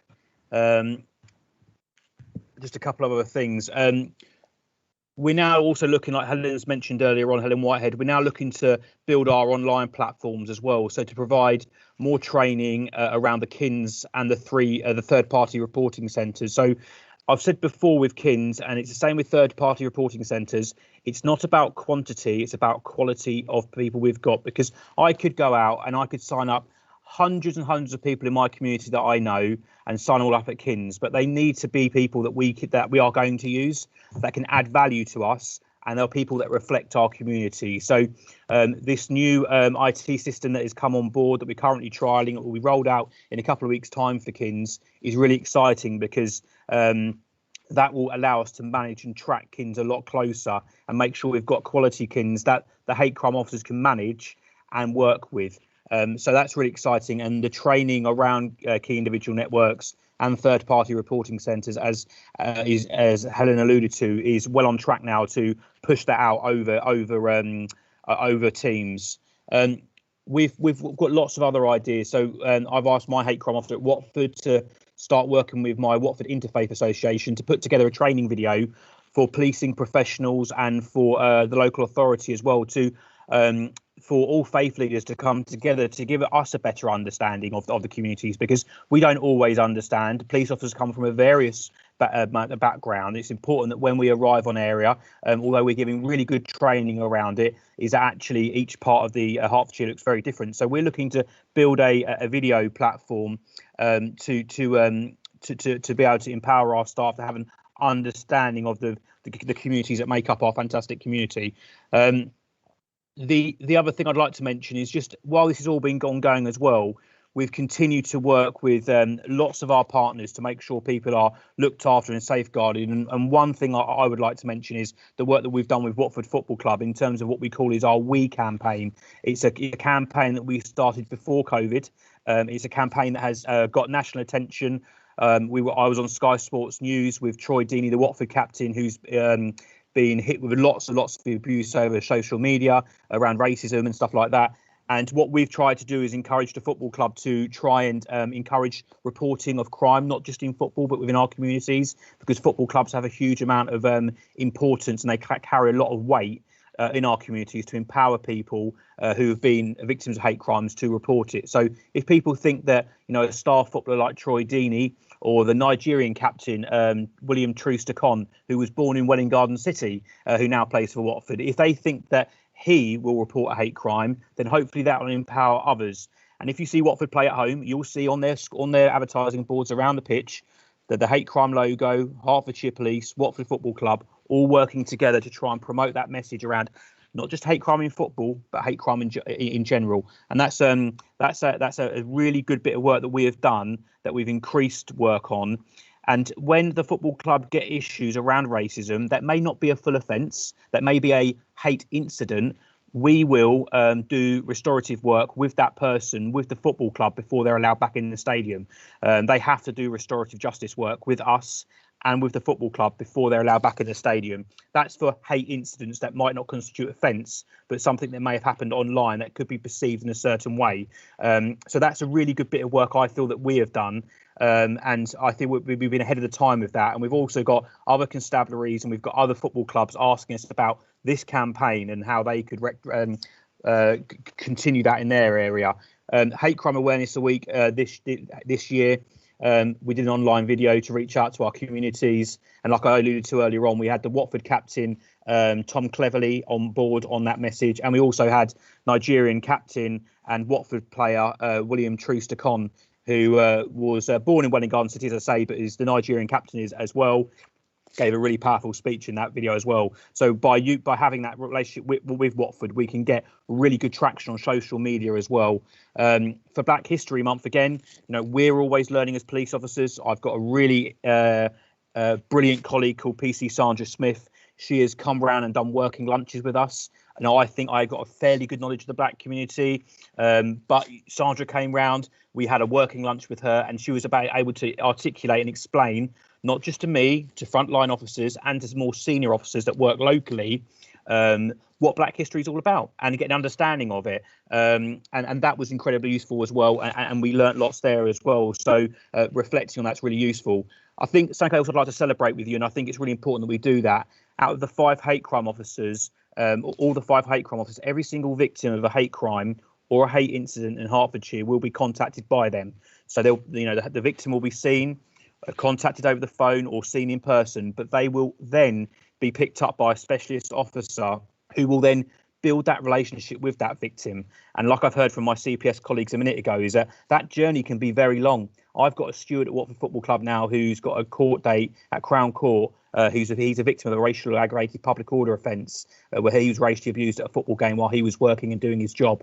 He's not got a court date till next year. Now we're going to be along that journey with him all the way. My hate crime officers, they don't come in for 6 months. They don't come in for 3 months. They come in for years. They have to buy into this isn't a stopgap. We need people in them positions for a long period of time because we want to be on that journey and build that relationship with that victim of crime from report to court. And that's absolutely imperative for us. So officers on the front line may change, the CPS lawyer might change and all that sort of stuff, but fundamentally that person of contact will always be there. Our work is ongoing. I feel we've adapted well with the changes. It hasn't been easy. There's lots to learn, and there's lots more that I'm sure we can do, and lots more learning. But I do feel when I look at this role 2 years ago to now, I feel the 5 hate crime officers give an incredible amount of service to victims of crime in this county. They give them a real enhanced level of service, a real personal service, and anyone that is an offender, we will do our very best to bring them to justice. I think that's about all I think I've got to say, really. I think I've said everything I wanted to. Hopefully that articulates. I've had a really busy day, so my brain isn't perfectly functioning. So I do apologise if it wasn't as clear, as concise as I'd like to be. But if you've got any questions, then feel free to ask. Thank you, Luke. While colleagues are thinking about what they might want to ask, I was going to just, in some ways, it's a bit unfair. You're the tail end, Charlie. So this is a kind of wrap-up question to a degree. But I mean, we've heard a lot about hate crime based on ethnicity and colour, and a bit about anti-Semitism. I just wondered, Islamophobia, is that an issue in Hertfordshire? And the other question I had was East Europeans, and are there problems there? And what is your awareness of that? Yeah, there has been little bits of Islamophobia around the force at times. There has been issues within the constabulary, not as high as in the constabulary. But I mean, that's interesting you say that. I was meaning just generically. Yeah, no, sorry, I meant in general across the constabulary, across Hertfordshire. Wrong choice of phrase. But yeah, across Hertfordshire, across the area, there has been pockets of problems of that, and that has been raised, and that is work that we have been working with faith leaders around. The what was the second part? Sorry, Chair, of your question. And the second part was East Europeans. Yeah, Eastern Europeans. Yeah, definitely. I think there definitely has been, because when we look at this, is that the Eastern Europeans community have come over in the last sort of say sort of 8 to 10 years and have really grown in certain pockets of areas, and how they live and socialise is slightly different to perhaps how we do. So certainly in Watford, they like to socialise outside the front of shops and drink beer outside the front of shops. Some of them do, not all of them, but they like to sit outside the front of their houses at times as well. And that kind of cultural difference can grate sometimes between communities, because they obviously don't feel like they're doing anything wrong, because that's very normal for them. That's very accustomed. They'll sit there, they'll drink, they'll socialise in that kind of way. But for people that have lived here for a long period of time, we normally, we normally drink or socialise at the back of our properties in our back garden. So that kind of learning has had to go in. And once you then the hate crime officers go in and speak to communities and break down them barriers, and everyone gets that understanding, people then understand basically that actually music maybe at 10 o'clock at night isn't appropriate, and certain things like that. And you know what, it's alerting people to the problem. So they're the kind of things that we've seen in the Eastern European community, and perhaps occasionally not certainly some of the older people in the Eastern European community not always having English as their first language. So we've had to adapt very, very quickly in terms of interpreters and getting things written up in their own language so that they understand it. Thank you. Jonathan has a question. Luke, I knew a policeman who lives in Hertfordshire. He's actually since retired, but his last job was working for the Metropolitan Police in Enfield. And his job was going around to virtually all of the faith communities. So he would go from a synagogue to a Greek Orthodox church to a mosque and various other places. And I suppose it's more, he wasn't a hate crime officer, but I suppose it's more to do with community cohesion. Do we have officers like that in Hertfordshire where, you know, if something happened, at least members of that particular church or mosque or whatever could actually have a named contact, and therefore just initially anyway, you know, speak to them? Do we have anything like that? Yeah, definitely. I mean, we've got like the constabularies invested heavily within safe neighbourhood teams over the years, and we've never moved away from safe neighbourhood teams, which from me is a massive thing. A lot of other forces during austerity, they moved away from neighbourhood policing because they financially had to. We've always kept neighbourhood policing, so we do have them links within our communities, but I see the hate crime officers absolutely key within that area. So the hate crime officers complement what the SNT already do, the safe neighbourhood team already do, but essentially anyone within a faith background could get hold of somebody and find a point of contact. Not 90% of our faith leaders will know the hate crime officers, if not more. They will have a point of contact and say, "Oh, it's Luke at Watford," or "It's Donna over at Hertsmere." They'll have that kind of they'll have that kind of relationship with us, where literally the hate crime officers will be that. It's been difficult during COVID, but the hate crime officers will spend days just driving from mosque to church to all these different faith establishments and just pop in for a cup of tea and just build them bridges. Okay, thank you. And Lynn. Hello, Lynn.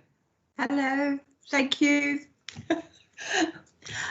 Luke, can I just say how refreshing, and it was lovely, the enthusiasm and everything. It might have been the end of a long day for you, but it was really a good one for us, I think, to have mopped up.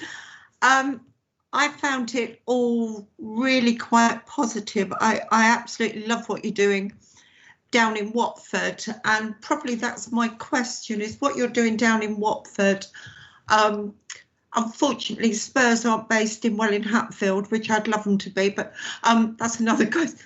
But not all of us have got football teams where that is, it's obviously been picked up by other constabularies and that, because Watford do appear on TV, and as you say, Sky Sports and everything. So what I'm asking is, for those areas, because I hadn't heard of all this going on, and I think it's fantastic, but for those of us with areas where we don't have that high profile way of getting that information out, how can all the good work that you are doing be rolled out to the other areas? And also, can you confirm that you've got 5 hate crime, because I thought I heard 4 earlier, so it's 5. And do they all cover sort of 2 district council areas? Thank you. No worries. Yeah, no, definitely. We've got 5. They look after 2 district areas themselves. We do have Ife Ishak as well, PC Ife Ishak, that was a hate crime officer, but is still within the team, but he's doing some specialist work with other forces at the moment, but he still commits a number of hours a week to be able to support residents. So we've technically kind of got 6 or maybe 5.4 or something like that on paper, sort of thing, given Ife's time. Yeah, yes, we have got that double district aspect. So they are locally based, as I say, not at headquarters or anything like that. I would strongly think that they need to be locally based. The other part of your question was around rolling it across. And I think that's perhaps where my role has evolved over the last 2 years of being in community safety, is that actually we felt that from the superintendent in CRCS downwards and the chief inspector felt that actually it needed a sergeant to better coordinate. So although I'm Watford and Three Rivers, I kind of cover the whole county for hate crime as well from a sergeant level.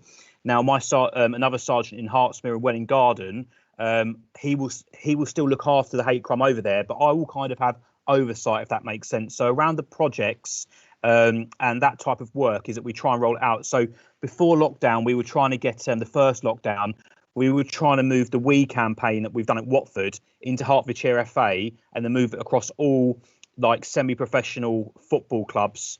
So the Hemel Hempstead, Bulldog, all these different teams that we've got, St Albans City, Hatfield have got a football team in Step 6, all these different football teams that we've got to try and roll out this programme across everywhere. So Hertfordshire is unified across the whole of Hertfordshire. But obviously then COVID hit.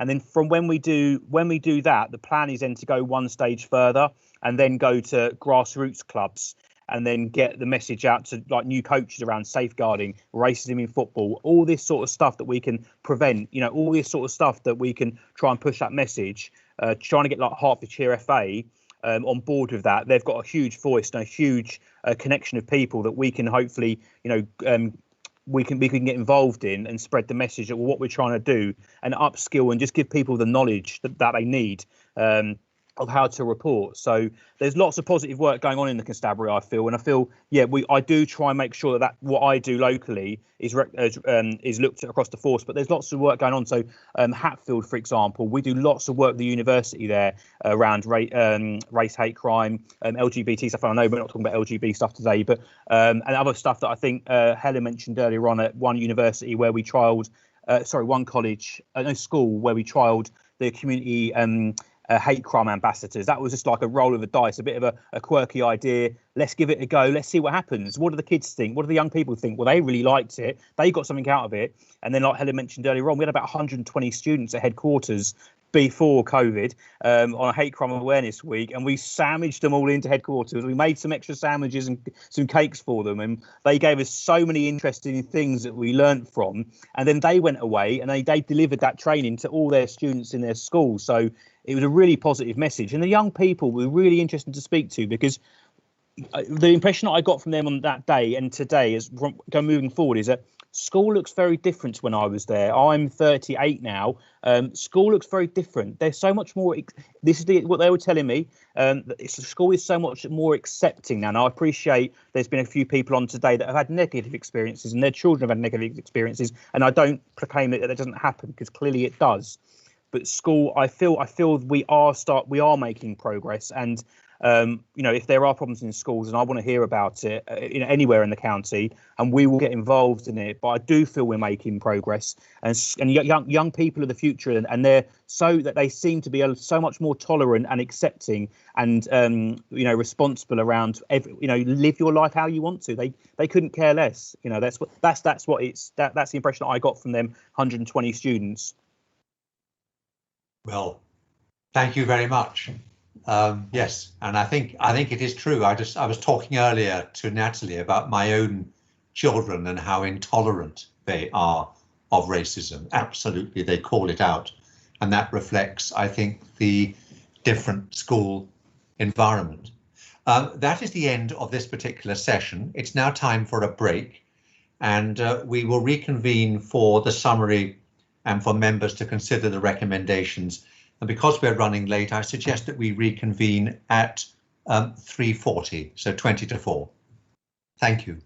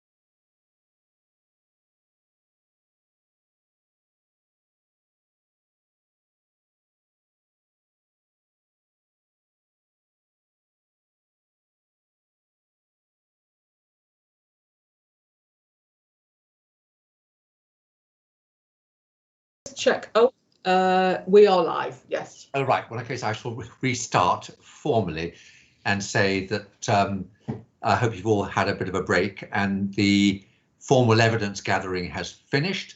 And the head of scrutiny, Natalie Rotherham, will now give us a summary of the evidence and of our deliberations, after which we then need to debate that and confirm what we think the recommendations should be. So Natalie, over to you. And I'm sorry I gave you rather a tight deadline. I apologise for that. I like a challenge, Sandy. Just to run through, I'm not going to run through the morning's summary, because I think what you heard this afternoon quite ably built onto that. It was helpful to hear from Beacon Support, and you heard a bit more about that service in terms of you got assurance that there's one person that a victim has to speak to, and they're not passed around having to tell their story multiple times, which in an incident such as this can be deeply distressing for the victim, and that they look to build rapport and confidence with the individual. So if it requires a number of calls for that to develop, that's what they put in place. And they identify what support Beacon can offer to that individual, or where support from other agencies, such as mental health support, as an instance, could be provided to assist that person. You heard from Rebecca quite eloquently the consideration about the impact that incident can have, not just on the individual, but on their family, their children, and their wider community. And in fact, if that poor individual has been subject to repeated incidents, just the way that can make that person feel really emotionally diminished, and what a distressing circumstance that is. I also thought it was worth pulling out the phrase that she used, that they look to empower the individual. So they will be guided by the victim about the level of support they want. So if that individual is resilient, they will do what they need to support that person and then step away. So they try to make it very personal to the person concerned. And you heard that they aim to work with the community and are looking to raise awareness with the community about the services they offer and the way that they go about their work, which would, I think, go some way to allaying some of the concerns which were raised this morning about how is information shared, can anonymity be safeguarded, etc. And also, you heard from Rebecca that they're reviewing their approach and going to the community to say, what do you want from Beacon Support Services? So that sounded the right way round in terms of some of the issues that were being raised earlier today. Then in questions, you asked of Rebecca, did she think there were gaps in the board membership? She couldn't identify any. You put her on the spot a bit there. She couldn't identify any, but what she did talk about was the victim voice and lived experience was possibly something that the board might want to think about how they handle that. And I know that with my health scrutiny hat on, I know that quite a number of the NHS boards start their board meeting with a lived experience, patient experience, where someone talks about positive or negative experiences, just to keep the board focused on actually there's a real person at the end of all of this, which I think does work really well. You heard about court backlog and the effect that can have on closure, because Rebecca talked about closure being when the victim decides that they've received the support they need to then make those next steps. And for a lot of victims, the court hearing, if it's a crime, can actually be the closure of that. And obviously, with the delays that the court system is experiencing at the moment, that can lengthen that process, which is unhelpful and unhealthy at times for the individual. And you just jumping forward to Ben's input, you heard that sometimes that closure can be unsatisfactory if the judgment is actually that the victim's case isn't heard, and the offender is judged not to have committed the offence, and that can make moving forward really difficult for the victim. So there's a couple of problems around that, which are just where we are, I think. The other issue with court delays is it can see what I think Ben described as attrition, which is where either the witnesses or the victim themselves just think they've had enough and they can't take it anymore and step away from it, which means that case doesn't progress. And in terms of the CPS, Jonathan asked a question about prosecution rates, and the response that you got from Ben was the need to engender support and understanding in the community of what the CPS is about, and how it fits in with the justice system. You then had some really great input from Interpol around community engagement and absolutely meeting directly with community groups, looking at hate crime underreporting, lack of confidence in the criminal justice system. She mentioned she used a lot of the vocabulary that the victims had used in the morning, clearly indicating that CPS were trying to do what they can to address that, and looking at lived experience and perceptions, and the support that CPS continued to have during lockdown. I think Interpol described it as unwavering commitment to that community engagement.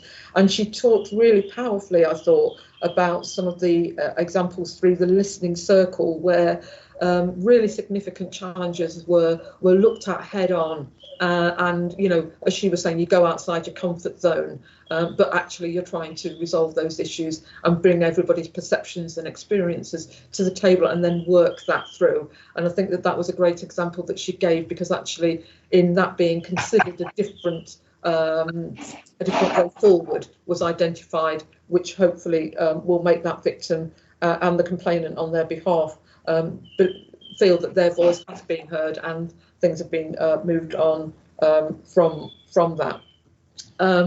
I thought you had some really nice input from Faliki, and one of the phrases that she used, which I thought was really resonant, was she was at pains to make this, you know, to proportionise this, that actually it's a small number of the community who are responsible for hate crimes and incidents. It's not the entire society, but those people manage to pollute the environment and make it toxic and infectious. And I thought all of that terminology was just a really powerful way of bringing together what the victim voice has been expressing during the scrutiny today.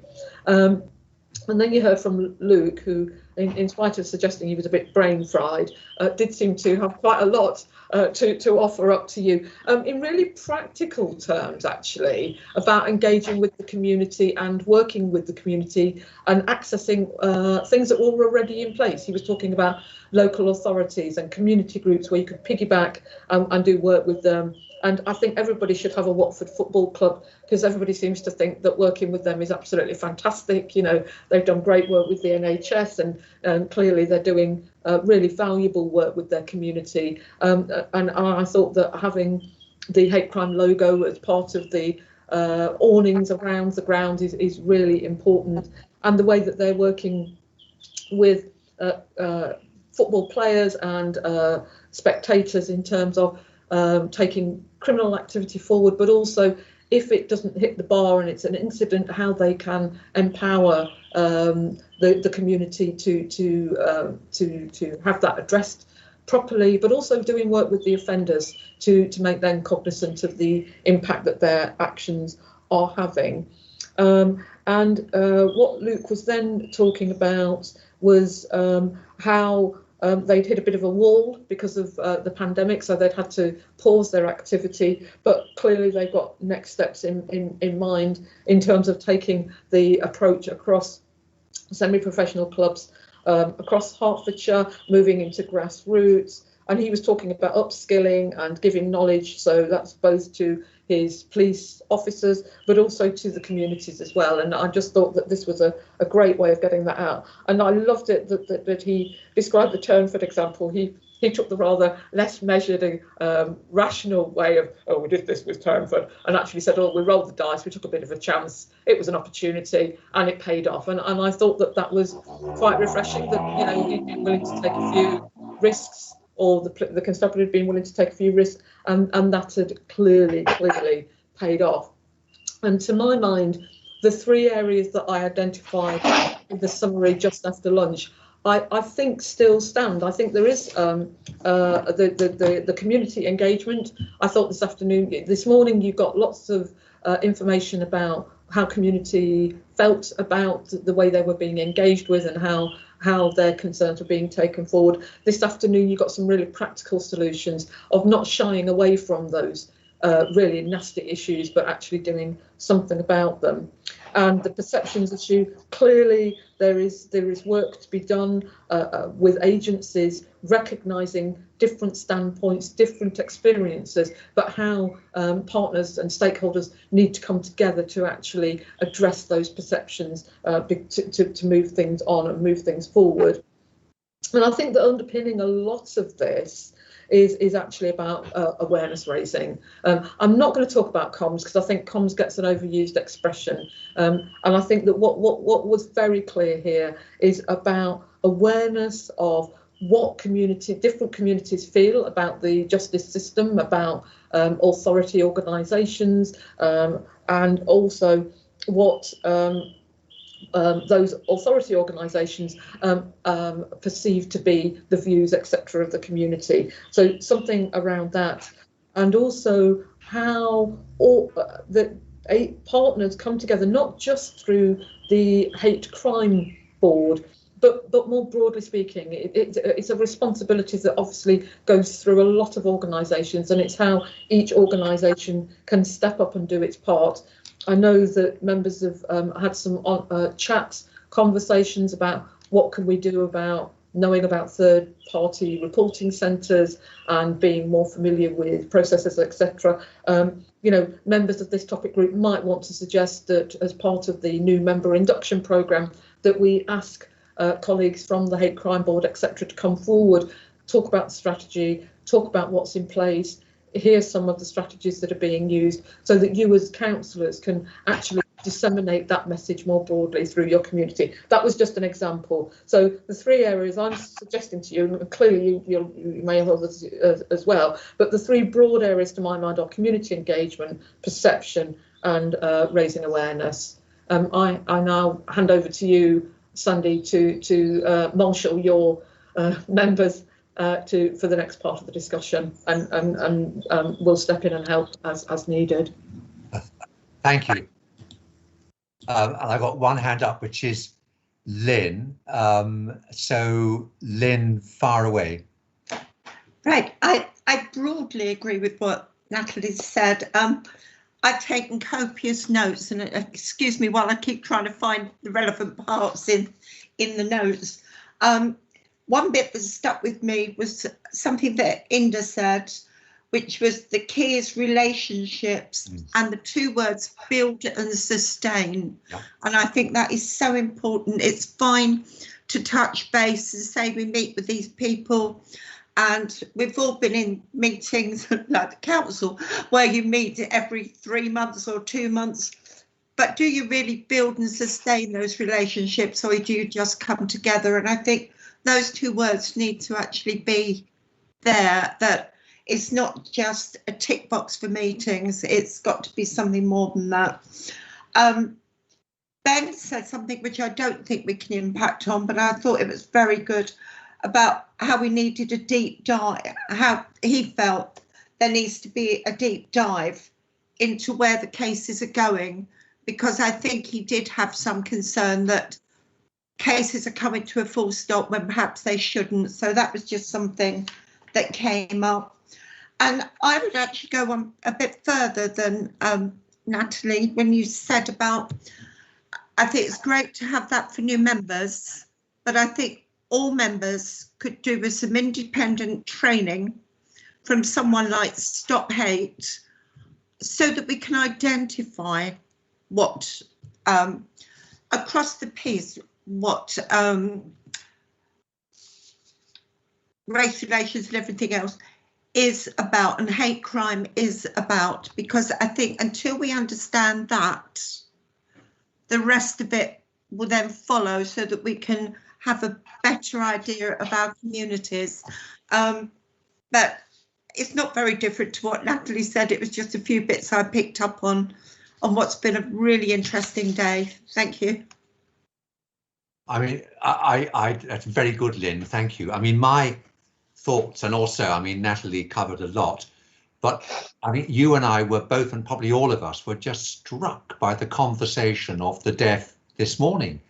And it was like two ships passing sort of close to one another, but nevertheless passing one another. And, you know, and then a certain amount in the chat today, there was a certain amount of mutual lump taking out between HCC and the Office of the Police and Crime Commissioner. And it was very interesting and informative, but it just screamed out at me that there is a problem there.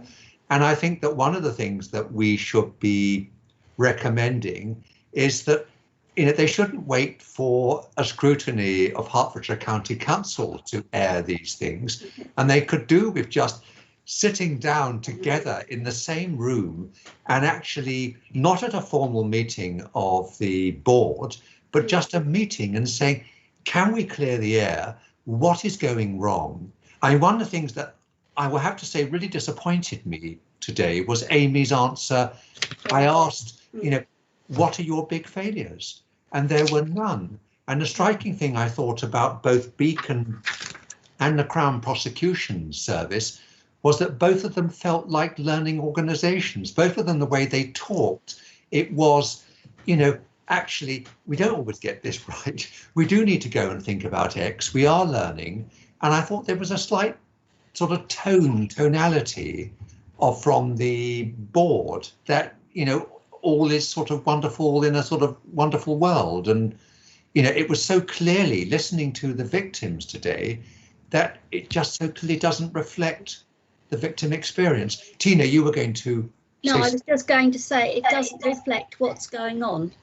Yes, yes. And, you know, this feeling between the two, as Lynn said this morning, it's two different worlds. They just have not got themselves together. And if I hear once more that Black History Month is going to be the answer for everything, I shall scream. Black history goes across the whole year. It goes across every subject. You know, when is somebody going to accept that, you know, proviso? Black History Month will not answer everything. And I think, you know, certainly an all county councillor briefing, and it might be, I mean, Lynn, I think that's very interesting, your thought about racial awareness training. My big concern there is to make sure that we don't just get locked into one aspect of it. That's why I raised Islamophobia. It's why I raised the East European bit at the end, because sorry, Chair, that's why I thought something like Stop Hate, because I think that goes across the whole gamut of LGBT plus, which is something that I'm really keen on getting out there as well. So totally agree with you. Not just one bit, but the whole bit about hate crimes across the piece. Let's have a recommendation about that then. A recommendation about the HEC and the Office of Police and Crime Commissioner and the police sitting down together, not at a formal meeting, but just, you know, to clear the air. I think generically raising awareness. I think we were all struck. I mean, none of us knew about these third-party reporting centres until now. And a fair point was it that you made, Lynn or Tina, I forget which, that if you go into these places, it doesn't say this is a third-party reporting centre. So there's all sorts, I think, of communication failures there, which I think it is right for us to point out and highlight. And then one more thing that struck me was, I mean, the police in particular, it was all process. It was process and systems, and not much about people. Yes, where were the people? Where was the empathy? It was all echo and technology, and you know, that rattled me. It really did. I felt quite uncomfortable. I'm interested that, you know, others did as well. So did you note that Dee said hearts and empathy? They were her 2 words, hearts and empathy. This was D as in not They're D. the last, Yes, victims. you don't mean D, you mean Paliki, but nevertheless. Yes. Oh, I thought it was D. I've written down D. It's right. Sorry. This is the whole problem. She's masquerading using her daughters. That's the Oh, problem. well, anyway, that lady. That's why I didn't call her in the opening session, because she was hiding behind this alias. See, so I just thought that Paliki hadn't turned up. So, I mean, I think that that's an issue. The other one that really struck me, if it's Hertfordshire specific, was the court crisis. And I do wonder, you know, again, a recommendation of where the county council, if it can help with, say, Nightingale courts. You know, we've allowed Robertson House to become a vaccination centre. You know, maybe we should be saying, do we have facilities for Nightingale courts? I mean, County Hall might work well as a Nightingale court if we aren't using it at the moment. It's a nice large council chamber there. I just sort of feel, I was very alarmed that Hertfordshire really is even worse than most places in delays. Sandy, if I could just interject, prior to I think it was the second lockdown, sometime during the summer, Robertson House was being used for hearings. So Kate's there as well. Kate, do you know a bit more about that? Adoption. If you could fill in. There was a thought about it being used for court, certainly, and then of course, as we all know, it was taken over by more pressing matters around the vaccinations. So in terms of what happened with those court cases and the plans to use Robertson and Farnham House, I can certainly look into that further for you. I don't know the detail about what happened when it transferred over into the vaccination site. And not even necessarily those locations, but if the council can help, you know, it is a startling thing to be told that actually, looking across the whole Thames and Chiltern area, Hertfordshire is in the worst place when it comes to delays in the court system, and that is, you know, actually quite a disturbing discovery. I had no idea. So I understand that. Yes. I think when you said about the council chamber, I just thought there's probably 11 council chambers not being used across the county. Yes. That would probably make very good court sites. Yes. So, you know, and make some money for the relevant councils. So what's not to like if you're sort of letting it out? Jonathan, you got your hand up. Yeah, I'm just covering some of those points that you've raised. I think it comes down to the victim and getting justice quickly, where even if it's not processed, even if they're not prosecuted, at least they'll know where they are. And I think that's important if we can help in any way to speed that process up. I mean, we started, you know, the morning hearing from the Hertfordshire Equality Council saying that they didn't feel that they were being utilised enough, even though Amy from the PCC office and I think Rebecca Bailey said actually they really are a very useful resource. But I think you're right. I think there is a clear the air sort of meeting that needs to come from that. I'm just slightly going to defend the police. I know what you mean, Sandy, in terms of that corporate speak that some of the more senior officers sometimes give. It's clear from the hate crime officers and the engagement officers that they're very much on the ground. They speak the language that we can understand, and they're doing what we would expect from them. But I suppose those more senior do have to tick boxes, not tick boxes just for the sake of it, but actually have to cover themselves and make sure they are doing a good job. And I think you'll find that you know, you get to a certain level, even in councils, where you get that sort of corporate speak, which doesn't come over as particularly human.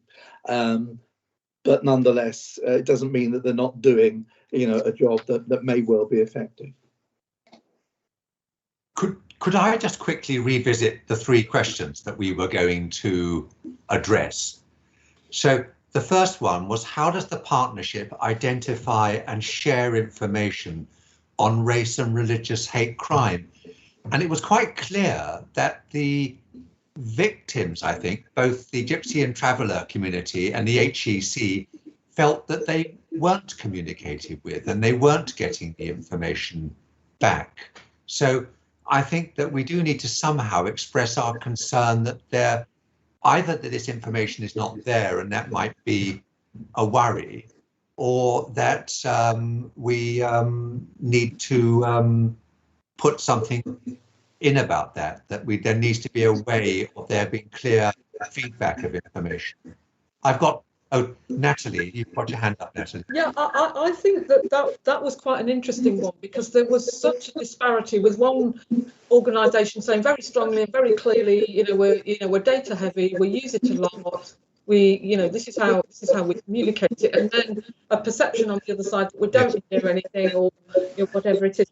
And I think that is part of what you were talking about previously, about that sitting together informally and actually having a conversation about what are we actually talking about here, because I'm not sure that there was even an understanding of what the data and information was. I mean, Kate may well be privy to other things, but I'm just thinking about what members heard today was, I'm not sure that there was even that clarity. And actually the kind of suggestion from Sandy about just trying to sit around a table and have a conversation around that, which would actually get underneath what information do you want? What is it? What information is it you're looking for? Would probably be better handled in that kind of informal conversation than in a board meeting where everything is kind of minuted with papers and all the rest of it. I got a sense that maybe that wasn't helping the relationship.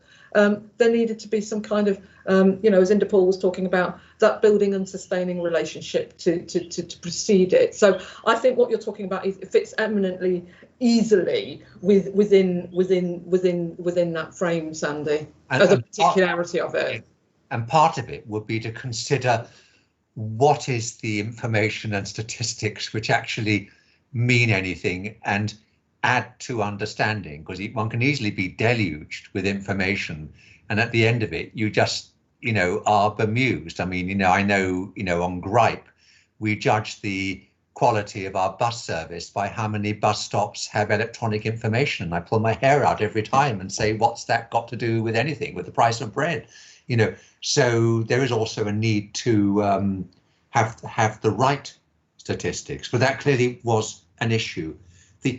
The second question we were asked to consider was what services, by the way, for those people who are witnesses sticking their hands up, I'm sorry, this is us as, councillors discussing what our conclusions are.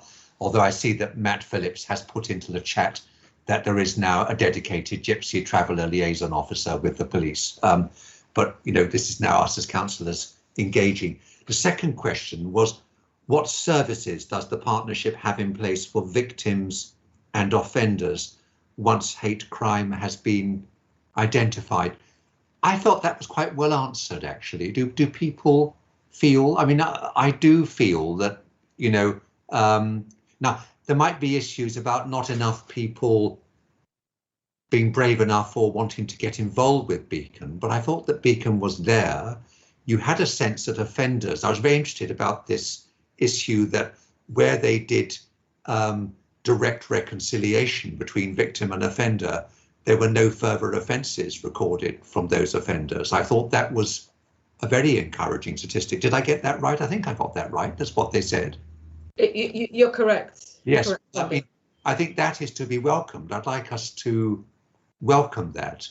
And I felt actually on question 2 that I was more satisfied that the system is working. Would people all agree there, or were there any concerns from the rest of you? Jonathan, is that an historic hand or is it a current hand? Sorry, it's historic. No, I agree with you on what you're saying just there. Okay, yeah. So I think so on victims. Then question 3 was, how does the partnership engage with marginalised groups to understand and tackle race and religious hate crime and address barriers to reporting disability hate crime? Actually, that's wrong. It can't be. That's a mistake there. because we're not doing disability. So anyway, we shall move swiftly on. But how we understand and tackle race and religious hate crime and marginalised groups. It's interesting actually that Matt Phillips just come back and said that there's a dedicated Gypsy Traveller Liaison Officer just coming into post, because that was an issue that clearly was raised this morning, and there was a sense that from Josie that she didn't feel supported. But how do we feel that the responses were today on marginalised groups, and did we feel that everybody was being included? And I go back, for example, to my East Europeans and so on, you know, and I just sit there and think about your East European, the only East European in the village in Northeast Herts or whatever, and what they would do if they start getting abuse. Is that what are we fairly okay with that aspect of it? You've got hands up from Ian, please. Yes, in terms of meeting with marginalised groups, I mean, I noticed that there is the Hate Crime Partnership Board. Now, I don't know who sits on that, but I gather it's the Office for Police and Crime Commissioner and the County Council. Is there any other group which might represent marginal groups or ethnic groups? Is there any other group which are represented on that board, or could HEC is the Hertfordshire Equality Council are there, and they do bring people. I think Josie has attended it. So from the Gypsy and Traveller community, there we are. Kate is nodding furiously. I think we were told that this morning. So the partnership board is chaired by, and that's an interesting question. It's not, I think, whether it's for this topic group, but the point made by Hemant is that in Suffolk, the equivalent board is chaired from the victim side, if you like. And in Hertfordshire, ours is chaired from the establishment side. And it's an interesting question whether that would change the way the board operates. I mean, there's a huge, sorry, Ian. I just wonder if there's a perception, and we're maybe largely talking about perceptions here, that if it's chaired by the Police and Crime Commissioner, then they'll be setting the agenda. Yes. And they may not be putting enough effort into the victim's voice, if you like, even though they are technically represented there. So maybe a review of the chairmanship, or maybe a rotating chairmanship of some kind, might be a way forward. I think rotating chairmanship is a very interesting idea to be considered. Lynn and then Tina, but Lynn. Yeah, I totally agree with what Ian was saying. I think the two bits that resonated with me on that was definitely one about who chairs what. And I think it's interesting that even Beacon are actually funded by the Police and Crime Commissioner. So it's all very cosy heavy with the statutory organisations. So I think whether it's joint chairs, rotating chairs or whatever, I just think that would be interesting and perhaps make people feel more at ease to feedback. And the other thing, I kept going on about it all day and I make no apologies for it.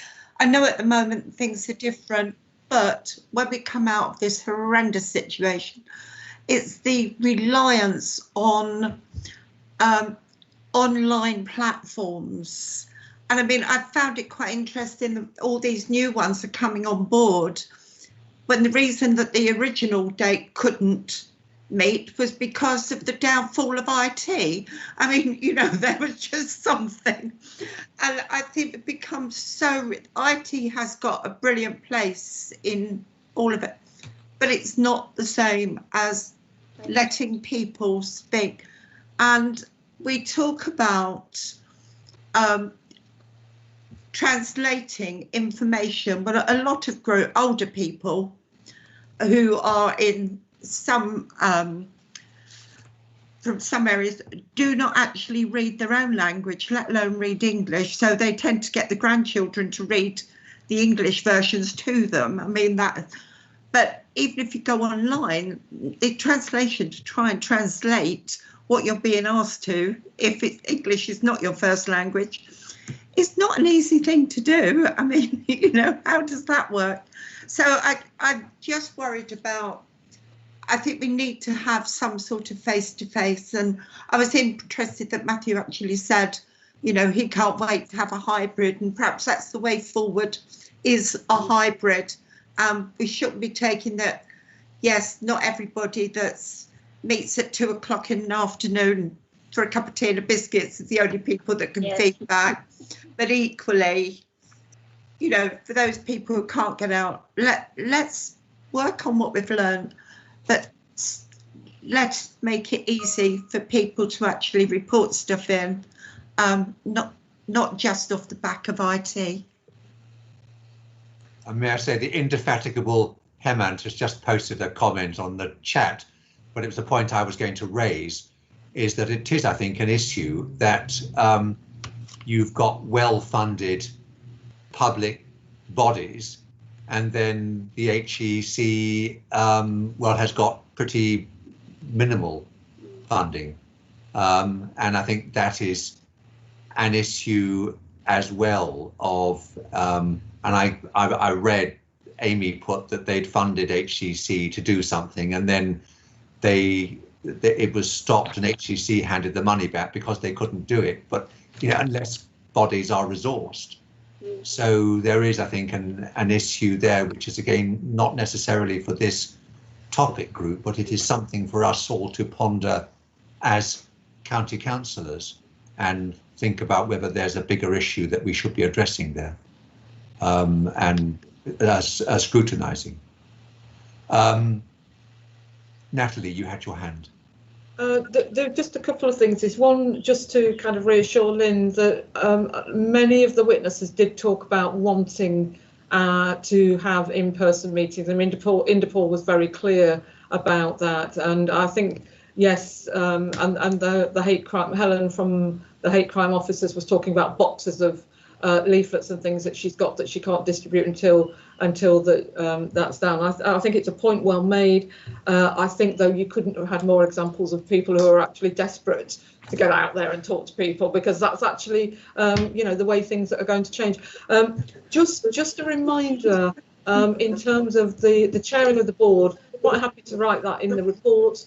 But your key line of inquiry was about how well does the partnership engage with marginalised groups, and I think sometimes it's a bit like the Titanic. You can move the deck chairs as much as you like, but actually there needs to be that culture of sharing and hearing from people, regardless of who chairs it. I think that's the more fundamental recommendation. It's that, going back to Sandy's point about, let's get everybody in the room and having a bit of a chat over some coffee and biscuits, and actually bottoming out, you know, what's needed, what's being looked for, where are the barriers, what are the blockages, and then moving on from there. Although I would say that actually I think chairmanship does matter, and I think it would mean that people would have skin in the game, and actually the chairman might then realise, actually this isn't as easy as I thought, and in fact I recognise X and Y. That's a very good reason to give people rotating chairmanships. And I think it would, you know, so I think it would actually it would go down through the organisation. But yes, it is obviously more than just moving the deck chair. But I think that the right deck chair could have quite an influence. Tina? I personally think differently to you. I think if there were an independent chair, then everybody would be able to say their own piece. Whereas if you've got a rotating chair, they still belong to that particular side of the fence, and they're still going to focus very much on their side of the fence, whereas your independent chair would be totally different. It's worked in another place that I'm involved in. I think an independent chair is a good suggestion, actually.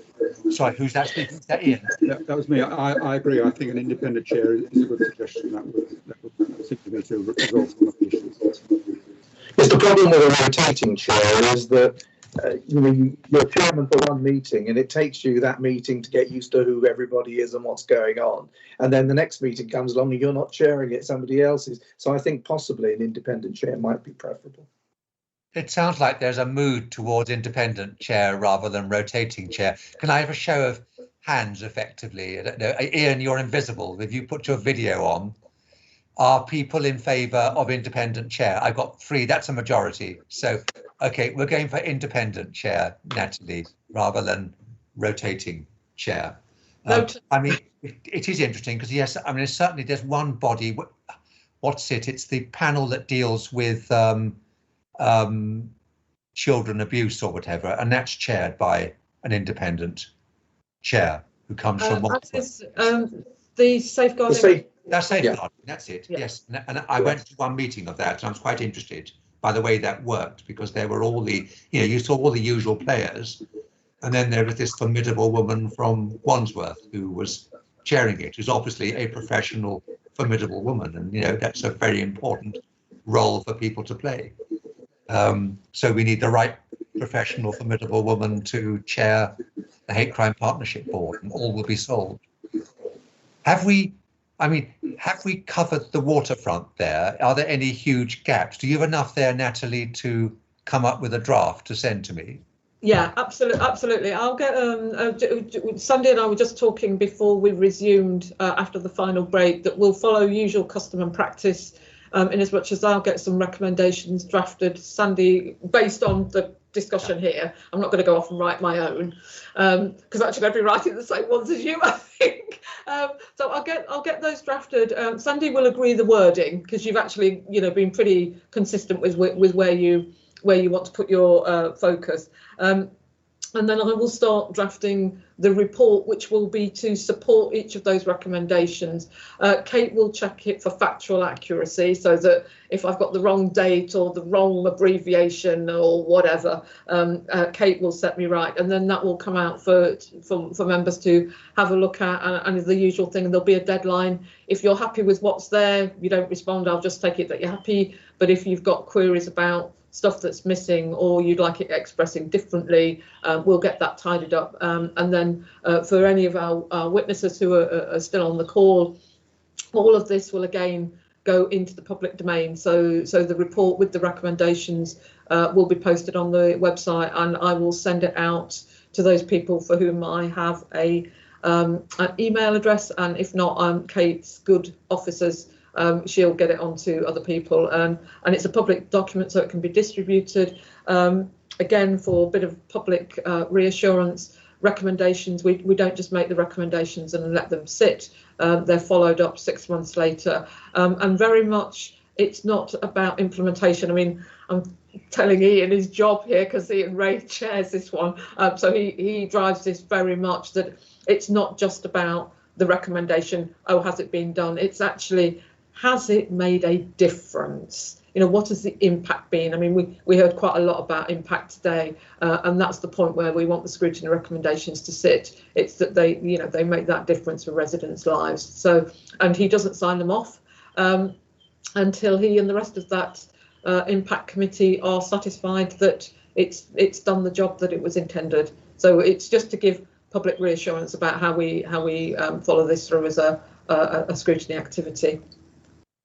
Lynn, is that an historic hand or a new hand? No, just a very quick new hand. Want to say really thanks. I've done a few of these, as I said, and I think it's been a totally different meeting having the witnesses, the victims here, and I really want to thank you for that, and thank you for chairing it, Sandy, because I think that's made us look at it with very different eyes. It's always easier to see it when you just have professionals or just have, other people coming. So thanks very much for that.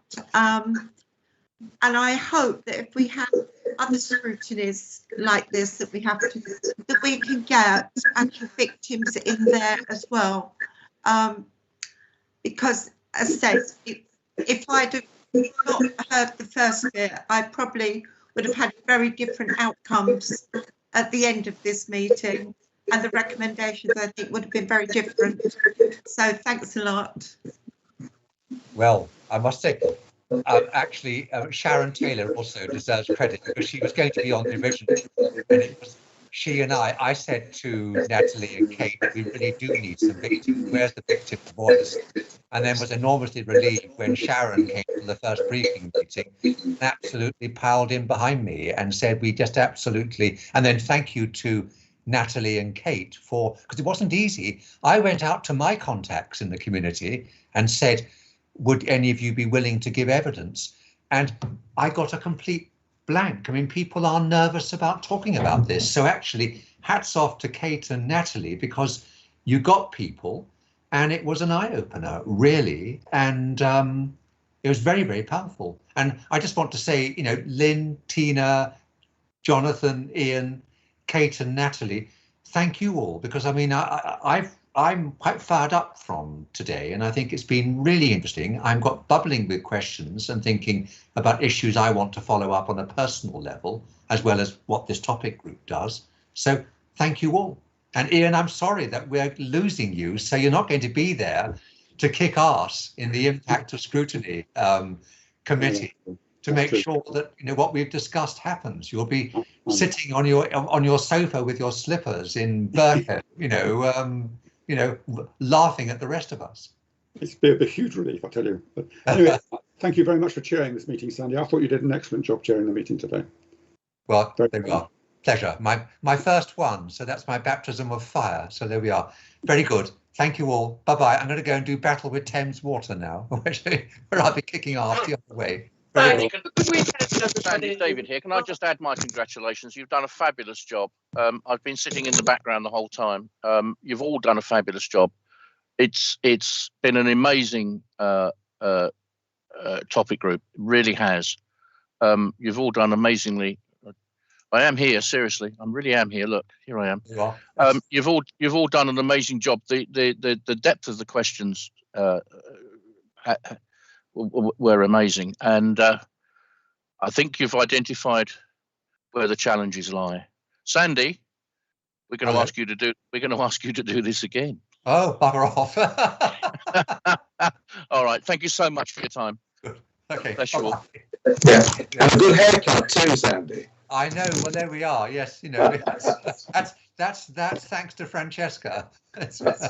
Very good. I'll tell her. Very good. Bye.